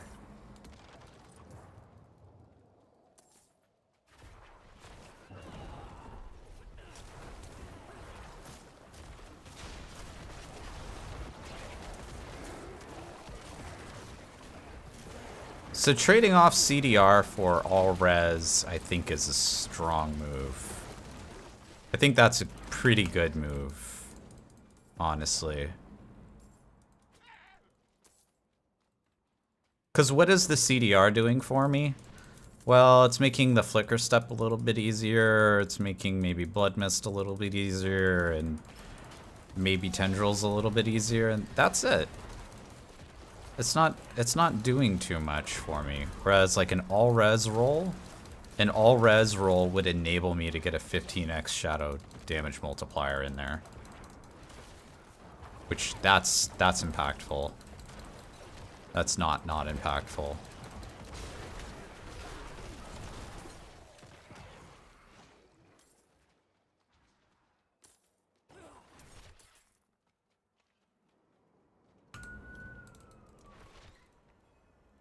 Let's go see what the reroll is on this shield.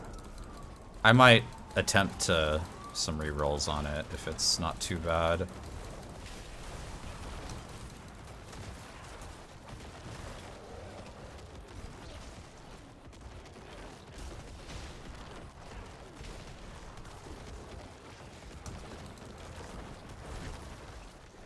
Kind of depends. What is it? DR. Oh, it's DR, DR, DR. They're not maxed, but it's still pretty good. At that point, I might pick up the poison res node. Yeah, you're right. I don't know if we would need it, but I might pick it up.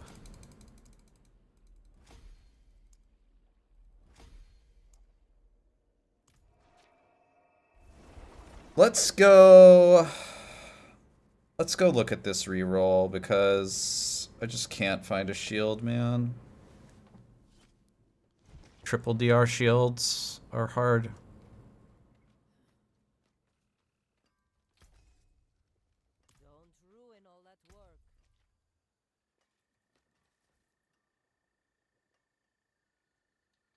Yeah, this one has life. Oh man. This one's actually sick. I might take that.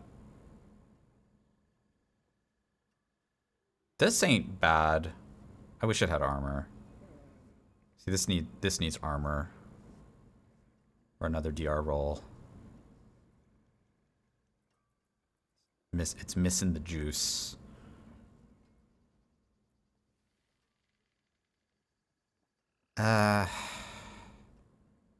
God, it's almost there, man. It's like, it's just not, it's not quite there yet.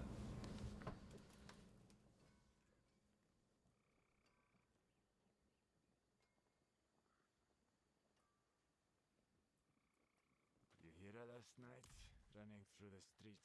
First Carlo, now Leah. There's something out there killing us and no one will do anything.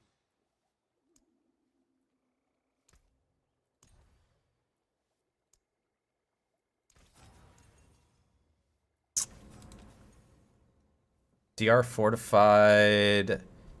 Wow, and it's just slightly off max. Oh, there's your triple DR, man. That's a great shield. Holy crap, actually. That's actually pretty incredible. Oh, this is cheap to reroll. This is pretty cheap, man. Hold on. Now we have options. Now we have problems. Okay, so damn, look at that. 20 DR close.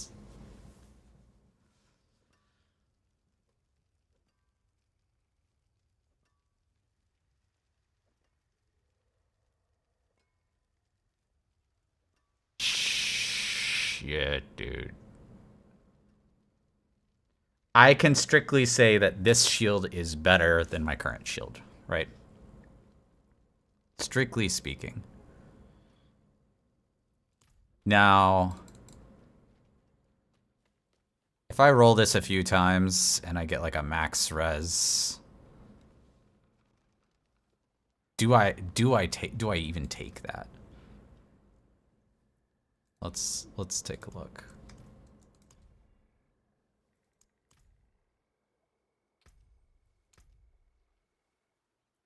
Max res is 15? I think it's 15. 15 would get you to 67. 6, 7, right? So a couple more res nodes will get you there.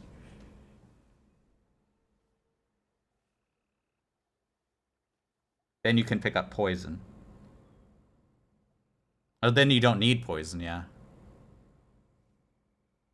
Because for whatever reason, I've got poison already built in somewhere. So you just need a lightning and a cold gem.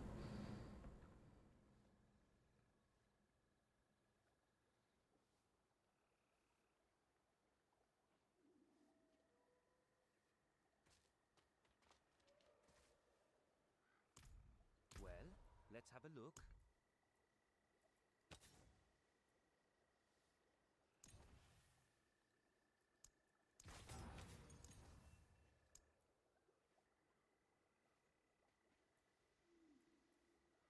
They're asking me to trade cooldown for crit.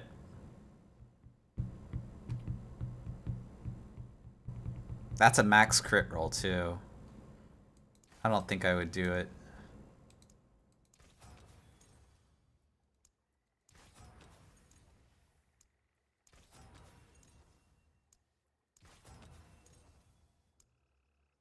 That's a crappy resist all roll. No. I think this shield is basically, it is what it is. I don't think that goes higher. There's no reason to really roll it more.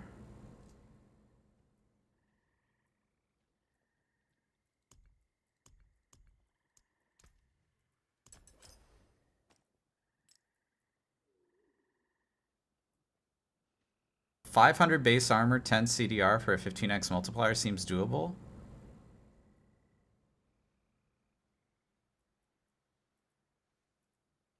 I wasn't checking to see if he had disobedience, but he was probably armor capped. This goes... It's like 20 armor, yeah. So... Life-wise... That's not bad.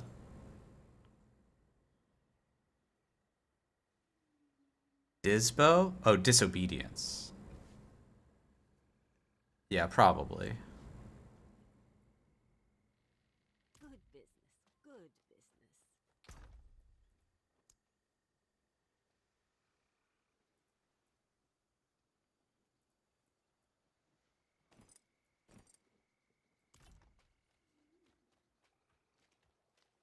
Don't dally. Hand it over. Yeah, he's probably running disobedience. Yeah, no worries, man. I just didn't know what Disbo was. Took me a second to figure out what Disbo was. So we got a new shield. I mean, this shield is pretty dang good, man. We can even try to get a little bit more out of this DR fortified.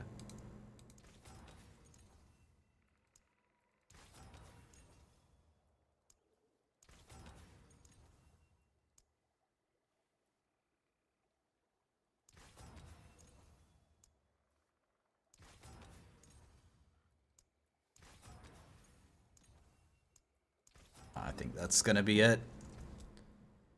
That's not bad, man. That's pretty sick.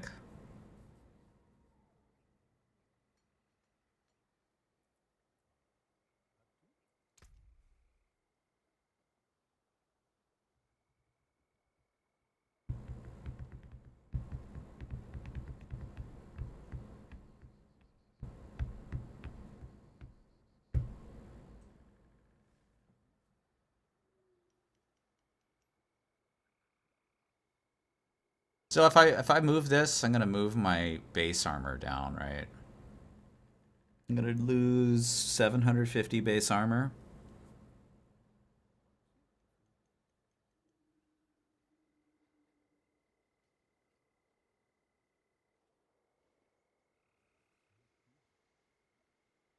And then I'll need to pick up the poison node.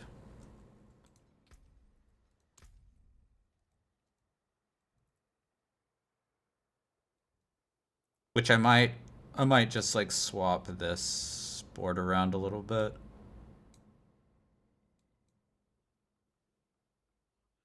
No, I need to get a fire gem too. So I need 3 gems. I need a fire gem. Oh, I get, yeah, this I guess would be 100 armor. This would be 100 armor, so 650. 650 loss. You could get this, then it'd be 550.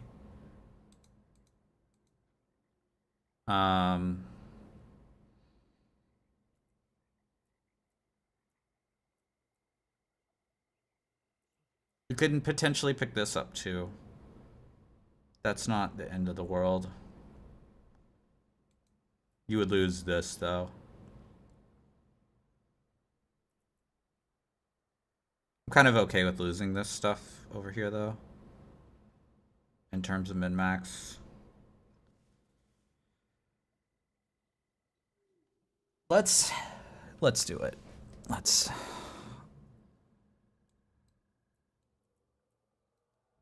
do it.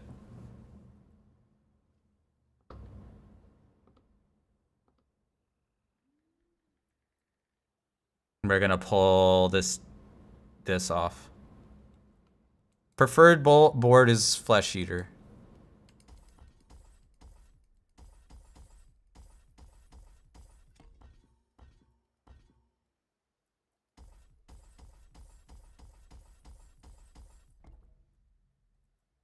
I'm also gonna swap the rotation on this board. I'm just gonna pull everything out.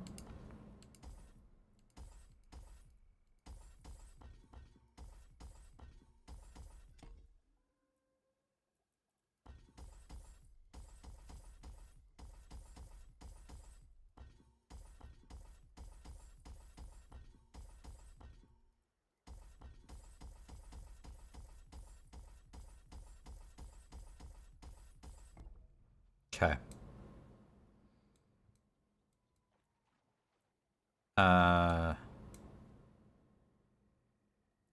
2, 3, 5.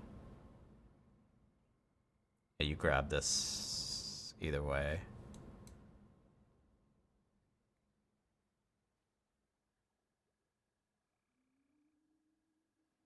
Yeah, you grab that still. Okay, so then here, Flesh Eater, rotate this way. So we're gonna enter the board from this side. And then I think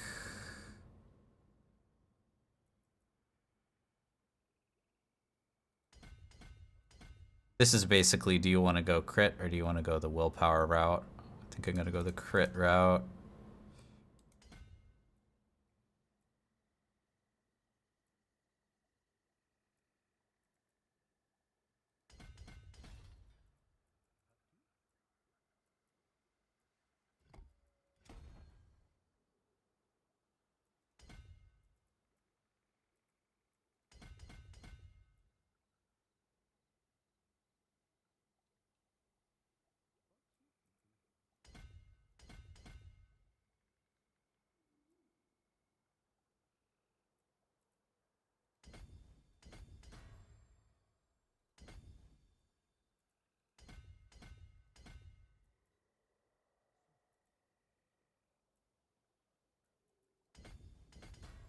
We might pick up this resist. I'll come back for it.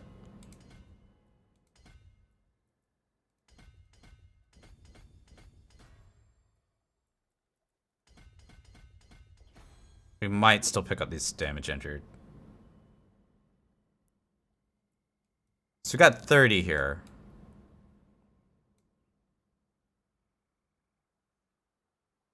This is maxed.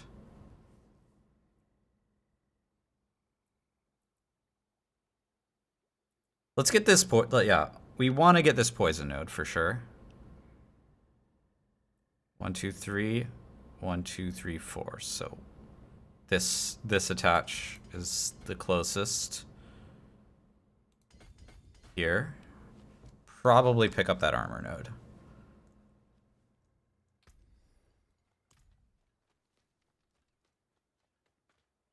I am the only merchant with jewels like these. Ah, that's finished. So we got these two. Somehow our all-res went down? Oh, I guess I was already picking up that all-res node. Okay. But all we need is a ruby, a sapphire, and a topaz. Is that right? Yeah.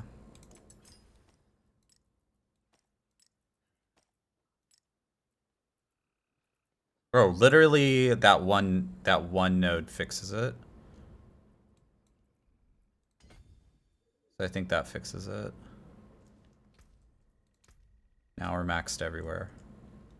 But we're also like 700 armor down. But we're also 22 points up. Keep in mind that some of those points will go towards maxing this board, which will be 1, 2, 3, 4. Hold on. 1, 2, 3, 4, 5, 6, 7, 8. God, it's so hard to count. 1, 2, 3, 4, 5, 6, 7, 8, 9, 10, 11, 12. So 12 more points. So I have 10 points to put places. I have 10 points. So like I could go here, for example. This is currently Imbiber, but I could put something else here instead of Imbiber. That might be cleaner. Actually, I like making... This is an int board. I like making this an int board instead. Let's see if we can make this an int board. Control, maybe? Control would be kind of nice. I don't mind desecration.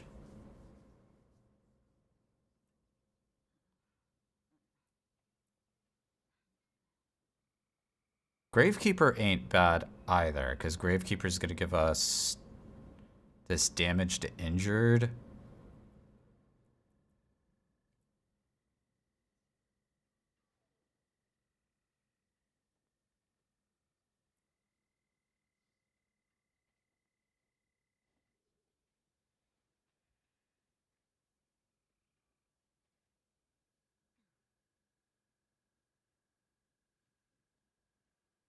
Does Scourge increase Shadow Blight damage? Oh, I might go Scourge for temporary choice for now. Scourge might be cool. We're at 76%. Oh, let me fix this before I freaking forget.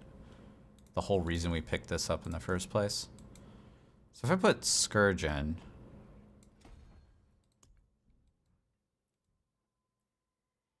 Oh my god, it does. Okay. Okay. That's kind of cool.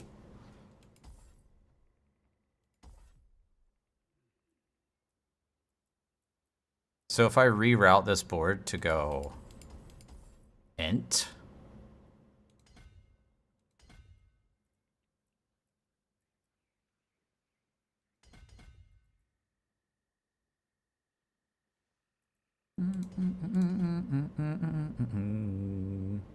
It's the same point usage, basically.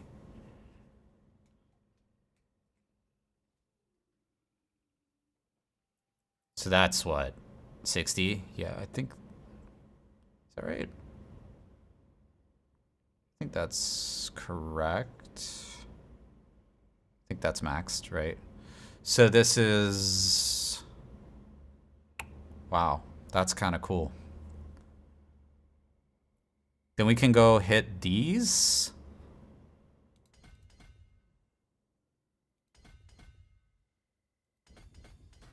We have 3 points. So 1, that armor node. This will probably remain an int node.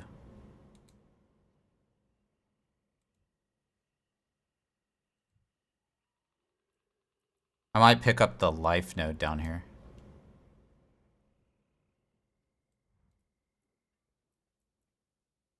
And we can pick up this, and we can pick up this. That's pretty clean. Dude, I like it. Then the 10 node, the 10 points would go here as soon as you have the glyph. But now I have 10 points to do something with. So I can do stuff like fill out 2% there, grab that willpower node.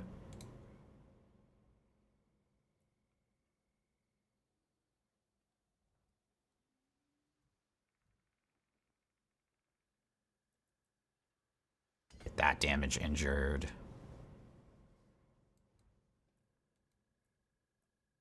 Just go ahead and grab these dex nodes. Get these damage injured. Grab these will nodes.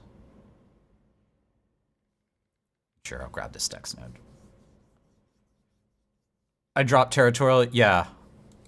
I'm just going ahead and picking up a few extra things here. I think this will perform better overall.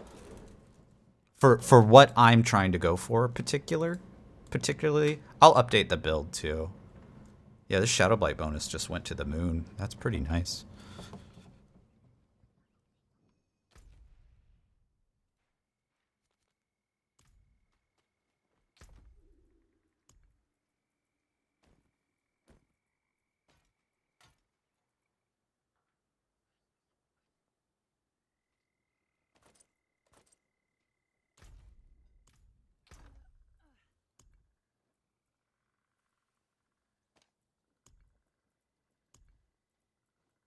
I have too much good loot. I have too much good loot. I have too much good loot.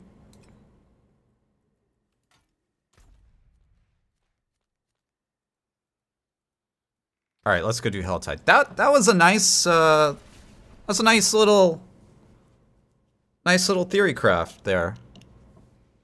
By the way, do you guys like the hat? It's keeping me warm.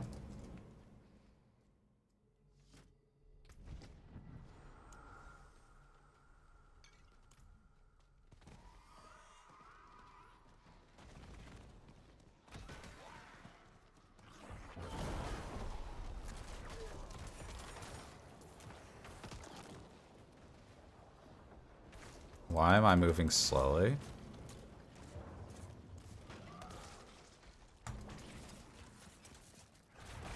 Wait. Oh, my metamorphosis is broken with this helm for some reason. I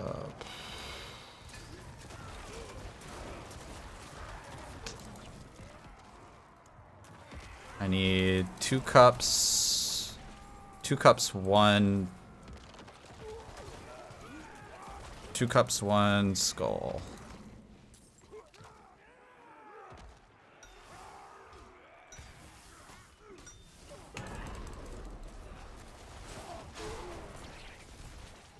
There we go.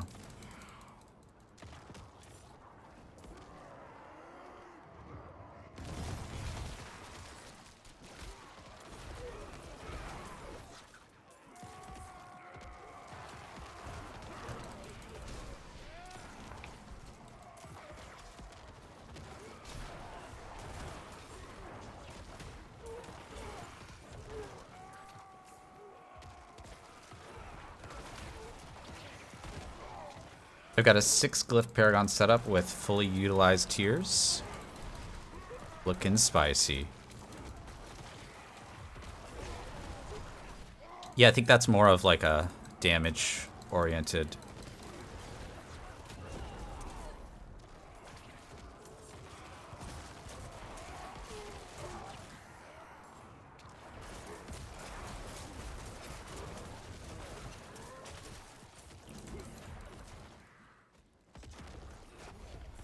Because you're going to get more multipliers that way.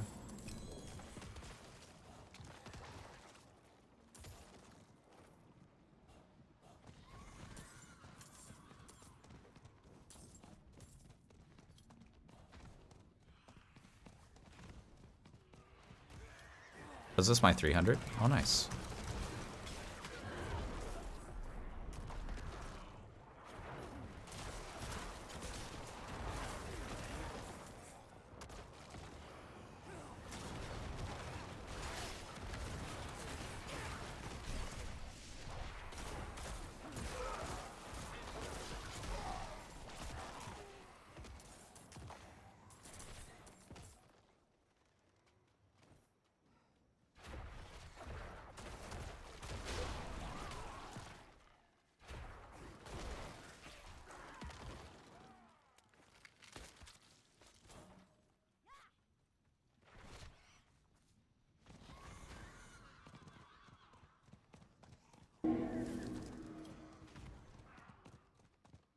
What happened to my hair? It's still here under my hat.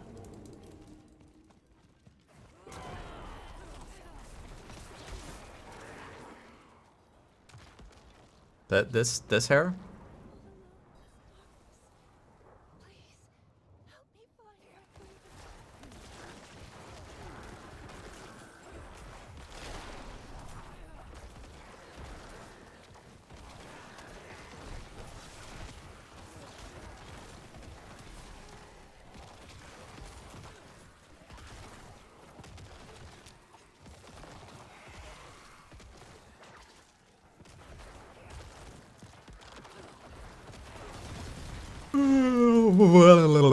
Excuse me, guys.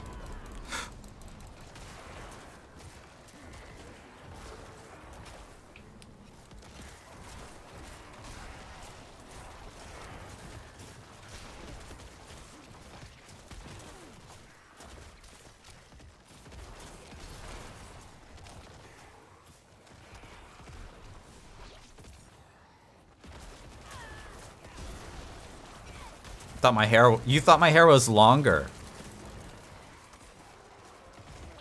Well, good news. I'm growing my hair out, so we'll see where it goes. Do you still think you want 15k plus armor? I think the max is like 14.5 or 14.7. I think it's somewhere in there. I'm still trying to figure out, like, I'm like asking around where people are hearing about where these like armor equations are coming from, because I'm just hearing it from other people. I like don't actually know. Like where are people deriving their armor equations from? Yeah, I think right now my disobedience scales me up there as well. Like my base without disobedience is like 10 plus.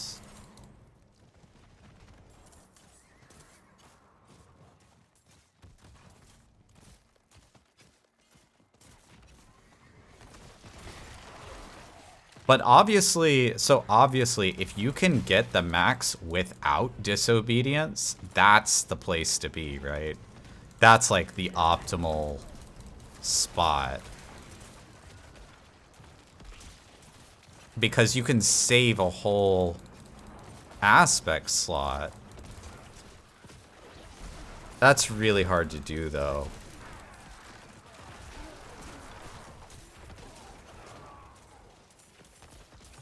I mean, even when I have 3 skulls on and have another armor roll on my amulet, it's not quite there yet.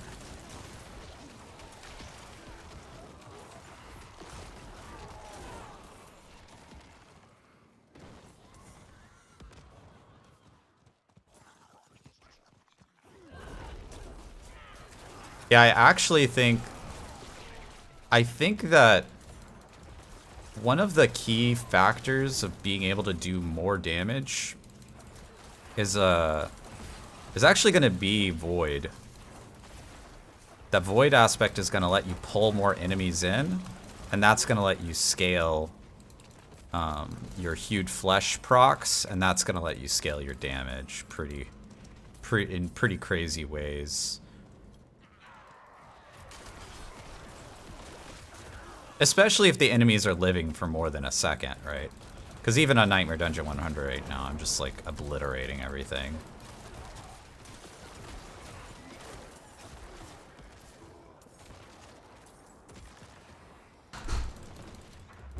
Hey, gamer waifu. Welcome back.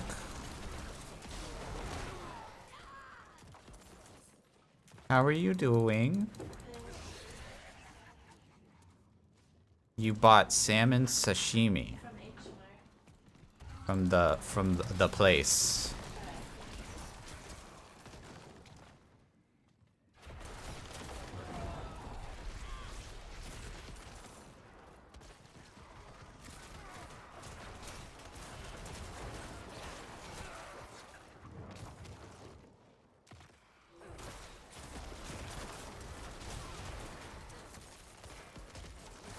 Would it be weird to sear the sashimi?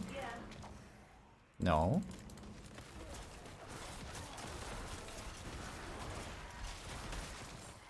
Yeah, I would just get the pan and then make the pan really hot. And then put it on the hot pan.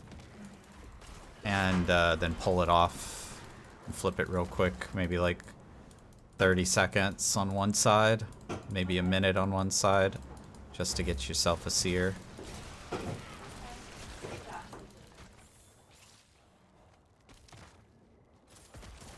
Is that gonna be our dinner? Wow.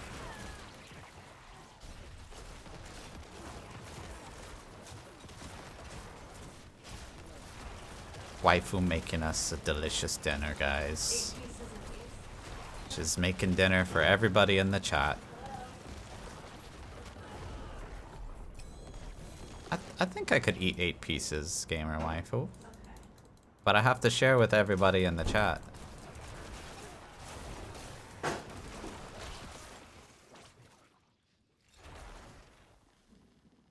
You weren't hungry until you heard about dinner?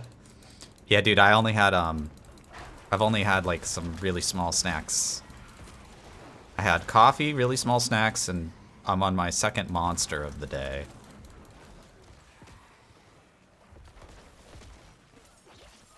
So I'm actually pretty hungry right now. I might actually eat something before then.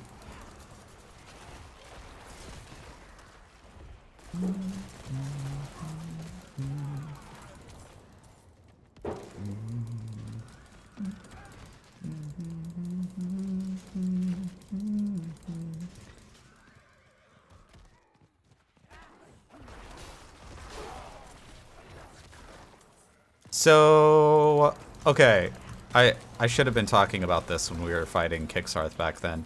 I was seeing like 4K damage numbers. That's a pretty drastic improvement. That's like double the damage, you guys. I doubled my damage just by doing this swap. That's pretty insane. Oh, I guess I am wearing Godslayer, but I guess I am wearing Godslayer, so maybe that's part of it, but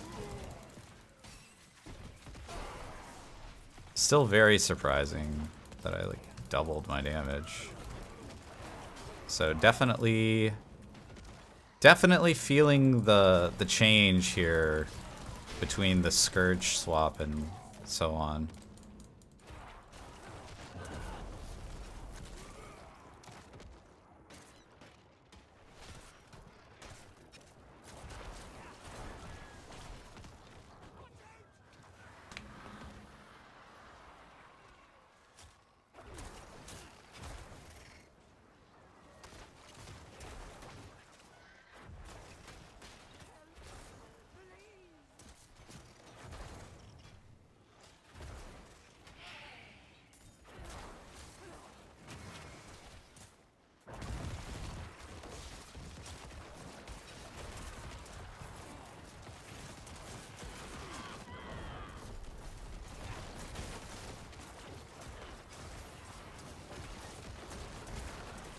These ranged guys are super annoying.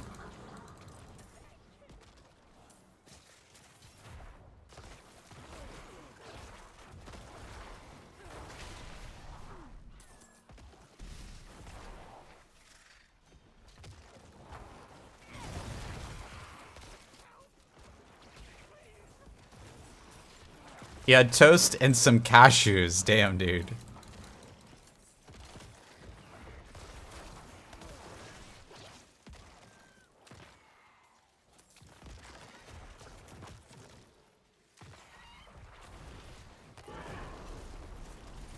We're losing weight here.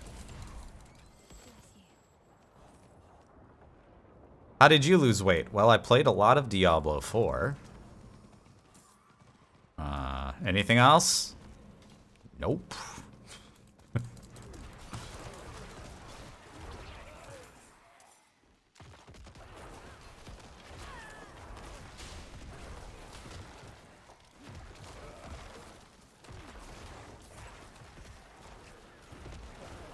Let's go pick up my 300.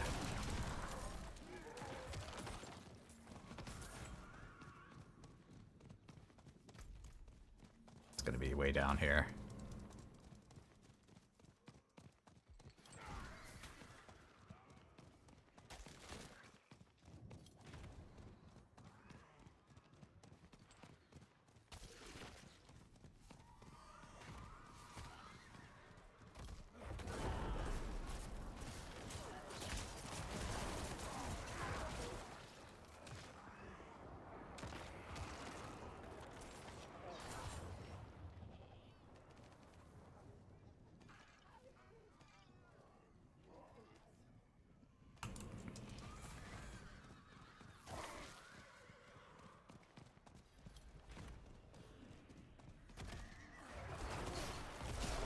And then make our way north for the second 300 chest. Which I think this one started at the top of the hour, so we're only going to get 2.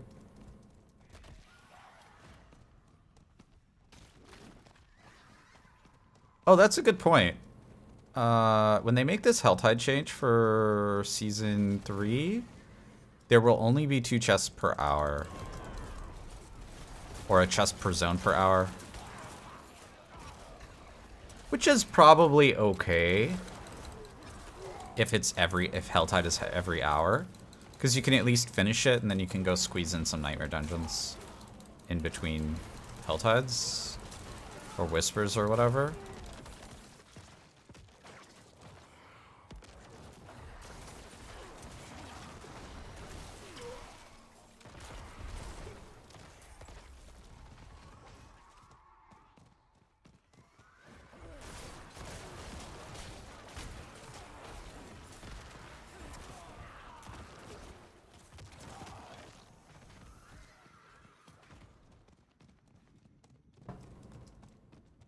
Okay. Okay. We made it across the bridge, guys. Literally the hardest thing to do in Diablo 4.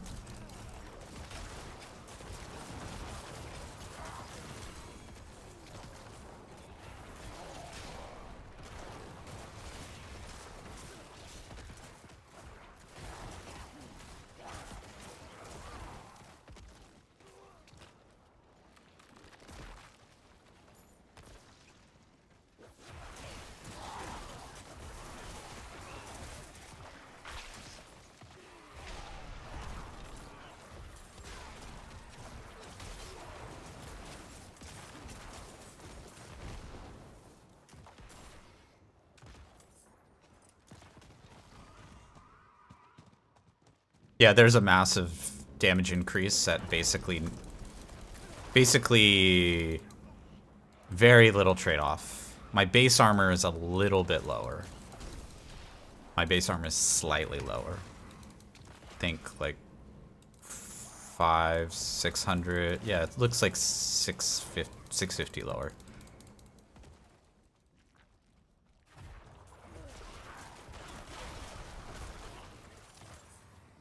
And Disobedience covers that gap, too.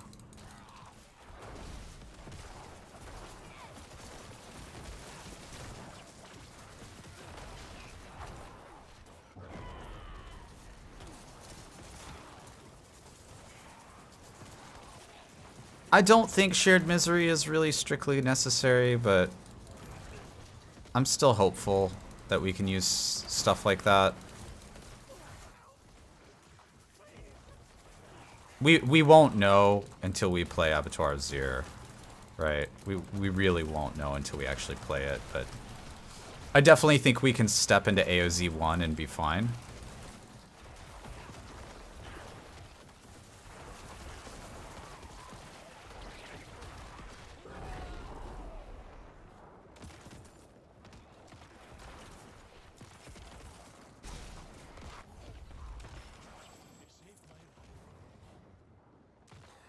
Yeah, particularly the fear mechanic, right? I think the fear mechanic has some real potential. Welcome to the bunker. Divinus, thank you for that follow.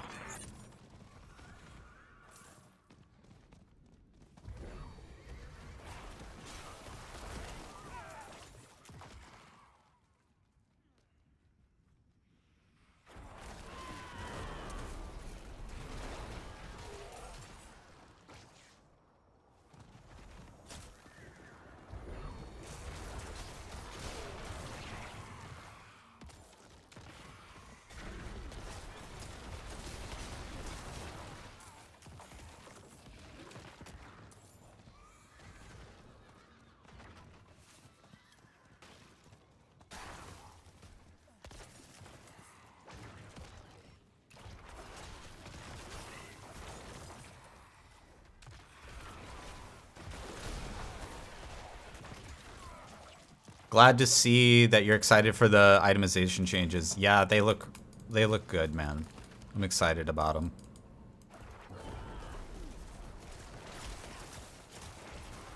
Yeah, hopefully Blizzard figures it out. They've got a long time until season 4, but not that long. They don't have that long to figure them out. I'll be honest. Dev timelines are a lot shorter than you might think.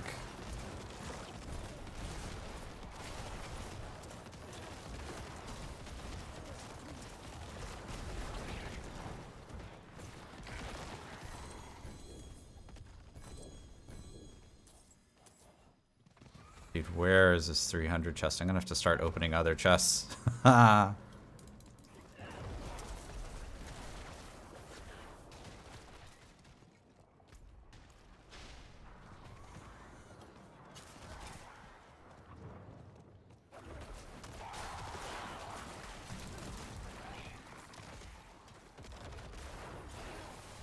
They need it out and polished before PoE 2.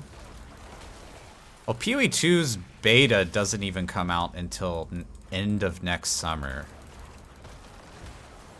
And that's like the beta. I can tell you from the 4 hours of PoE 2 that I played, it is not ready for beta.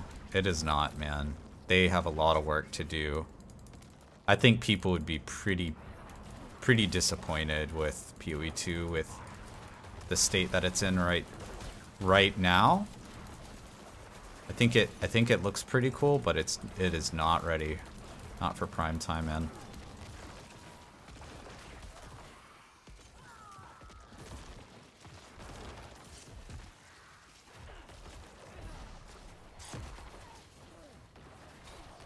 I have more faith in GGG than Blizzard.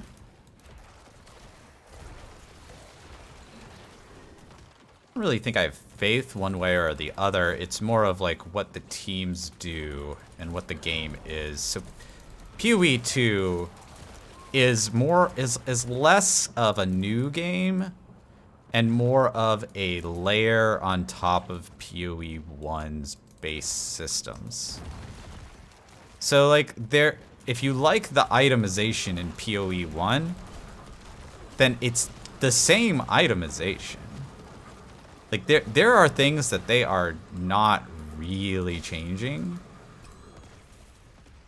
And if they're changing them, they're more like tweaking them, right? So it's not like a completely new thing. So if you like PoE 1 itemization, you're gonna like PoE 2 itemization because it's basically the same itemization. more or less, right? So that's kind of the strength of their approach, is that I think the timeline that they have to build a good game is shorter, because they're only really focusing on things like game feel and qual versus quant discussions, and like they're focusing a lot more on how the game is gonna polish than really anything else. And if you ask me, I think they kind of took it a little too far one direction versus another right now. I think the game is too hard. Like PoE 1 is very easy in comparison. It's a very easy game. PoE 1 or PoE 2 is very, very hard. Like too hard. And so hopefully they figure that out before beta comes out. And PoE 2 or PoE 1 has too much pinata loot, but PoE 1 has too much pinata loot, but PoE 2 has no loot. So they gotta figure that one out as well, I think. I think they kind of shifted things. They like reacted a little bit too hard to PoE 1 metas. Dude, where is this 300 chest? I can't find this. Did I accidentally already open it? Like...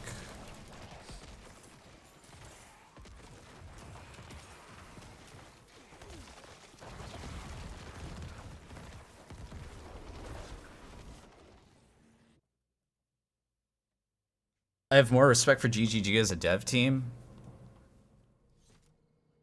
As far as Diablo 4 is concerned, I have more respect for the Diablo 4 team.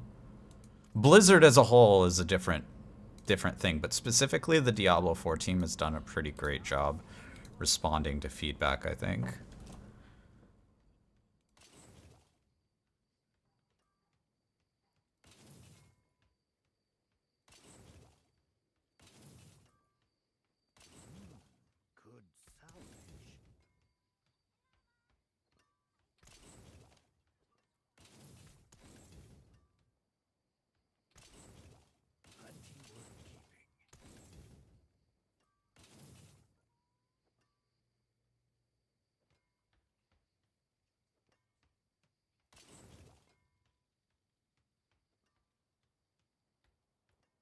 They've caused a lot of the core issues with poor planning. I'm not exactly sure what that means, but I guess you could make that argument. I think the argument that I would make is that the game was released a little too early. That's sort of the argument that I would make. But I don't even know if that's a dev team thing.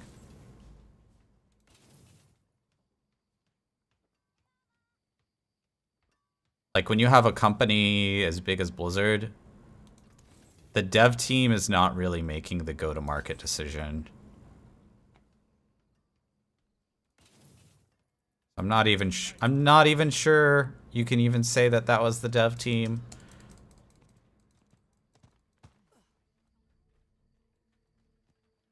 Would you like something appraised? We have to load everyone's inventory in open world spaces, towns, etc. Yeah, like I was saying, the game was probably released a little too early, man. I think everybody knows that at this point.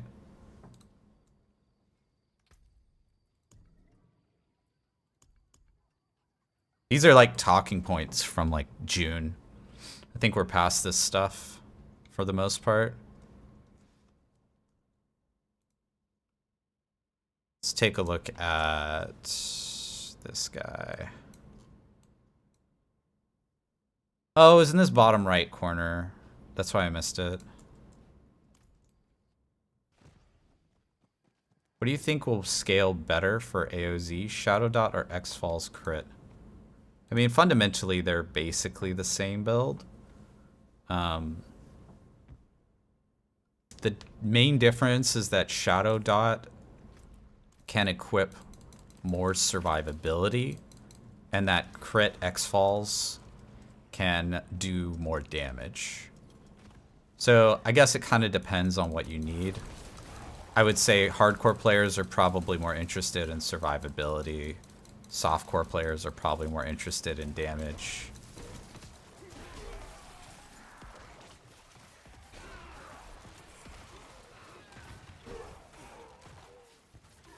Oh man, what am I doing? Where's my 3? Oh, it's out there.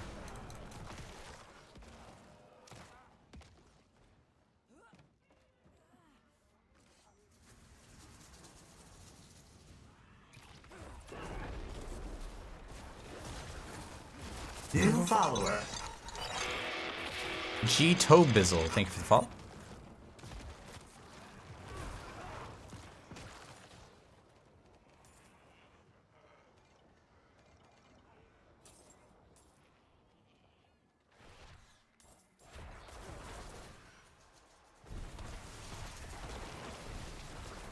Man, now I have 300. I have 300 cinders and nowhere to spend them. Troglodyte, thank you for that follow, man.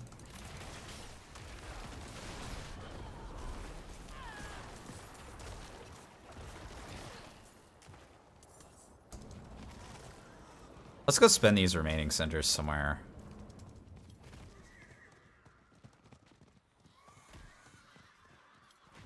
Here we go.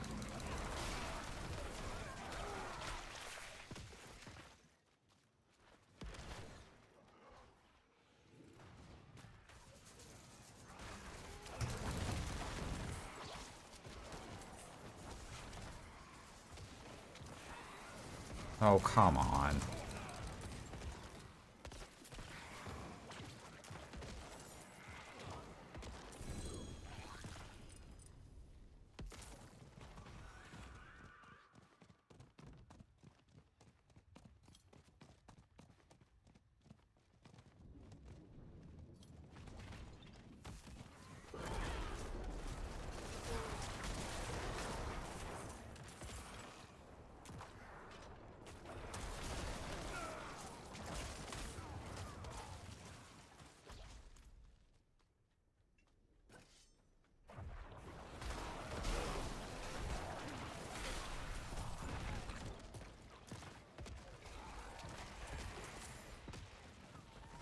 I want to take my new shield for a spin, man.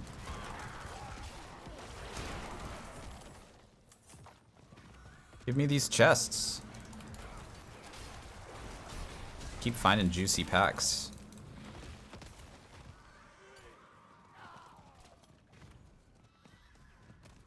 Here's one.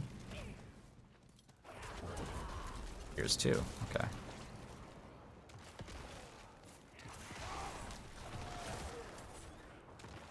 Oh, you know, I should probably pick up the stuff in the chest. That's why I opened the chest in the first place.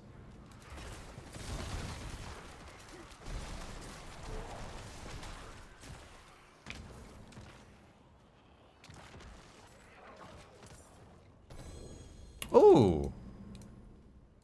I got a barding.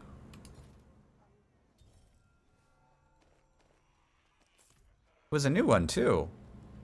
Huh. I don't think I've gotten that one before. Wow. How fancy. You know what I haven't done at all this season? Equip anything to my horse. I should go do that. Oh man. Here, let's open this one.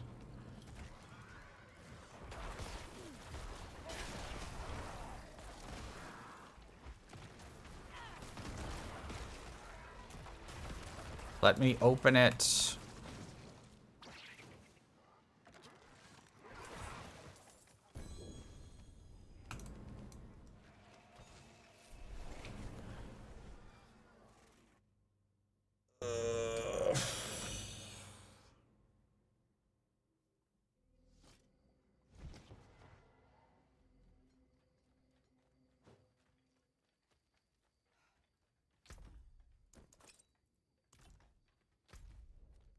Horse boy.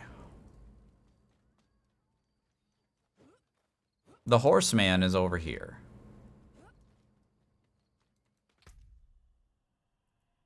Whoa, what the heck? When did I get this?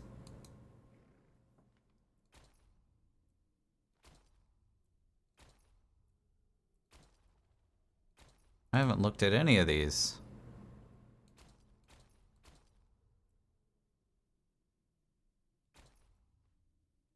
This guy. He's pretty cool. I like the ghost horse too. Oh, I like this guy.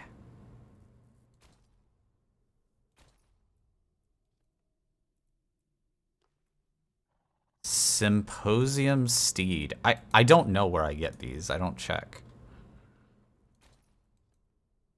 Cold iron. Marrow plating. Shit.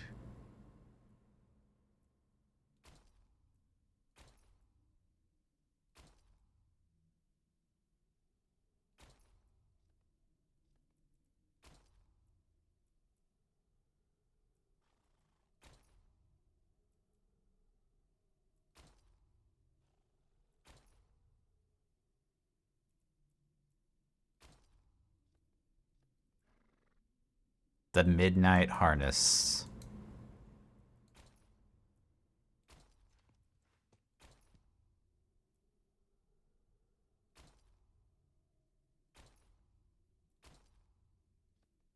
I'm gonna go with this guy. Dude, I have a lot of trophies.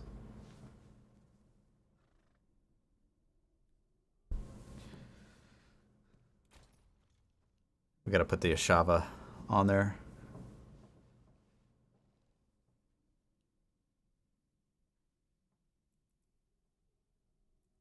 What's the blue mount's name? Lapis vein. Lapis vein.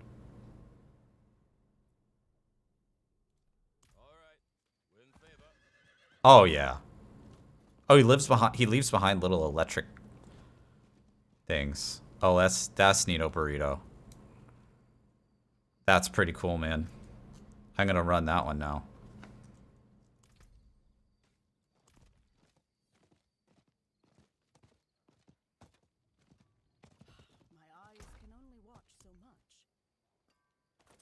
Let's go here and here and here.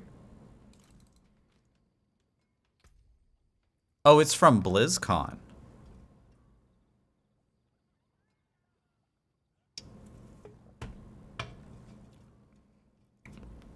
See, I literally don't check.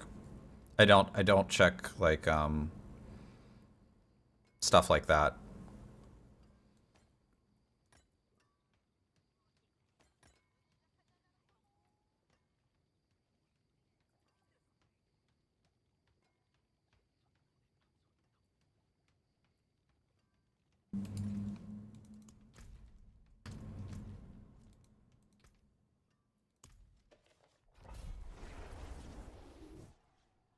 What build's going to be best for new boss and dungeons? I'm going to be running my Vortex build, White Knight. I've got it on the channel if you want to go check it out.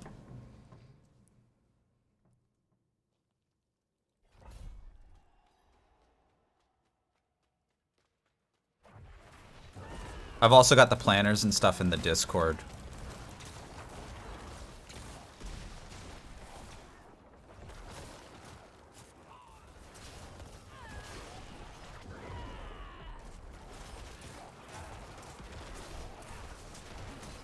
It's this build that I'm running right now.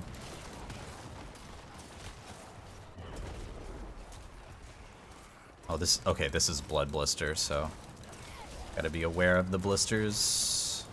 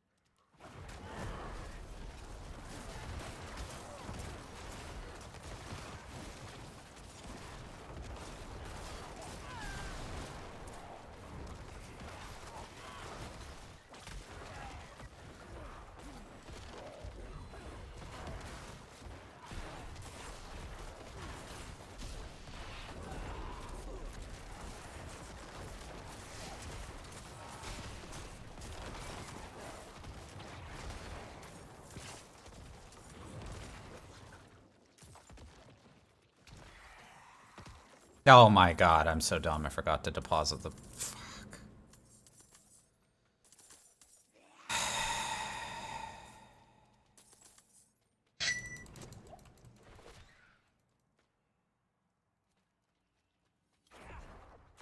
Waifu is sending me things. What you sending me, waifu? Oh, waifu's not present in the room. Probably cat photos. What do you think about Shaco and Selig on Sork? Shaco is probably okay. Selig probably doesn't work on Sork. You don't really have infinite resource the way you do on Barb, or that you could do with like something like Umbral on Necro. Like Necro could pull that off. I don't really know if Rogue could pull that off, but it might be able to.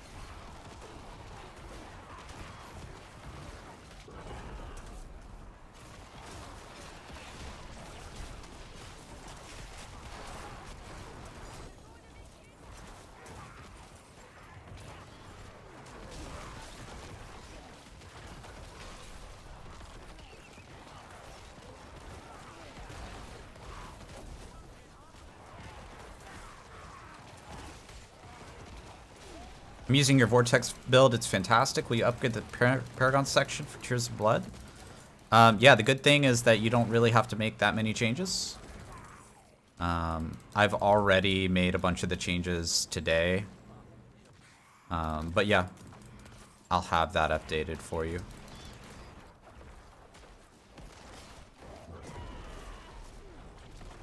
It'll go on the same planner if you already have the planner bookmarked, or if you're in my Discord channel. If you're in my builds Discord channel, then you'll get access to all those planners.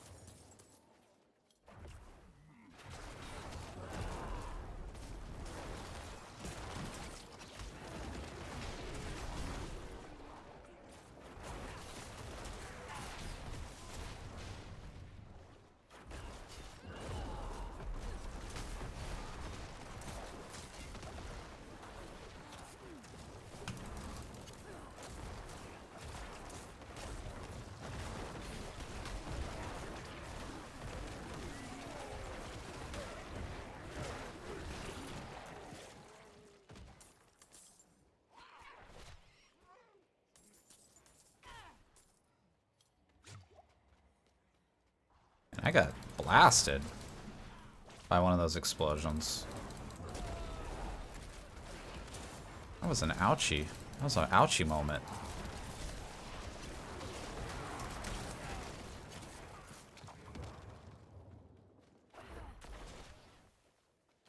Dude, where is this corpse? Oh my god, dude.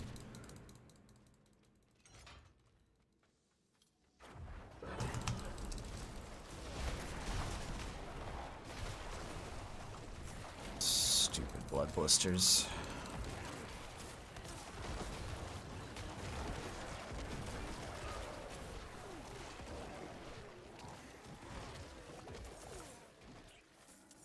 I gotta run all the way back to the boss room.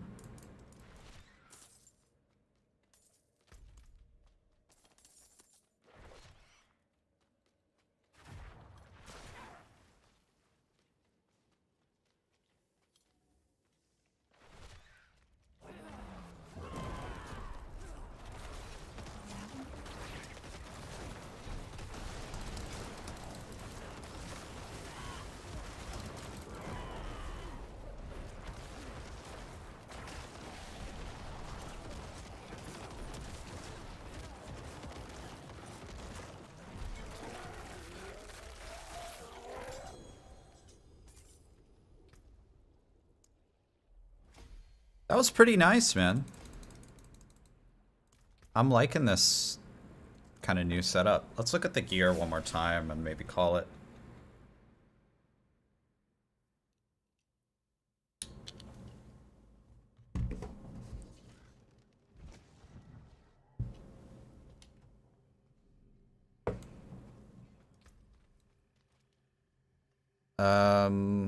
Let's see.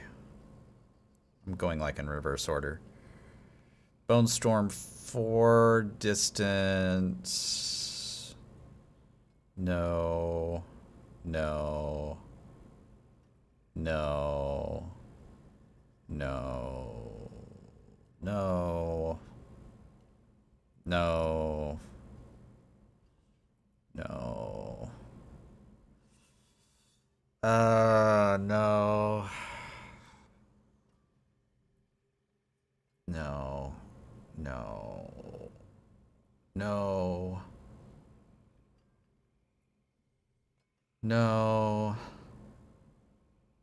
DR injured is wildly weird.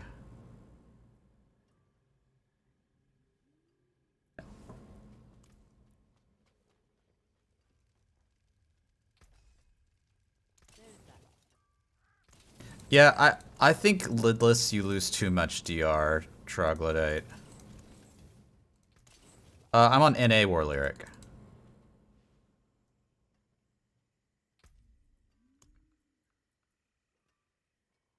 See what time is it, you guys?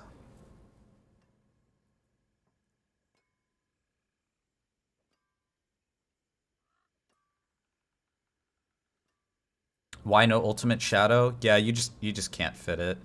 If you ran an offhand instead of a shield, you could fit it there. But I mean, just look at this DR, man. Like, I can't give up. Look at the DR. It's so much. All right, guys. Hey, thank you so much for tuning in. This has been an awesome stream today. We had so many great announcements.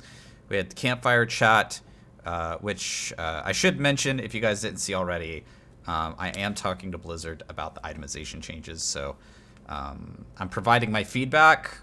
Hopefully we can help their team sort of take our, I guess, somewhat expert opinion and help make the game better for you guys as well. The PoE announcements were pretty amazing. I do want to play that when that launches and do SSF over there. That looks pretty incredible. Anyway, everybody have a great rest of your stream. Stick around, or great rest of your day. Stick around. We're going to be raiding. Have a good one. Peace.